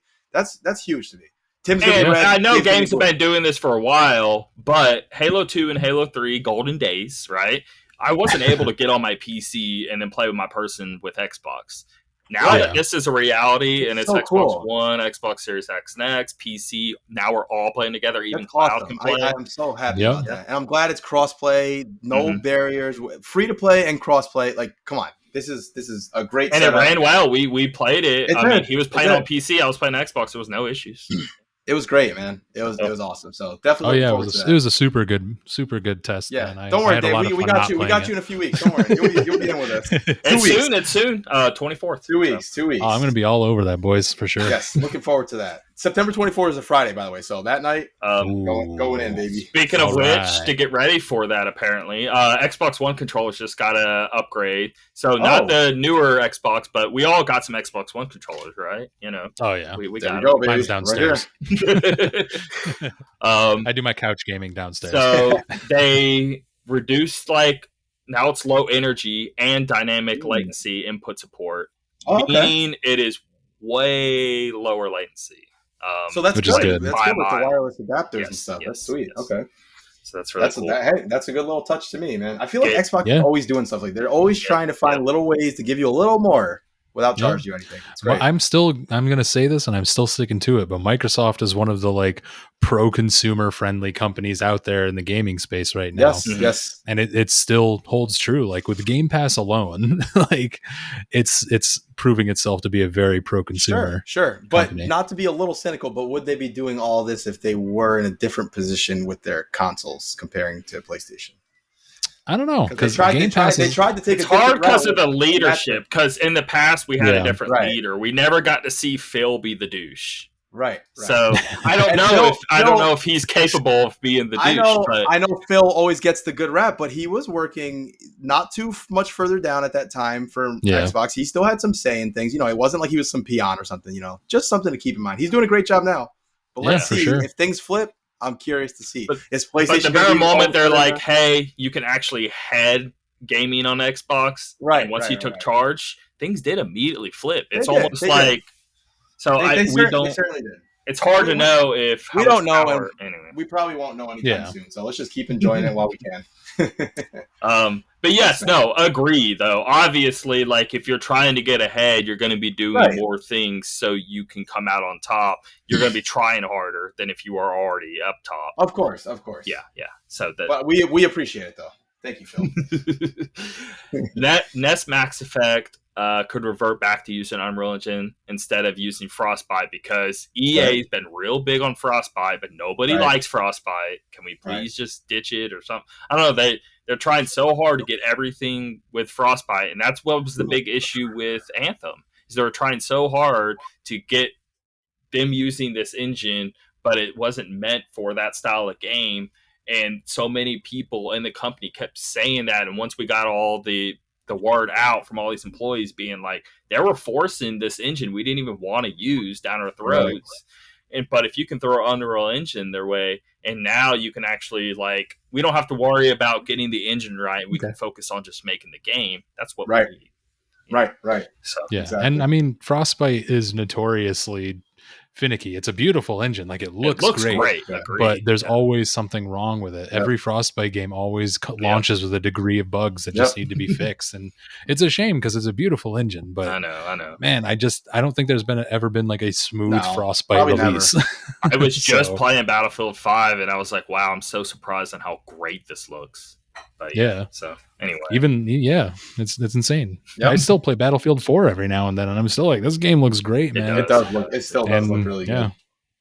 But I think they'll be better off just not having to worry about Frostbite issues, and they can just work on developing the characters, making the world. Let's not spend all this time on the engine being stupid, right? Yeah. Anyway, exactly. Next up, Neo 1. Go get it. Neo 1 Complete Edition is free on the Epic Store. I don't care if you don't want to use the Epic Store. Download it, install it. Neo's worth it. Do what we all do every Thursday. Open up Epic Games, go to store, download your game, go back, download it again, close it. Done.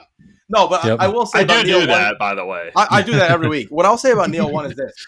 I think you should play Neo 1, play it for a few hours, see if you like it. If you really like it, stop playing and go buy Neo 2. Trust me, because Neo 1 is a good game. There's a good foundation there. But it tries to do what Souls does, and I'm not mad at that, but it doesn't do it as well. It's just a lesser version of it. They don't differentiate enough. It's very repetitive. Might as well play the better if you're going to play it. You got to play the better one, because Neo 2 does step it up significantly. So I am playing Neo 1. I'm playing at 120 frames. PS5 feels so good. And I'm about 15 hours in. I'm going to play it, and I'm going to beat it. If you're ready that far, you're exciting me for it too, because I love Neo 1. Yeah, take a break though in between, because man, Neo 1 it starts there's a lot of fatigue. It's super repetitive. Yeah. If you're doing the side missions, which let's be honest, you might have to because a lot of the enemies get pretty tough. I've been doing every mission that pops up, and maybe you're gonna put in a good 50 to 60 hours probably, if that. Because I'm liking it a lot. I got no complaints. It's good, but what region are you on now? What island have you tried? How many regions have you done so far? I don't know, because because I played Psychonauts, right? And then before that, there was another big game. I've been out of it for 3 months, so it's hard to remember. Okay. But I'm about to jump back in. You play region 1, this game's awesome. You play region 2, still like it. But then once you get to region 3, 4, or 5, it's it gets too repetitive. This before. Yeah. Okay. The enemies are here's enemy 1. Here's enemy 1, but he's blue. Here's enemy blue, but he hits a little hard. You know what I mean?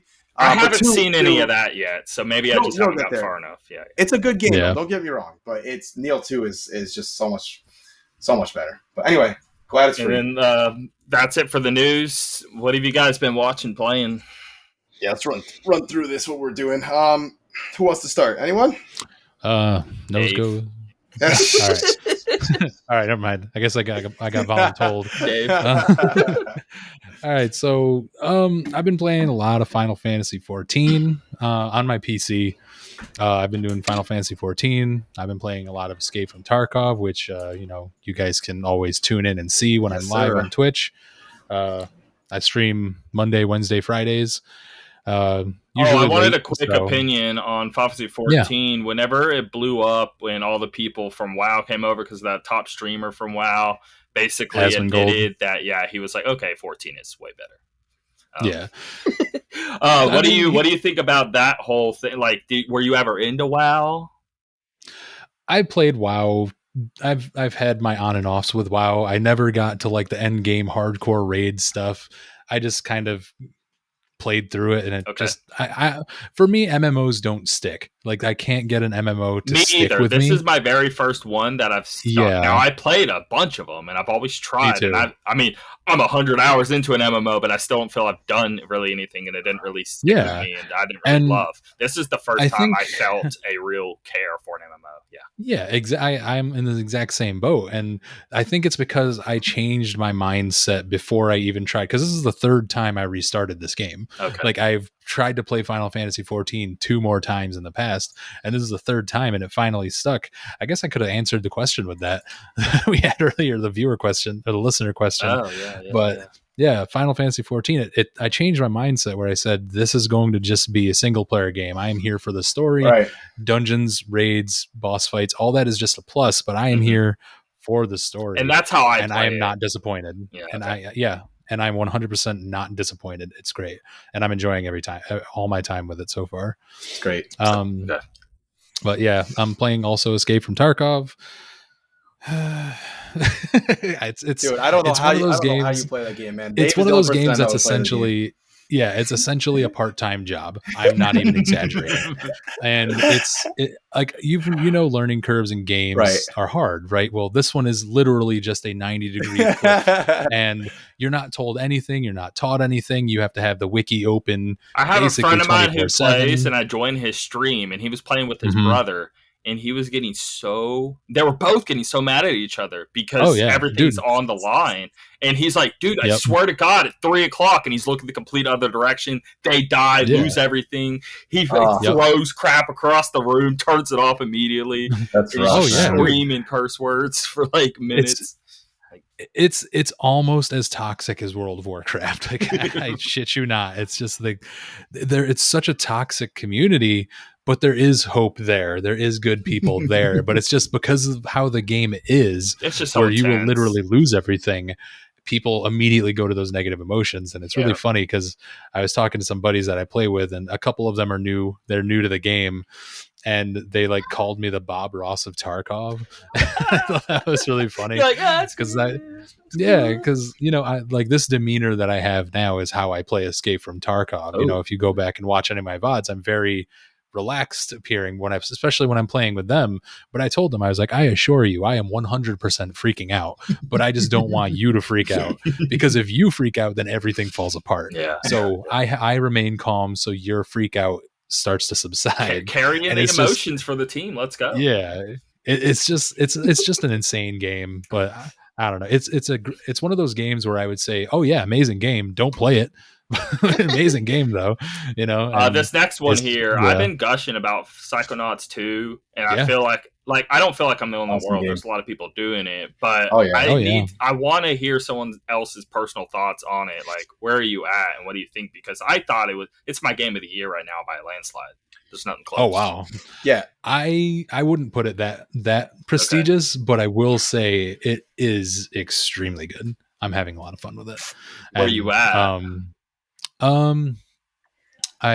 don't know. I don't want to say too much without spoilers. Yeah. What if I just say the general area? Music. Keep it vague. Finished music. Okay, I know it. Yeah. Yeah. Okay. So you've played a good amount. Okay. It's great. I will say there are some like nitpicks that I could have with the game, let's hear the Link's the like OG Link's Awakening power-up system, switching your power-ups, where you literally have to switch your power. You have to open up a menu, pause the gameplay, reassign it was even your worse powers. than the first one. I always tell people and it's like I know it's gotten better, but it's just like it's like the worst part of Link's Awakening.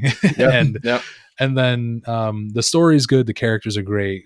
I mean, I just have a couple of nitpicks with like some of the worlds just go on Too like a long. little too long, especially that I was music having one I the was on. opposite of like, I wish it went on longer because I'm liking it too much. Yeah, I mean, I loved it. Don't get me wrong, and I still think it's a really great game, but it's just like the casino level. That one kind of went on a little too long.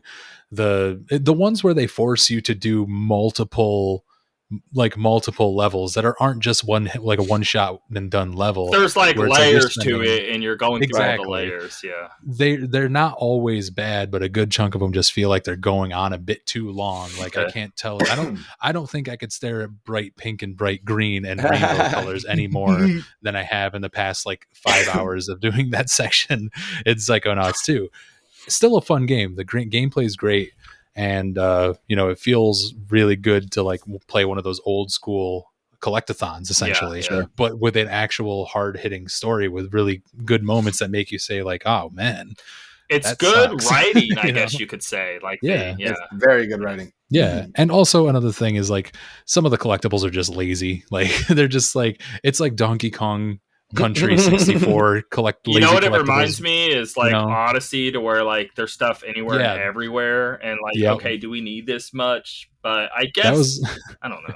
that was my biggest gripe with Odyssey. Actually, was there was way too many green stars. I think they were green stars. I just think Psychonauts does the collectibles so like, even though I do agree they're kind of just lazily placed there, they're just funny. What they represent is so funny to me. Like these are figments of your imagination. These are emotional baggage. And all this stuff. I don't know. I it's interesting hearing both sides of this kind of. Not that Dave's negative on it, but hearing a little different here. Because for me, I just wanted to hear the nitpicks. He likes it. I just I'm just curious. Yeah. But for me personally, it's funny because I played Psychonauts 1. I was so into it. I kept talking about it to Tim, and then he finally jumped into 2. He loves it.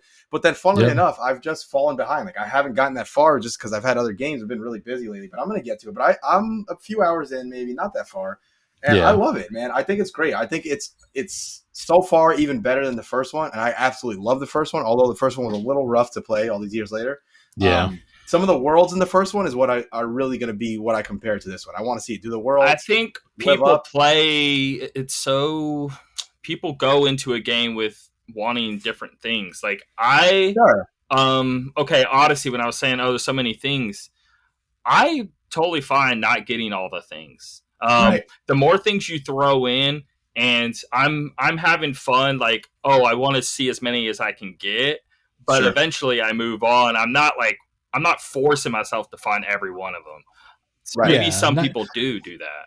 And maybe that's whenever it could be not as fun. But I'm still always like wanting to see what's going to happen next. I'm just getting all the stuff within my vicinity so I can move forward. I'm basically living in the moment instead of worrying. Right. Picking up what you can as you go. Yeah. And that's like a hard cycle for me to break because I'm always like, oh God, I see a figment over there. How do I get there? I'm going to spend the next 15 minutes figuring this out. Yeah, I'm not doing that. So I'm changing my tune, and I'm just like, I got to that. Like by the time I got to the middle of the, let's just say, music section, I was like, oh, there's a figment 3.5 inches away. Nah. And I just go. Okay. And I'm just like, I think I'm going to enjoy the game much more that way because it's just appreciate. Because even Breath of the Wild, what is there, 900 seeds? Are you going around finding all the seeds? That's the only thing I didn't do in that game. The one thing I will say that's different. And it's not because I'm a fanboy of Breath of the Wild. I kind of am, but I'm going to say it's different because the exploration of the world that is persistent, you find more things. Like you only find them by exploring and seeing new sites. It's a puzzle when you're getting the reward. And Psychonauts, it's not a puzzle. You're just finding it. Yeah. It's not a puzzle. It's just run and touch. That makes sense. It's different. Yeah. I think those worlds are so creative that you got to just put that out of your head. Like I don't think. I'm not even thinking about that. I'm looking around and being like, "Wow, this is beautiful. Wow, this is so amazing." Like, and I'm just taking it all in, and it's like when I was playing the Final Fantasy VII remake and being able to see those locations looking all new and pretty, and I'm just like jaw dropping on just enjoying the visuals. That's kind of what I was doing with Psychonauts. Is I was enjoying the visuals so much. For sure. I wasn't even thinking about, these things are annoying to collect. I never even that wasn't even in my head. Yeah. I will say though, I was a little disappointed how how strong the start was. The start of Psychonauts 2 is like hit the ground running. Like it's so good. The world is bizarre. It's alien.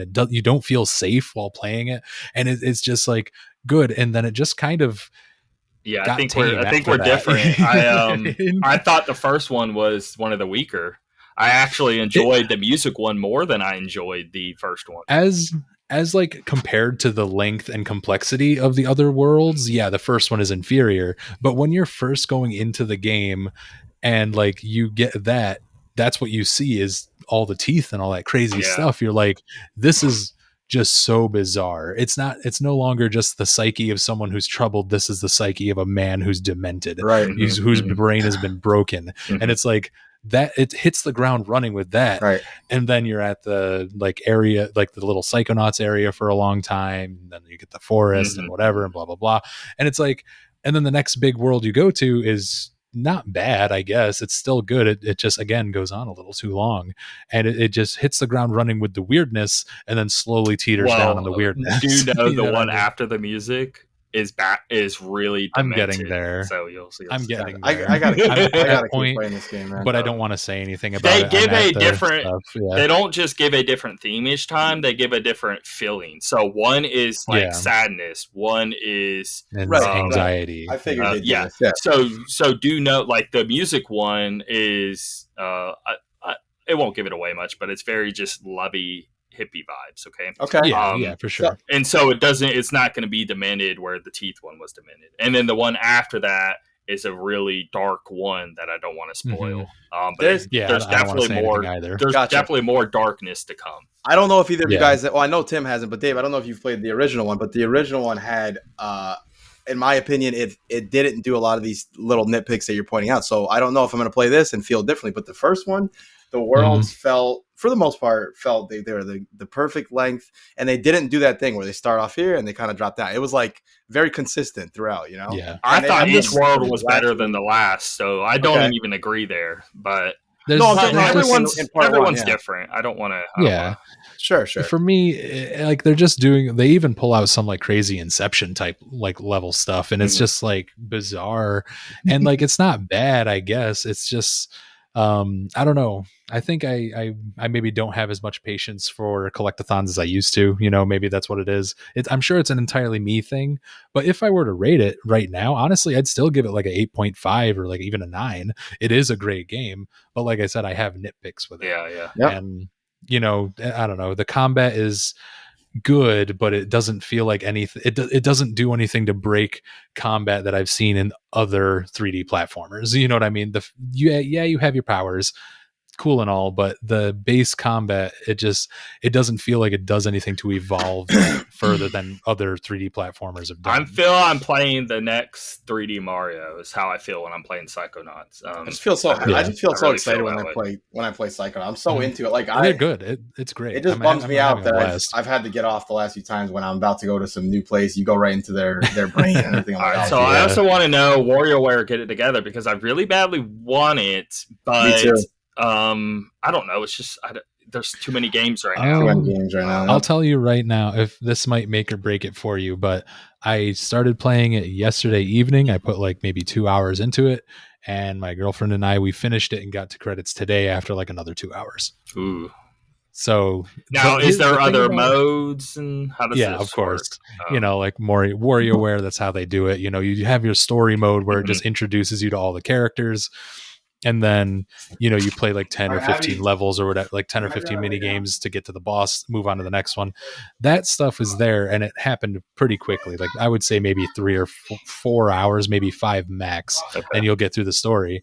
But there are plenty of modes. There's like an online leaderboard mode where there's weekly challenges, daily challenges. There's obviously endless modes where you can go back into any of those worlds, and now that limit is gone, and you can just keep going till you die. And what's the highest you've gotten? I'm very curious because I played the demo and I tried, like I played it for about 30 minutes to an hour and I got to like 31 was my best. I haven't tried any of the endless modes yet because my girlfriend and we didn't play much longer after we had got the credits. I did there was like the one mode where every week the challenge changes where it locks you into like a certain I'll just say hero locks you into a certain hero with specific rules, and then you just have to get as much points as possible to earn a reward. And it like goes on for the week, and it puts you on the leaderboard, and it compares you to everybody else, which is great. But to me, I don't think that's the online stuff is the meat and potatoes of the game. For me, it's just the mini games and getting high scores. I mean, one to 10. I mean, you don't have to be that serious with it, but 1 to 10, where are you throwing it? Just your opinion. I'd probably say like a 7. I'd probably say like a 7.5. Which is so far. Cool. Okay. It's good. It's fun. Yeah. I mean, I love that it's co-op. That's great, and it's my girlfriend and I had a blast. And some of the games not going to blow me away, creative. But I'm going to have fun with it. Okay. Exactly. Exactly. You watching What We Do in the Shadows? What's that? Yeah. Is that the movie or the show? The show. Okay. So it's based off of the movie, where it's like vampires living in modern times, but they're like vampires from 1400s, okay. And they're still having problems adjusting to modern world. Okay. And like they have a familiar who's like a human servant who just is just a normal human during modern times and stuff like that. And it's just so funny, man. It's just like comedic. Okay. Yeah, it's hilarious, man. Absolutely hilarious. Cool. And it's almost got like an Office vibe, because they have like that camera crew that follows people around, and they do the dramatic zooms where people just look at the camera like with a stupid face. And Parks and Rec, and yeah, it definitely has that vibe to it, and it's just hilarious, man. I highly recommend what is it on, like streaming service? Hulu. Okay. A new season 3 just started on Hulu. Cool. So I would definitely recommend watching seasons 1 and 2. And then you're watching American Horror Story season 10. Yes, sir. Season 10. I can't believe we're that far. Jesus. I mean, are you still liking, like, are they still hitting high quality here? Or? It's high quality, but as I have nitpicks, and when I say my nitpicks, it really sounds like I'm crapping on it, but I'm not. I still really enjoy it. But I feel like this was a season where it's good, the story's good, the premise is good, but I feel like they did a really iffy job on making characters relatable. It's like, this guy is a dick for the sake of being a dick. This person is evil just because they're evil. Yeah. It's like they can't make you relate to people. It's hard to make like people, we were explaining with the games, like Final Fantasy 15. Actually, we got more depth with the characters. Yeah, exactly. And this show, like, the characters so far don't really feel like there's much depth, but the premise and everything around it is still entertaining. So I would still say watch it. I think I watched a side series. There was I thought I was watching the new one. American Horror Stories. Is that what you're talking about? It was like about a girl that was into BDSM stuff or something. Right. I was like, it was whatever. But I thought I was watching the new, and I wasn't. It's more of an anthology series, I believe that one is. But American Horror Story, man, they started off with such a great idea. I thought season 1 was amazing. I love season 2. Season 3 lost me a little bit, but I still thought it was good. But then after 4, which one was 3? 3 was Coven with the witches. Oh, I liked Coven. I thought it was decent, but I didn't like it as much. But I can recognize that it was a good season. But 4, when you got to the Freak Show, I was just, I don't know. They started losing me at that point. And I didn't like the Freak Show either. Me neither. And it had so much potential. But it's been a while since I watched that show. So. But yeah, I will say, season 2 was the Psych Ward one. Yeah, I love that one. Asylum was sick. That was good. But the original, original was just the best, man. I love that one. Yeah, it kind of felt like Resident Evil 1 classic of like in the mansion, right? Yeah, that house exactly. And like, maybe I just like 3 so much because Jessica Lange is like, she's like the best part of American Horror Story. She is just so good. She's who plays Constance in the first season. And oh my God, man, she is just like, I didn't know that she was like such a legendary actress until I like looked her up on Wikipedia, because I loved her as Constance, and I looked her up on Wikipedia. I'm like, oh my God, she's literally one of the best actresses in the world. It's like, it makes sense now why I love her so much. Yeah. And it's a shame she hasn't come back for more recent seasons, but Rudy, what you yes, playing? sir. What you All watching? right. So we already talked about Psychonauts 2. I'm probably going to play more tonight, but I'm in this sort of weird case where I sit down, I have 2 hours to play. Do I just play Psychonauts 2 the whole time, and then I go to bed? I'm like, damn, I wish I played Life is Strange. Do I do the opposite? Do I do an hour of each? That's kind of where I'm at right now, you know? And, you're going to be in this boat. I don't know how to get out of it. Yeah. I don't know, man. I shouldn't have started both, but I'm playing, and I just added the last one I just started. But yeah, Psychonauts 2, I'm at the casino, so I'm really not that far at all yet. And I love it so far. It's great. I feel like I keep stopping right when I'm really enjoying it, but I got to go to bed. I got the next day. So Psychonauts 2, we've talked a lot about that. Halo 3, man, what can I say? Every time I play Halo 3, it brings me back to 2007. It's like a time machine. Yep. Can't get enough of that. I feel like I'm getting my skills back a little bit. And obviously playing with you guys the other day, that was a lot of fun. Yeah, loving How that. far did you get into True Colors? So like True Colors started maybe like a day or two ago. I played for about like an hour and a half or so, and I already off the bat I really like the main character, and the game just looks better. I'm curious about the engine because even though I love the first game, that was but one thing, man. I wish this looked better. Yeah, it was bad. Yeah. It was bad back in the day, even though I did like that game.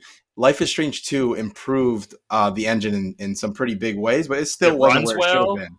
It ran better. And then the game, what was the name of the game? Tell Me Why that they made? It wasn't Deck 9, it was Don't Not. But it was a similar, Anyway, that one ran much better. So when I got here, I was expecting it to be even a step up higher than that, but it's not. It's pretty much where the last one was, which is good.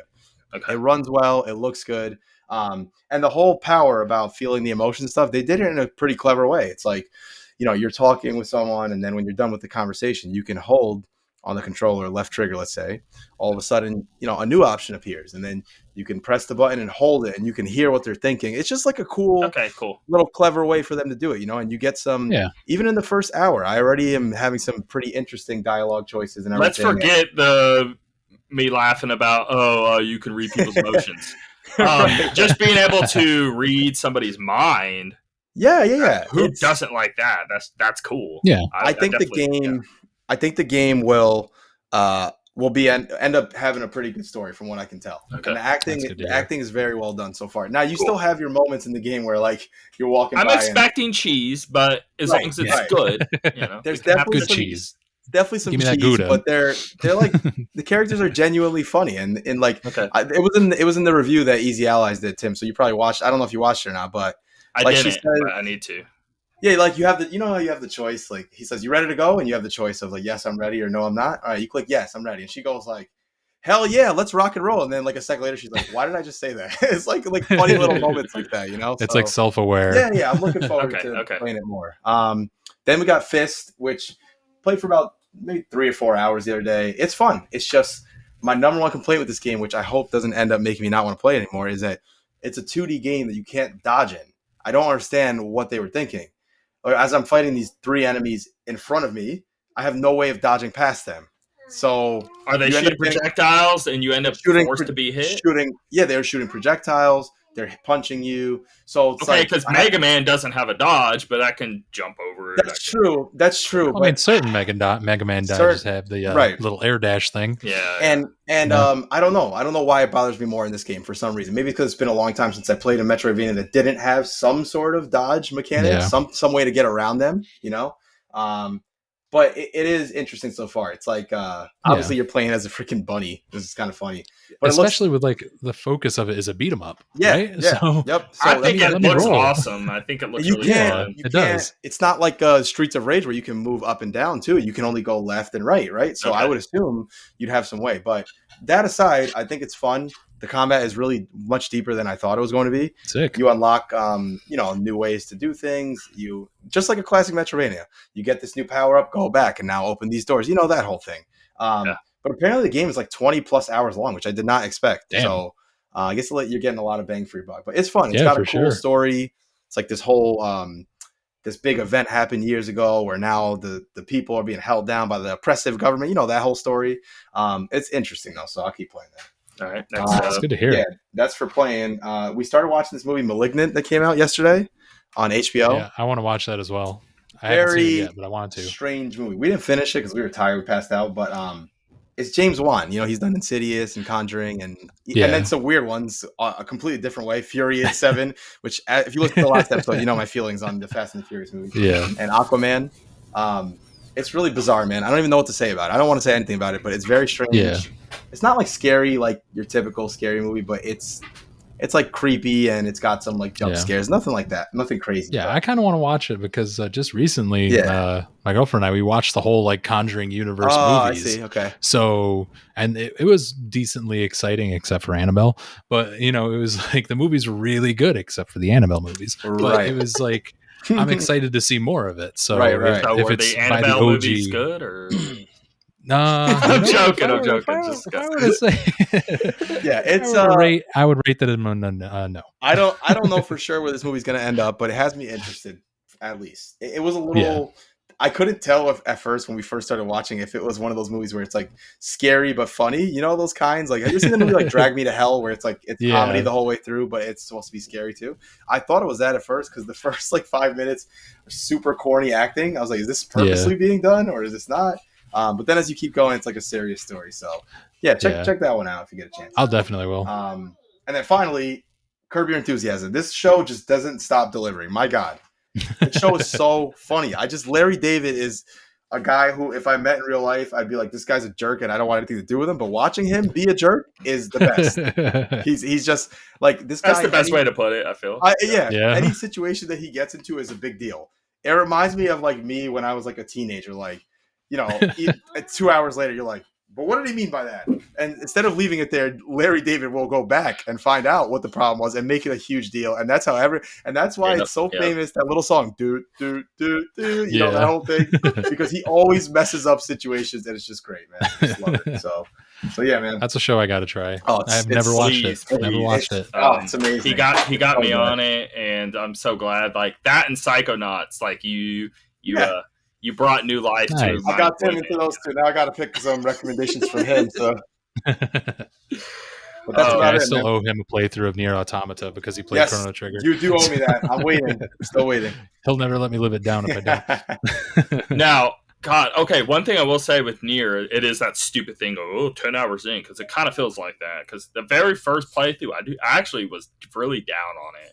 The map was terrible. I hated the map. The map is not good. I'll give you that. But I was into I wanted to blow my brains out. No, it was. I couldn't stand the game because I kept getting every 5 seconds. I don't know where I'm supposed to go. What I'm supposed to do. Checking the map. I kept getting lost. I'm looking on Game Facts. I'm watching videos. I still can't but it's hard to match like exactly where you're at compared to like trying to find where you are. The map is no good. You don't even know in the context of the story where you're at to be able to find a guide to know where to go next. And I was very lost the first, good 5 or 6 hours of the game. And I did quit. I went back, tried to play it because I keep seeing the thing.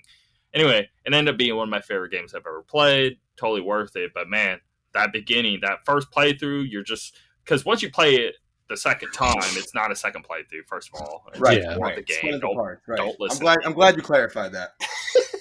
But people always you know where things are now because you saw it once before. That's all I mean. Like you're not lost anymore. Like you know your way around now. Just to push back on a little bit. First of all, I'll give you the map thing. Yes, it's a map in which you have a little floating little arrow. And it just is like you're here, and the map has no There's detail. Layers, but I can't. Yes. Okay, I'm playing Metroid Prime, but I can't spin the map around. Right. The map is no good. I'll totally give you fair that. Comparison. However, I do feel a little different about the start of the game. In my opinion, I think the first 30 minutes of the game grabs you right in. By the very beginning, pulls you in. That was the problem. The first hour was like the strongest first hour. People are like. Cool. I'm not playing a game that doesn't respect my time and I die. I'm like, just lower the difficulty then and try again. Like, is it really that? Okay, that wasn't a problem. No, not for me. It was fine. But I think the first playthrough, if you find yourself getting to the point where it's I was just getting lost. That's it. The gameplay was good. Oh, okay, I got you. It was the right difficulty, all that. It was just getting lost. I was getting lost. I have heard people say though, besides getting lost, that it just drags for them a little bit. I'd say just stop doing the side quests then. Just mainline the story. You have 3 extra parts of the story to go back and do side quests if you'd like. So there's no need to make your first playthrough. You can do it at any point. 20 hours. Right. Yep. Anyway, because I'm lost and I'm trying to do a side quest on top of it. I don't even know. Even if I was doing the main story, I wouldn't even know where to go. Much less the side quest. So. But yeah. I ended up doing a lot of side quests after the fact, and it was a lot easier. Anyway, so whatever. All right, Tales of Arise. I've been playing that, and I'm telling you, this. jealous. Yeah. Same. So I wish I had Tails, time for a that now. huge JRPG. I mean, I've been playing since Super Nintendo days. That was the first Tails game I played. Was Tails' Fantasia, right? Fantasia. Yeah. So good. Now Even it didn't today. come out in the States. I emulated it and got a The translation DJAP. and all that. Yeah. The DJAP patch. Yeah. I remember. What's awesome is first of all, the website Zophora's Domain or something. You remember that? Oh yeah, Zophar's domain, I think, or something like that. Anyway. But what was really cool about that game over any other Super Nintendo RPG, even I like technically Seiken Densetsu 3 or whatever, that's my favorite one, but this would be my second. But Tales does really well is characters. Tales of Fantasia, I cared about every character very much so. Mm-hmm. Great backstories, great growing with the characters, knowing all the details. A lot of dialogue that doesn't seem meaningless. Really important dialogue. Really good script. Really well written. All of that stuff. And what's really cool too is it was very mature. So I don't know if you remember. You remember the bit where you're up in the bar and Archie's like drunk. Oh God, yeah. and what's his name says some extremely insensitive stuff involving a tiger. Yeah, I remember that. I do remember that. The places that, like, the fact that they went that far, and this is a Super Nintendo game, and you're like, man. But what I'm saying is, forget that little scene. All throughout the game, it felt like it was more meant for an adult, not meant for a kid, and how it handled its dialogue. And I always really like that, because everything else, if it was a video game, it was meant for kids. And I got to play something that actually had an adult script to it, That's good to hear. And that's the same thing I hear about Berseria, is it takes the story to a more darker route. And I never finished Berseria. Great. It is. It's really good. But this Arise is way, don't even bother with Berseria. I can't wait. Now that I see Arise, I'm like, should I even waste the 50 hours? You shouldn't. This is the best Tales have been since PS1 days. I promise you. Yeah, that's awesome to hear, man. If I can get like the same feelies that I get from when I played Tales of Destiny 2 on the PS1, 100% in. PS1 days were probably the golden age for Tales. Oh yeah, I think so PS1, too. PS2, I agree. Whatever. I love Tales of the Abyss. I love Tales of Eternia or Tales of Destiny. There's Tales of Destiny 2, and there's Tales of Destiny 2 that came out here, which is Eternia or whatever. They're both great. Even the first Destiny was really good. Anyway, but I love Tales of the Abyss. I love Tales of Symphonia.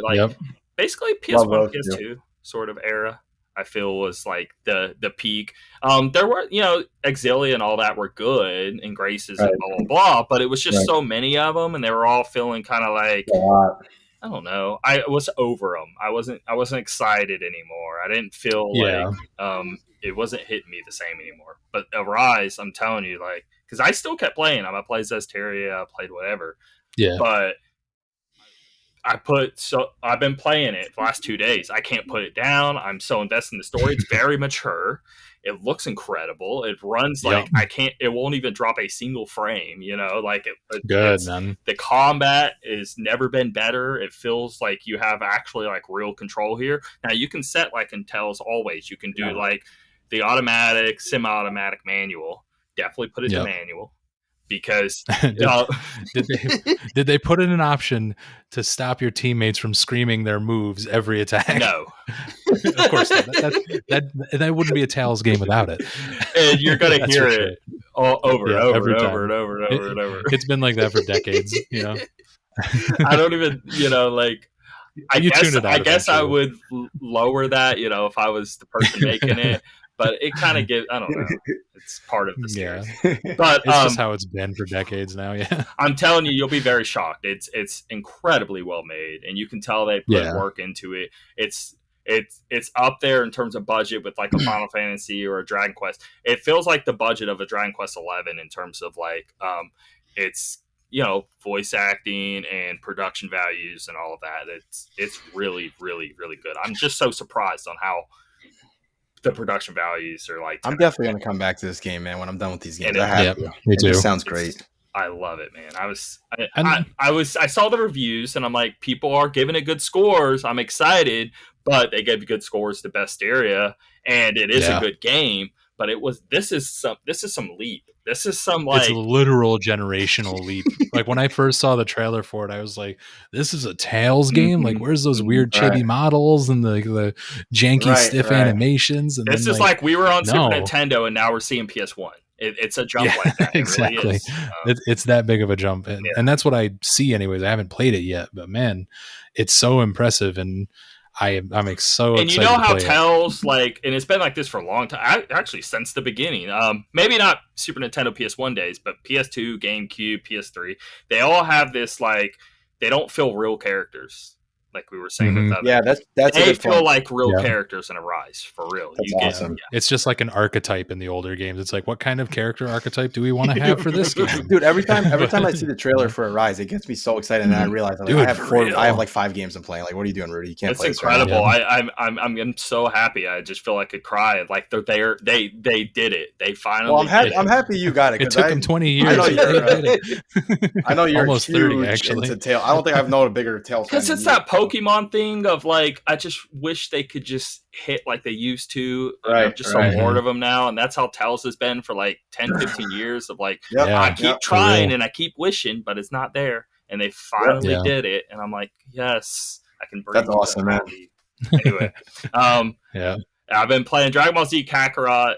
I mean, this isn't Arise levels, okay? We can let's just lay that all out right now. Let everyone know. I am not as excited. This is some jank PS3 game, but it's fun, and I do really like it a lot. It feels a lot like you ever played Legacy of Goku games on Game Boy Advance? Oh yeah, this is like a PS3 version of that. So. All right, as long as it's not the first one. The first one was utter garbage, but the other ones after that were actually pretty good action. Yeah, they were great action RPGs. But the game, it really is really good. It doesn't feel like a current game. You know, again, it's 360 PS3, even though it's on PS4 and whatever. But if you can accept that fact, it's still a very well made game. It's still really good. It gives more context. So it's not, even though you're getting the same story Dragon Ball Z we've seen a million times. Now we're seeing way more to it. Like they actually give more context and more dialogue than they did in the show, and you get you can divert at any moment and go to villages you've been in the past all throughout the Dragon Ball universe. So now I can go talk to this person that was, 30 episodes ago and see where they're at in the current moment throughout the story. And you've never been able to see something like that in the while you're watching the show because they wouldn't be important enough. But now you get to they really fleshed out the world really well. I do think it's a great game. I do think it's getting overlooked a lot, only because again, it just feels like a last gen or 2 gens ago experience. But it's still well made. Anyway, that's good to know because I've actually been on the fence about that too. So I like you might have just pushed me over. At least know the gameplay. Like, okay, so even though it's PS3 360. It's not frame rate issues we were having in PS3 and 360. The frame rate's perfect. Okay. Like the visuals don't have any hiccups or anything like that. I'm just saying, it's not Tales of Arise visual presentation. I think you. That's fair. Anyway, Craftopia. It looked really awesome in trailers, and I saw a bunch of videos on it, and people talking like, "Oh, it's great." I played like 2 hours of it, and I did not like it at all. I felt it very fast. I tried my best. I don't think it's good. I think it's very poorly made. It feels like some Java game or something. I don't even know how to describe it. It feels like some cheap Flash game or something. Like watching the trailer for it, and they show all this stuff. I remember I mentioned it early in the podcast, but it's like you're just screaming, "I am a jack of all trades, but master of none." You know what I mean? It doesn't play well. It's good ideas, but it's poor execution. I'm pulling up images. I mean, it at least looks. It looks great. I was very hyped to play it, but it does not play. it really plays like if you ever just played one of those random free MMORPGs that you just decided to give a chance. The ones you see when you're scrolling down Facebook, like yeah, exactly, dude. Yeah. When I played this trailer for my girlfriend, and I was like, "What I want you to do is watch this trailer and tell me what genre of game this is." and we start watching it, and she's like, "I feel like I just watched one of those really fake mobile game ads that you see like while you're scrolling through Facebook." Like, that is the perfect analogy, and that's exactly what it probably is. Because Breath of the Wild actually feels good in control. This does not feel good in control. It feels horrible in control. Anyway, that's too bad. We had to have one done in what we're playing. So, all right. New games coming out. I'm gonna knock through this real fast. Yeah, let's go through this quick. Cruise and Blast coming to Switch September 14th. I like Cruising series. Whatever. I don't know. I don't know what to think of it because it's been so long. That's the arcade. Driver, like Cruising right? USA, USA, Cruising World, Cruising Exotica. They're fun. Game. Yeah, that's exactly. Deathloop comes out September 14th. What's Deathloop? I've never heard this game. What is that? I swear that game came out a couple of years ago. Now, Cruising Blast, Deathloop, hard decision. It's hard. It's a good segue there. Eastward. I looked it up. I still don't even really get what it is. I like the style of it. It looks neat. It looks cool. I just don't know what I'm looking at. Like, what do I do in the game? I don't know. Is it going for like an Earthbound vibe? Is it going for like a Fallout vibe? I don't know, but the imagery of it is kind of neat. I even watched somebody playing it for like 10 minutes, and I still couldn't figure it out. So, this is probably on the people that make Stardew Valley, right? Or am I thinking of the wrong people? Chucklefish. What did they make? What did they make that I'm thinking of? Chucklefish is a publisher. Why can't I put a finger? What other games has this publisher put out? Chucklefish has published. I think this is a new one. I don't think they've done anything. No, that's what I was. They just publish. That's what I was thinking. Publish. Yeah, they publish. They don't develop. Okay. I love that. Yeah. It looks cartoony, but at the same time weirdly real. I don't know how to describe it. Anyway. Interesting. It looks cool. I just don't get what it is. I guess Earthbound's the closest thing I can think of. That's what I was thinking when I saw it. But in Earthbound, you're actually like going into battles a lot and doing stuff. And this, you just never actually really did anything. What I could find. Anyway, it's Earthbound Simulator. Earthbound, take out the combat. There it is. Skatebird. This is cool. Now, I'm watching a video right My thing about Skatebird is we have literally been watching and being fed the same trailers for Skatebird for like 4 years now. It's finally coming out. But it just doesn't look any better over the past 4 years we've seen. It looks very rushed, I'm hoping it's very $10. rough, and like, dude, it better be. he just grinded on the rails and flapped his way down. This is so cool. And don't get me wrong, it looks super cute. It looks adorable, but like, Skatebird. It's been around for like Game 4 Pass years. Game, basically. Game of the year. Because I would never actually willingly pay money for it, just because it's cute as a button. I can't stop. I don't know if I would ever pay for it. I'm watching the video on it. This is amazing. Yeah, Rudy's gonna come back next week. Be like, I was playing Skatebird. I've been playing Skatebird. I've been playing 10 out of 10, better than Chrono Trigger. I haven't touched Psychonauts 2. Skatebird all the way. I had to include it. It looks fun. Okay. Yeah, it does. This is the game I was talking to you about. Stealth Ninja game. Yeah. That's the co-op one, right? Yes. They're adding co-op in this. Yeah. The first one, I didn't play it, but I've heard nothing but great things. It's incredible. And I want to play it. Cool. I just haven't gotten around to it. You know, Rudy will tell you I have a really bad track record of saying, "Yeah, I'll get around to it," and then never touching it. PS4, PS5, Xbox Series X and S, Xbox One, PC, basically everything on Switch. Wait, PC all day. Wouldn't it be on Switch? You would think, because the first one was, I believe. Switch. I don't know why it's not listed here. I'm pretty sure it's Switch. Anyway, yeah, I know the first one was September 17th, and then but this, I'm telling you, don't sleep on this game. Go look it up. All right. It looks really cool. I'm interested. Yeah, I need more stealth games, man. Yeah. I even started Metal Gear Solid 5 again because I was jonesing for one. This is one of those games where it's like a cult classic, and the new one's finally good. Ni no Kuni 2, it's coming out the Switch. I actually really enjoyed this on PS4.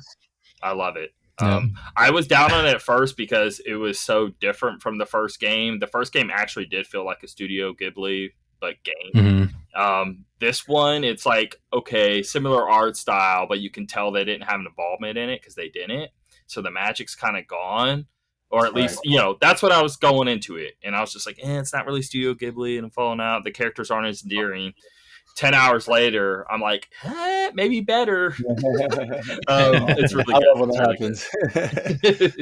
I've only heard good things, so. Yeah, same here. It's one of those games where I see it from a distance and I'm like, man, I know I'll love this. And then I just turn around and walk away from it and never look at it again. Yep. Sounds about right. I want to. I think it pops in my head every now and then. I have it wish list on Steam and I get an email that it's on sale and I'm like, neat. And then just put my phone down and move on with my day. If it being mobile helps, get it. Yeah, that'd be nice. Especially the first one I've heard great things about. So both of these I really have to 1 and 2 are great. It's hard to even. It's hard for me to pick between the two because they both do so many. It's very different, but both. Yeah, that's awesome. All right, that's good to know. The battle systems aren't even slightly similar. Anyway. Yeah, first one's almost like an action Pokemon type thing. Right. It's interesting. I think the second one's battle system is more fun. But I do also miss collecting the Pokemon. So yeah, it's always a good part when they put that in different games. Mm-hmm. I don't know how to pronounce this next one. Is it Toem or Toem? Toem. I'm gonna go with Toem. I've seen this game around a lot on Twitter. I've seen pictures of it. I think it looks beautiful, but I don't really know what you're doing. What is the point? Take photos. Again, I don't really get it. All right, here we go. Here's the key feature. Take photos with your camera to solve puzzles and help people. Listen to chill beats and take in your surroundings. Meet quirky characters and help them with their problems. Animal Crossing black and white version? I'm not playing it. I got two. I'm not either. I'm not playing it, but I think I got Skatebird. Why am I playing this? I'm not playing it, but I think it does look really nice. Like I really like how it looks. Yeah. Like no shade to indie developers or anything because they're doing great things, but it's like I feel like I can only take so many 2 to 5 hour indie game experiences. Sure. You know what I mean? I can only take so many, and like, don't get me wrong, they're not. It's not a bad thing. It's just like I can only do so much before I see one and I pass. Sure. You know. And then that's it for new games coming out. New games. All right. And then. Ooh. Man, we got a long one here today, huh? We're just getting the main topic. I was going to say we're just not touching the main topic. What do you guys think? This can be as short or long as we want to take it. To be honest, we can just start listing some of our. Anyway, it doesn't have to be as long as you think. We'll be all right. Okay. But I will say, I think I'm fine now with how long it's been. It's all been good conversation. Yeah, me too. Yeah. All right, best spin-offs in video game history. Wah, wah, wah. All right. The big blanket we got to wrap ourselves in. Well, I know Dave's going to pull some obscure stuff out of nowhere, so I'll go the normie route, I'm sure. I'm kind of middle of the road, I feel. I'll go with the first one here. Mega Man Legends 1 and 2, I think, are phenomenal games. I love 1 so much. Yeah. What a great game, man. I loved how original they were because you took Mega Man and you somehow made it work of making it some 3D, I don't even know what to call it, adventure game. They just action adventure kind of style. Right. Hey man, if Mega Man can play soccer, if Mega Man can be a fighting game character, he can be in a 3D over the shoulder shooter. I loved it. I've one of my favorite games. Anyway, I think I'd rather play that than I saw a meme. It was like, which one's better? It's like Zelda Ocarina of Time or Mega Man Legends, and I actually would rather play Mega Man Legends than Ocarina of Time. It was an awesome game. I would say that too, just because I played Ocarina of Time to death. Yeah. I mean, Ocarina of Time was way more important for the industry. We needed Z targeting for sure. and the way the game functioned and all that. But Mega Man Legends was so fun. Like the different take on Mega Man, I just love that. I love how they did it, man. It just felt so cool.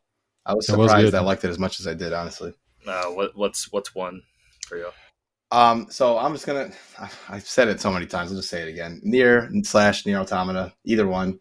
Obviously, they're a spin-off of the Drakengard series, which I have yet to play. I'd love to play them sometimes. I haven't.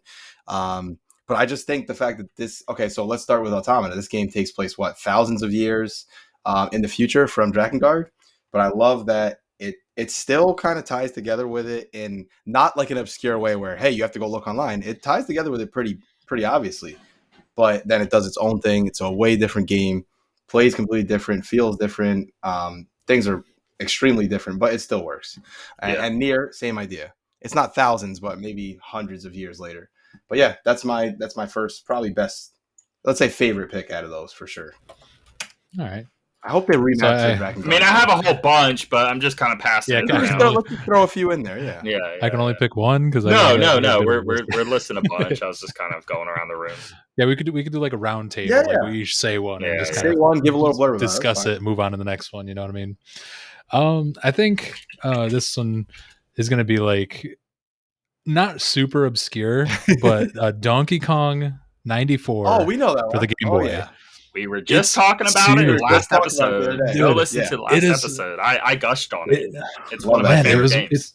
It's for real. It's like one of the best Game Boy games of all time. It's just so you're just good. like a clone of me. You're just hitting all the right notes. You got that Breath of Fire. You got that Donkey Kong. Oh yeah, dude. Except not as handsome, obviously.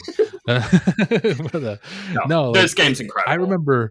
I remember playing it just for hours as a kid, man, and I thought everybody knew about it, but it turns out barely anybody does. I got really lucky. I don't know. I had a Game Boy. It was like $8 in some random store, and I was like, oh, I guess I'll get it. I wasn't even like really excited. I was like, whatever. I don't know what else to get. It was just kind of there kind of deal. And then when you first start it, it's the first OG Donkey Kong. 1, 2, 3, and 4, the first 4 levels. And then I'm like, oh yeah, I beat it. Oh, whatever, that was fun. And then like, oh no, here's another 99% of the game. Then freaking Donkey Kong wakes up and I'm like, what is going on? That game's so awesome, man. It's just like life changing. It just messes with your expectations and goes to this completely separate game where you have to like get the key and bring it to like the door. Yeah, man. The puzzles are incredible. It's so good. I mean, I don't who developed that game?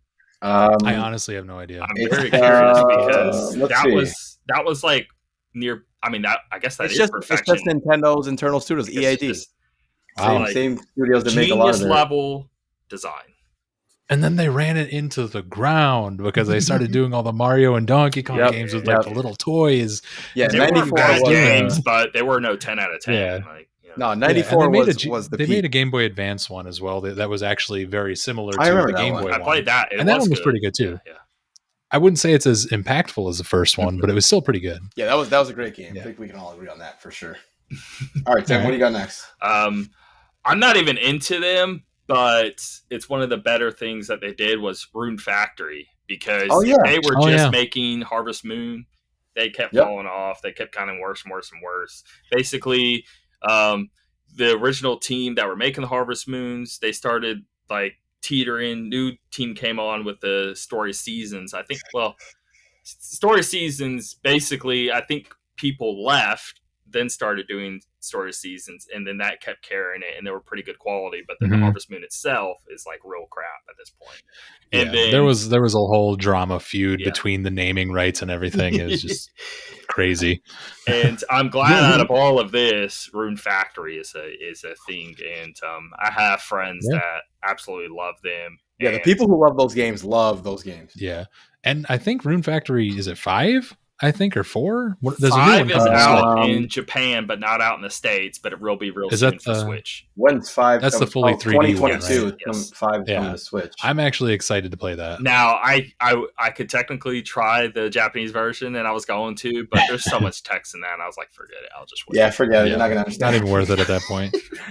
All right, ready? All right.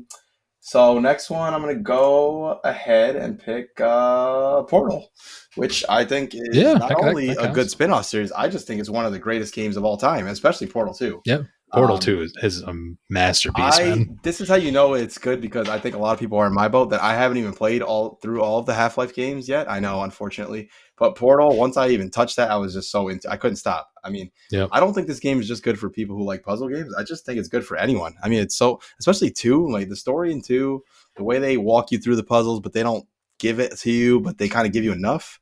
It's just like expertly done, man. It's just great. And Dave's laughing because Dave used to make fun of me when I was playing Portal 2 and I couldn't figure it out. It's a great game to give to somebody who honestly doesn't even play video games, and they'll like it. Yeah. It's a at least I did my best not to backseat game. Yeah, well, here's my thing. I'm pretty good at puzzle games, but once someone starts watching me, once someone starts watching me, I just completely fall apart. I'm like, I can't play anymore. Yeah. But Portal 2 also did a freaking whole different campaign co-op. Like, who For does co-op, that? That's yeah. amazing.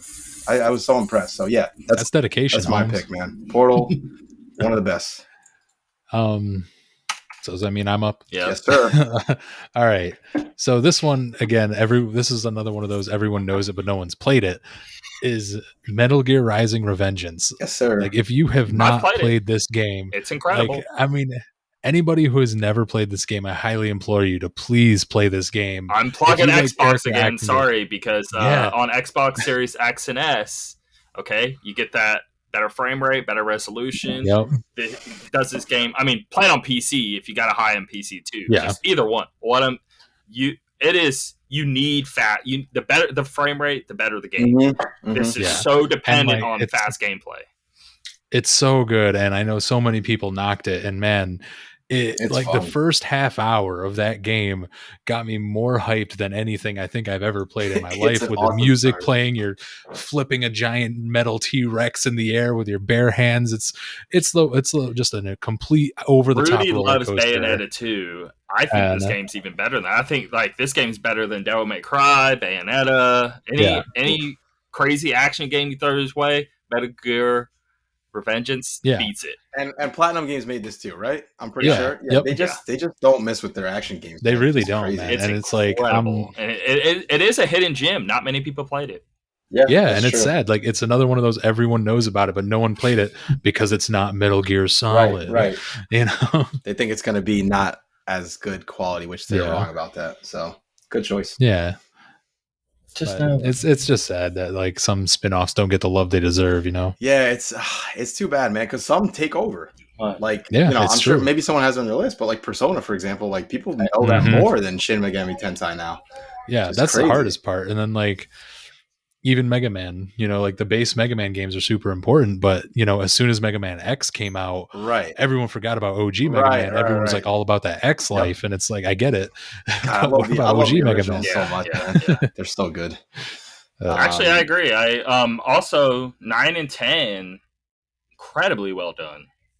Yes, I liked it. I like both of them. Was it 11 the new one? Yeah, that's like 3D. I like it. A lot of people gave it way more hate. So basically, let's just put like it's not even 9 versus 10. It's like 9.8 versus 10. It's so there's a few things because it's 2.5, and I wouldn't do 2.5, but they definitely did. I don't know why do people hate on 2.5D so much. I don't think it looks. I like 2.5D. I don't think it looks bad at all. But I do also, on the other hand, I do like pixel art too. But I don't have like a.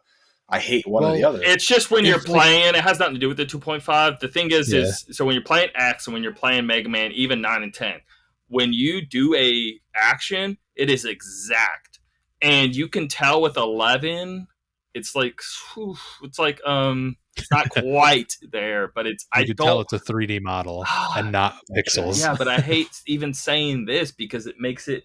I promise you would think it plays amazing. It's just if you were to go back and forth and really try to compare, it's like doing those like old like 360 versus PS3, and you got a side by side, and that one looks a little darker, a little lighter. Like you're going to those levels, but 11 just like real slightly doesn't hit it, but it's close, really close. That's the best way I can see that. Yeah.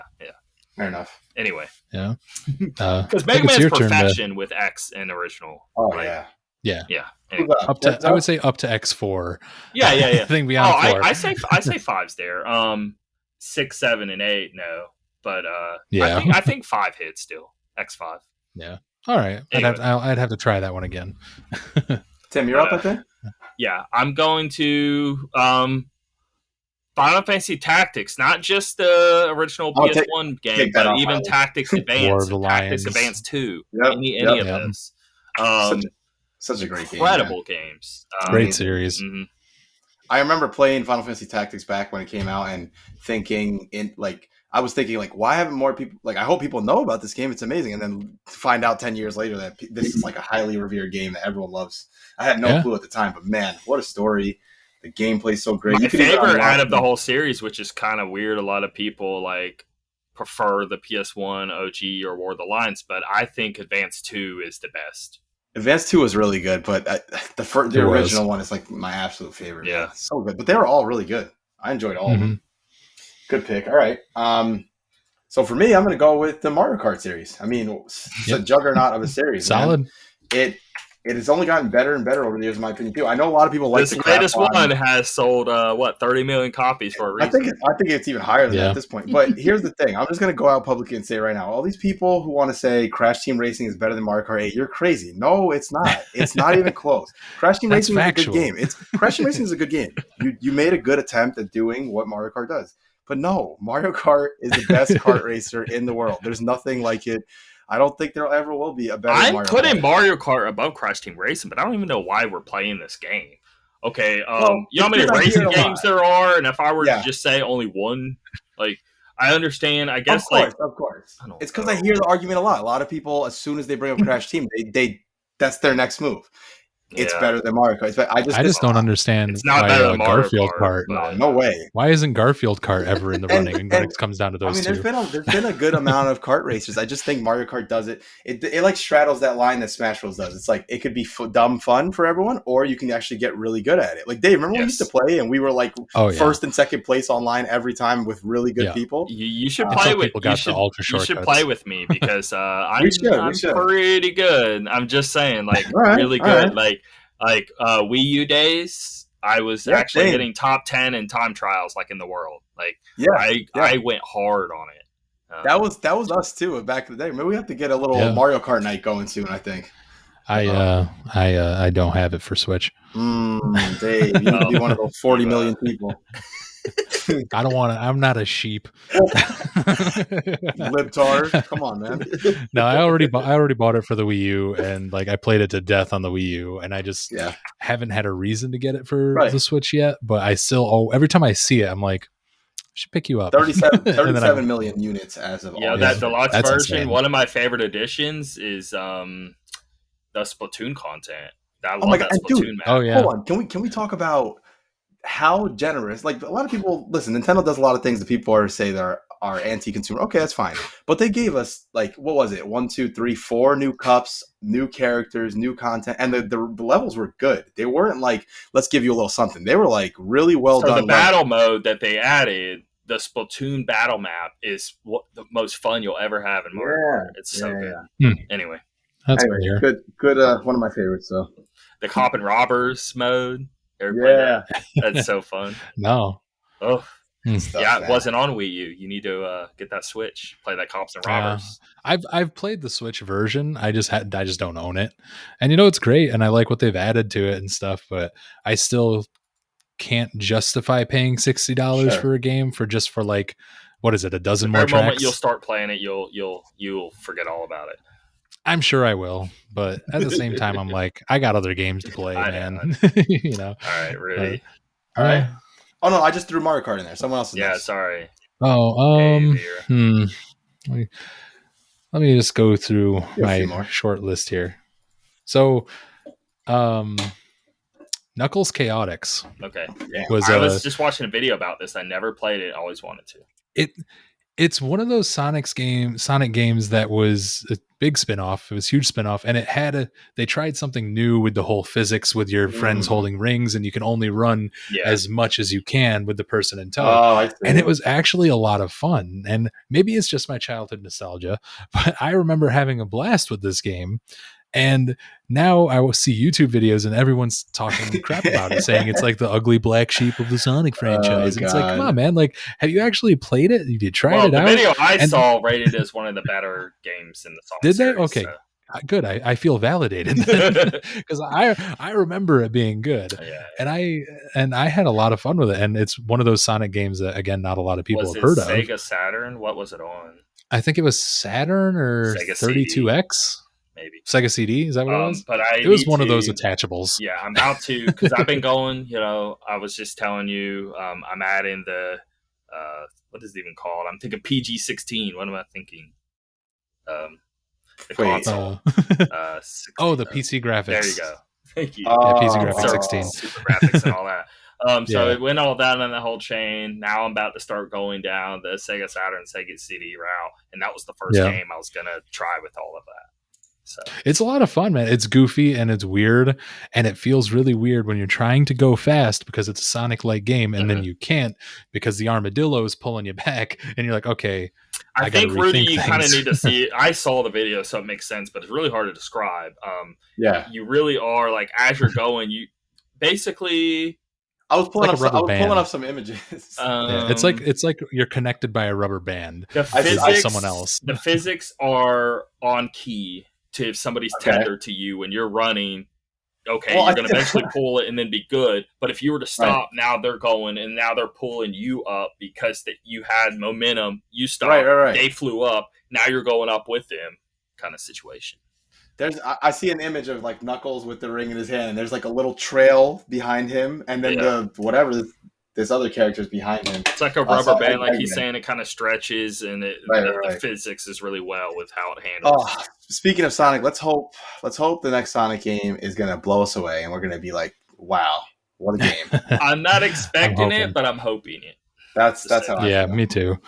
I just want another 3D Sonic that like makes me feel like Adventure 2. Sonic Colors just came out, that Ultimate, and I do want to play it because I like the Wii. I have heard it. I heard iffy things about it. I heard the remaster had some issues. I hope that's not true. I'm just hoping it's like a patch or two they can run out and it's all good now. Yep. But yeah, definitely try Knuckles Chaotix. I wouldn't say buy it because you can't. Yeah. But play it any way you can. Yes.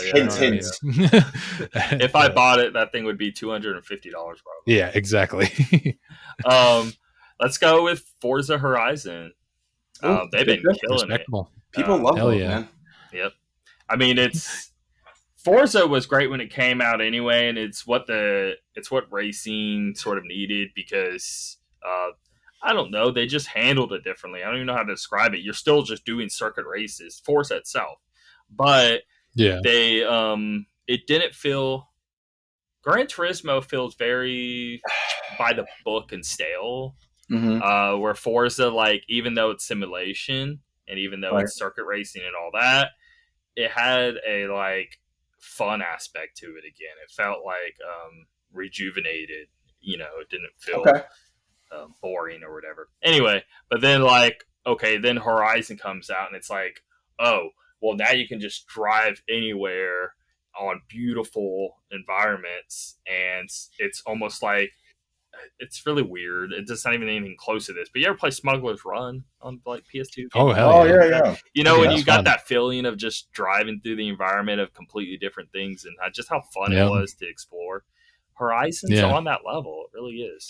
As someone who doesn't play racing games at all, Forza Horizon makes me want to play a racing game. Like, it looks like it's more than just driving. Like, the Horizon series seems to be more. The music, the soundtracks are perfect. It seems like anyone can. It seems like anyone can jump into Horizon and have a good time. That's what I'm trying to get at, I guess. So you can. Like I'm like a firm believer that the Burnout series is one of the best racing game series of all time. Burnout Revenge is my favorite racing game. Agreed. So it's either Burnout Revenge or Paradise City. I really liked Paradise City. Okay, I'm doing 3 of Revenge, but those games are so much fun.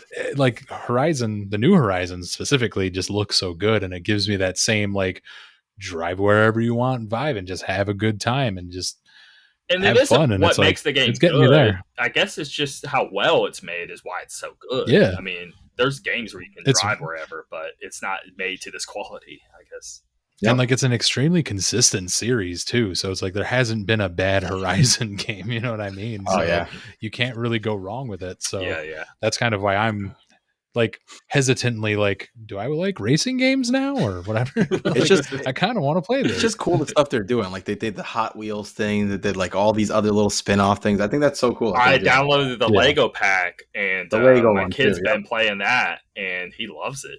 Like, I'm sure. so cool. That's good. It's very cool, and it's a good. If you have a powerful computer, I almost feel like it's the perfect game to just download and try it out, see what it looks like, and bring someone over to your house. You want to show them the most pretty thing, just pop that up. I might try that out on my computer, see how it is. Hey, pay the $1 a little Game Pass. Yeah, I'll just do Game Pass and get it there. All right, next one for me. I'm going a little deeper here. I'm gonna go with Kirby's Air Ride, one of my favorites from back in the day. I never played it, and I always feel bad.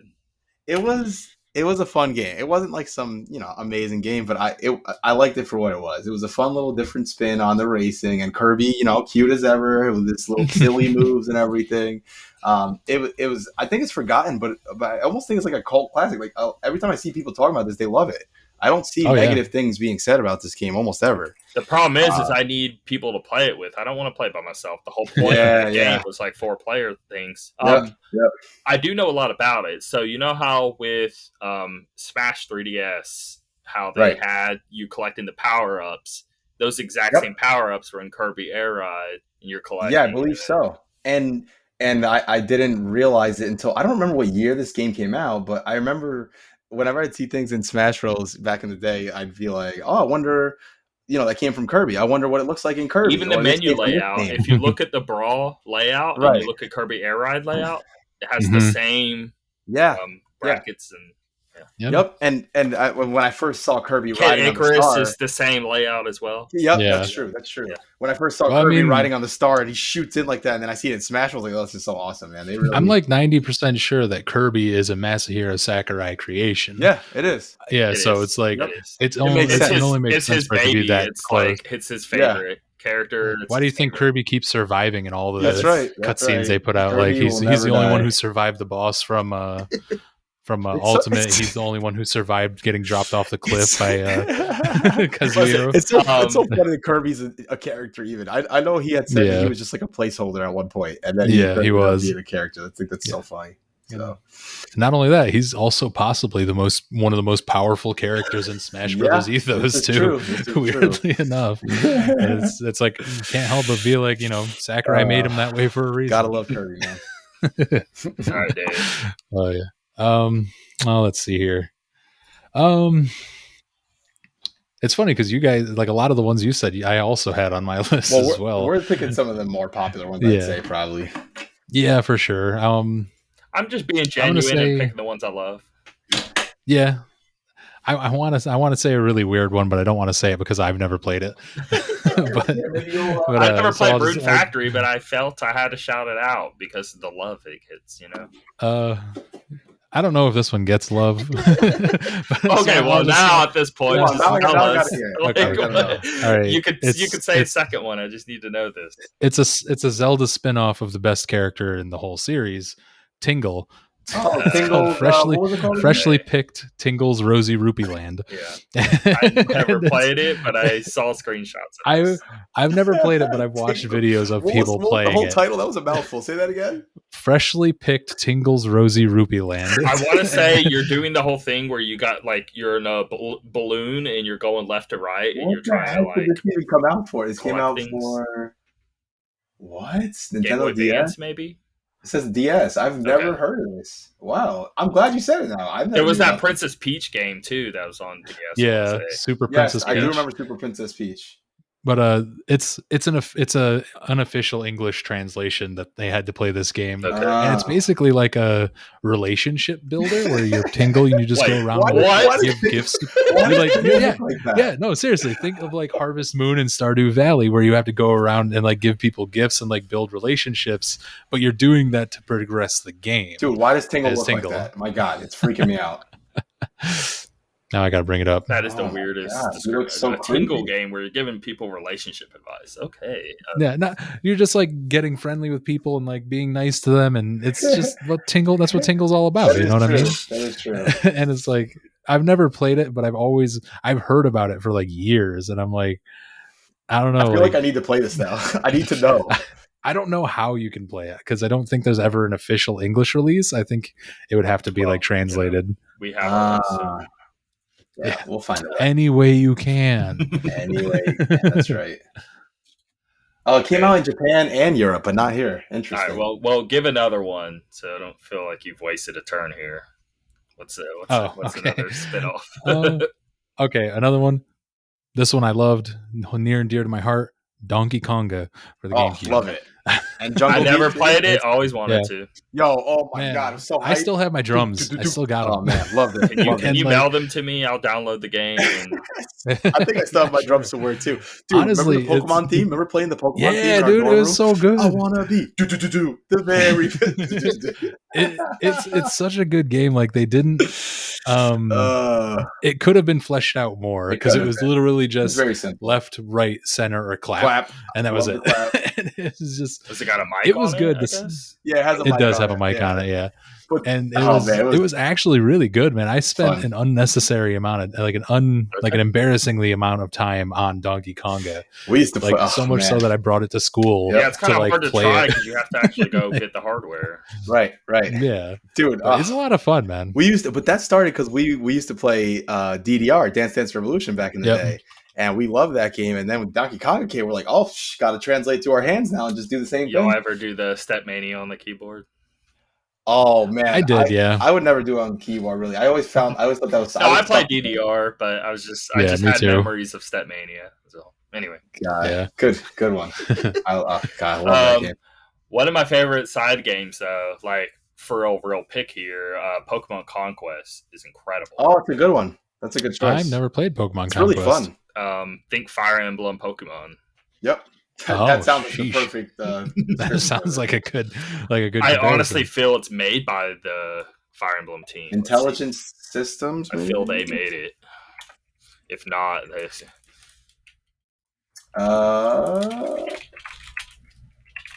No, it's Tecmo Koei. Unless were they flipped?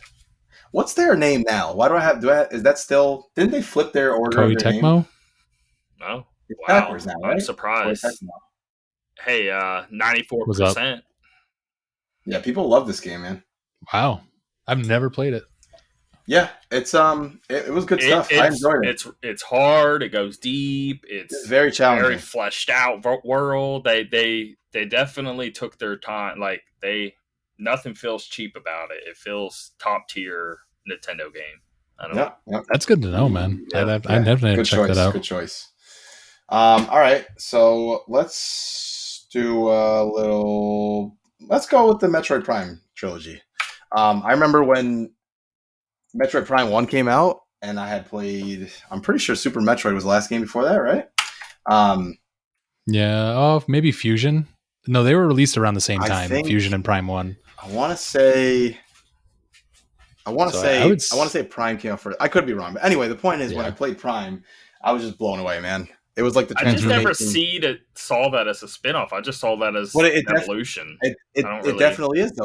I would say it is a spinoff. It's definitely a spinoff because it's almost like its own series. You know, it's like its own contained series. You know, no, but I don't think it have to do with the story. Like, if you were to explain the story through the Metroid, like it's right there with the rest of the story, and it's a canon piece. It's not like a. Well, I don't think so. No, honestly. not necessarily. Really? It's the same. It's the same character, sure, but in terms of the story, the only one that actually connected back to Super Metroid was Other M. I'm pretty sure because it continues right. From there, if I'm not mistaken, and then Fusion. I thought Prime was just the next one. Prime was like its self-contained thing, but man, it really was like its own. Yeah, it was its own series story, and I'm glad they're going back to it now, which is awesome. I don't know how they're going to go back to it, but we'll see when we get there. If we get there. But yeah, because that one's a little in the gray area, and Dave got beat 1. I beat 3. I actually like 3. I like 3 more than 1. I love 3. I thought 3 was great. All 3 of them are awesome. I think they're all. I need to play the second one. It's kind of that weird Dark Souls 2 thingy, I guess. Dude, I almost forgot. The second one had this multiplayer mode that so many people crapped on, and we used to play it so much. My brother and I'd be running. Just imagine you're running, and I pick up a power up. I can hack my brother now. I'm aiming at my brother. My brother's trying to dodge, and then he's rolling in the morph ball. It's just like you get super missiles. It was awesome, man. Very much fun. It's like Metroid Prime Hunters. Pretty much. But I'll throw one more in there. The other one was Halo Wars. I played Halo Wars recently, about a month ago, and love it. It was great, very fun. It was cool seeing the world of Halo. The second one now. No, I'm gonna get there. Halo Wars 2 is like 10 out of 10. Dude, I still have ODST, Reach 4, 5, and Halo Wars 2 left, so I'm working on it. Well, Halo Wars 2 is the best out of those. That's nice. Good to hear. But Halo Wars was awesome, man. Seeing a Warthog and a freaking Banshee and all these different things that I'm so used to seeing in a 3D environment, seeing it like that and controlling them and everything. It was so cool. I loved it. So good. That was a lot of fun. It was a good game. Very hard, by the way. I only have 2 left, by the way. Yeah, I got a couple left. Just list them off. Yeah. Finish it up. Yeah, did you want to list those off, or do you want me to go? Oh, okay. I got Rudy. Go ahead and list your remaining. He'll list. I'll throw my last 2. All right. Yeah. Last 2 for me are Pokemon Stadium, Pokemon Snap. Okay. Well, actually, that's 1. But anyway, Stadium especially, I loved because you could do the pop in your game and do 3 times speed, and I love that. And then the mini. I also like the mini games. Pokemon Stadium 2 had the top tier. Multiplayer. Yep. And then the last one is Theater Rhythm Final Fantasy, which I've always been big into the rhythm games, and I just loved how they incorporated Final Fantasy. All the still have songs. a copy of that. It's a little great. I have the curtain call, which has way more content. Oh yeah, I loved how they would take like whatever song is playing that's particular to Final Fantasy VIII, let's say, and on the screen you'd see something happening that's related to the game in the story. And I thought that was so cool. So yeah. That was neat, man. That's it, man. I'm all done. All right, I'll list 2 more. Okay. So Dissidia, Final Fantasy. Ooh, good choice. The ones on PSP. I'm not really going to mention the PS4 one or the arcade one because I haven't played them. I played it. It's not good. The PSP one's amazing. The original and the D12, whatever. Yeah. Yeah, the Duodecim, especially that one.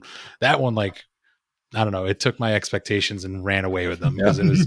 I played the first one and I loved it, and I was getting ready for the second one, and then I played that one, and it just was so much better than I expected, and it was just so good, and there was just this huge wealth of content to it that I couldn't believe that it was on a portable console, and then they, Square hasn't remastered it yet. What the heck? Come on, Square. I mean, like, come on, man. Like, but still, great games. And my other one is going to be Far Cry 3 Blood Dragon. Love that game. If you guys liked Far Cry 3 and you haven't played Blood Dragon, play awesome. Blood Dragon. It's almost better than 3. It's the best Far Cry game.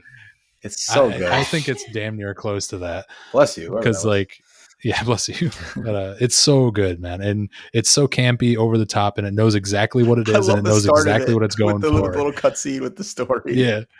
It's so good. It's so good. It's so good to know that they're so self-aware about it. It's the 80s vibe, of course, but it's like Arnold Schwarzenegger meets right. It feels a lot like, what's that movie, Arnold Schwarzenegger movie, where it's like Total a Recall game? Or something? No, where it's like a game show that he partakes in. I can't think of it now. Running Man. There it is. Running Man. Oh. Did y'all ever see Running Man? No, I did not. That's freaking incredible. Anyway. Love that movie.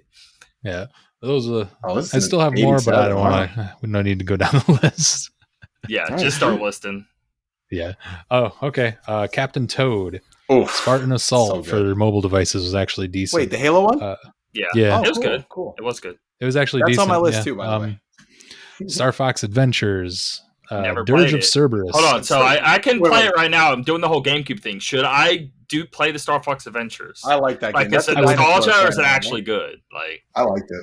Oh man, now you caught me in something because now you're making me rethink myself. It's a decent game. I will say it's actually pretty good.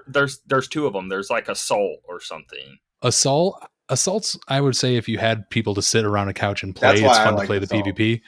But I would say if you don't have that, don't play Assault. Yeah. Star Fox Adventures is a we'll see okay-ish game. It's a 7. Yeah. It's like a middle of the road. 6.5 to 7. Yeah. Okay. It's fun though. It's fun. Anyway. Dirge of Cerberus, Final Fantasy 7. I actually really loved that. I know it's weird, but I loved it. Yeah. I think it's a hit. Like it was like a sleeper hit. Mm-hmm. People hated on it because it wasn't Final Fantasy 7, and now they're as we expected. Yeah. Kingdom Hearts is pretty much a podcast in itself, so I'll just leave it at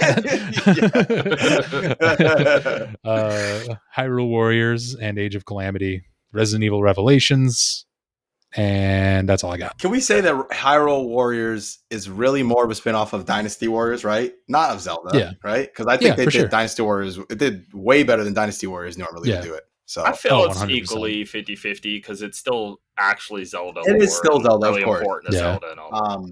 And then Resident Evil Revelations, that's a good pick, man. I really enjoy those games. I think Resident Evil Revelations came at the perfect time where everyone was losing faith in Resident Evil, and then they finally brought it out, Resident Evil Revelations. I agree. I remember telling people, like, "Oh my god, we got a game. good Resident Evil again." Yeah, on 3DS too. I remember I got the stupid peripheral, and I played it in 3D, and it looked amazing. The circle pad, remember that thing? I'd be like, "What's going on, guys?" They're like, "What the hell? What's on your DS?" Basically, a second 3DS. Pretty much. So, yeah, it's good. It's good. That's all. That's my list. Hopefully, they make a Revelations 3 sometime. I don't know. I just wanted to mention Persona. I mean, obviously, incredible. We all know all about that. But one that we all spent a lot of time, but we never really. It's just we forget now. But The Sims. Oh yeah, of course. The Sims to SimCity. I mean, who doesn't like the Sims? I mean, I don't know if I want to play it anymore. I'm kind of over it. But I'm sure we've all played it. Years and years of playing The Sims, growing up. It's great. Good memories. Yeah, I remember I bugged my dad. I was like, I don't know, 9 or 10 years old. I kept telling him, I can't play The Sims. It's telling me that I didn't understand what resolution was. I was like, it keeps telling me I need this number times this number. Can we get a new monitor? And my dad's like, I'm not buying a new monitor for this damn game. It probably needed 800 by 600, and you probably only had 640 by 480. I guarantee you it was something like that. Needed to change a setting probably or something. But that game is such a good intro to video games game, especially when you put real life people into there. Oh, I'm going to name you this and that. And and the amount of fun you can have with it of just like, I don't know. Oh, yeah. You can get pretty killing that can take place. Everybody did it. Let's just address the elephant in the room. We've all done it. We've all done it. You put the pool. You put the people in the pool. You remove the ladder. Or you're trying to get a relationship started and it won't happen, no matter how hard you're trying, and it's pissing you off. One of my favorite internet stories that I read is someone locked someone in a basement and did nothing but taught them how to paint, and then the painter would then put his paintings up the wall, and the people who lived in the house would sell the paintings, and they would live rich and lavish lives because they would keep selling the dude trapped in the basement. They keep selling his paintings. It's the weirdest stuff I've ever read, but it's like hilarious. One of the greatest Sim stories I've heard. Wow. So bad. I'll have to find a picture of it and send it to you guys, but it's actually hilarious. Oh man. Well, that's that, man. We did it. Great episode. Dude, that's probably our longest episode yet, I'd say. It is. Let's talk for 2 more minutes so we can hit 4 hours. Only if Tim ends at exactly the 4 hour mark. I'm really upset. Like, it did that whole stutter thing in the beginning. So stupid. It might be easy enough to splice though. So yeah. Let's see how it goes. That was good though, Dave. Dave. I think you probably more than anyone else is fit right in with the gaming talk, man. It just was perfect. I'm really glad you know your history and know your stuff because that's why I wanted to bring Dave on. I knew he'd know all that stuff. So yeah, I research video games for fun, man. Like that's just what I do. Like my whole YouTube watch queue is just full of history of video games, video game reviews, video game retrospectives, articles and videos, and I'm just consuming. And that's why it's fun to talk with people who keep up with the video game stuff. That's why. Again, I'm sorry we keep bringing them up, but that's why we had a little trouble early on. Because they didn't really know. Yeah. I mean, I just know too much about video games for no reason. I just do. and that's why I wanted to do this, because I'm I have too much in my head and I need to channel. You gotta put it out. Get out. For sure, man. I get that, because when I get to that point and I get the chance to vet any sort of knowledge to somebody, it's just word vomit. So it's good to know that you could do it in some sort of productive manner, like a podcast. Yeah, you know we know the context you're getting at without you spending 3 hours on right. Because to somebody else you'd have to tell the whole backstory just so they understand what you've been talking about. Now you don't have to. All right. Yeah. Well, listen, Dave, thanks for coming on, taking the time, man. We got to have you back on again soon. So I appreciate it, guys. Had a blast. Yeah, for sure. And see y'all. If you take care. Later, fellas. Later.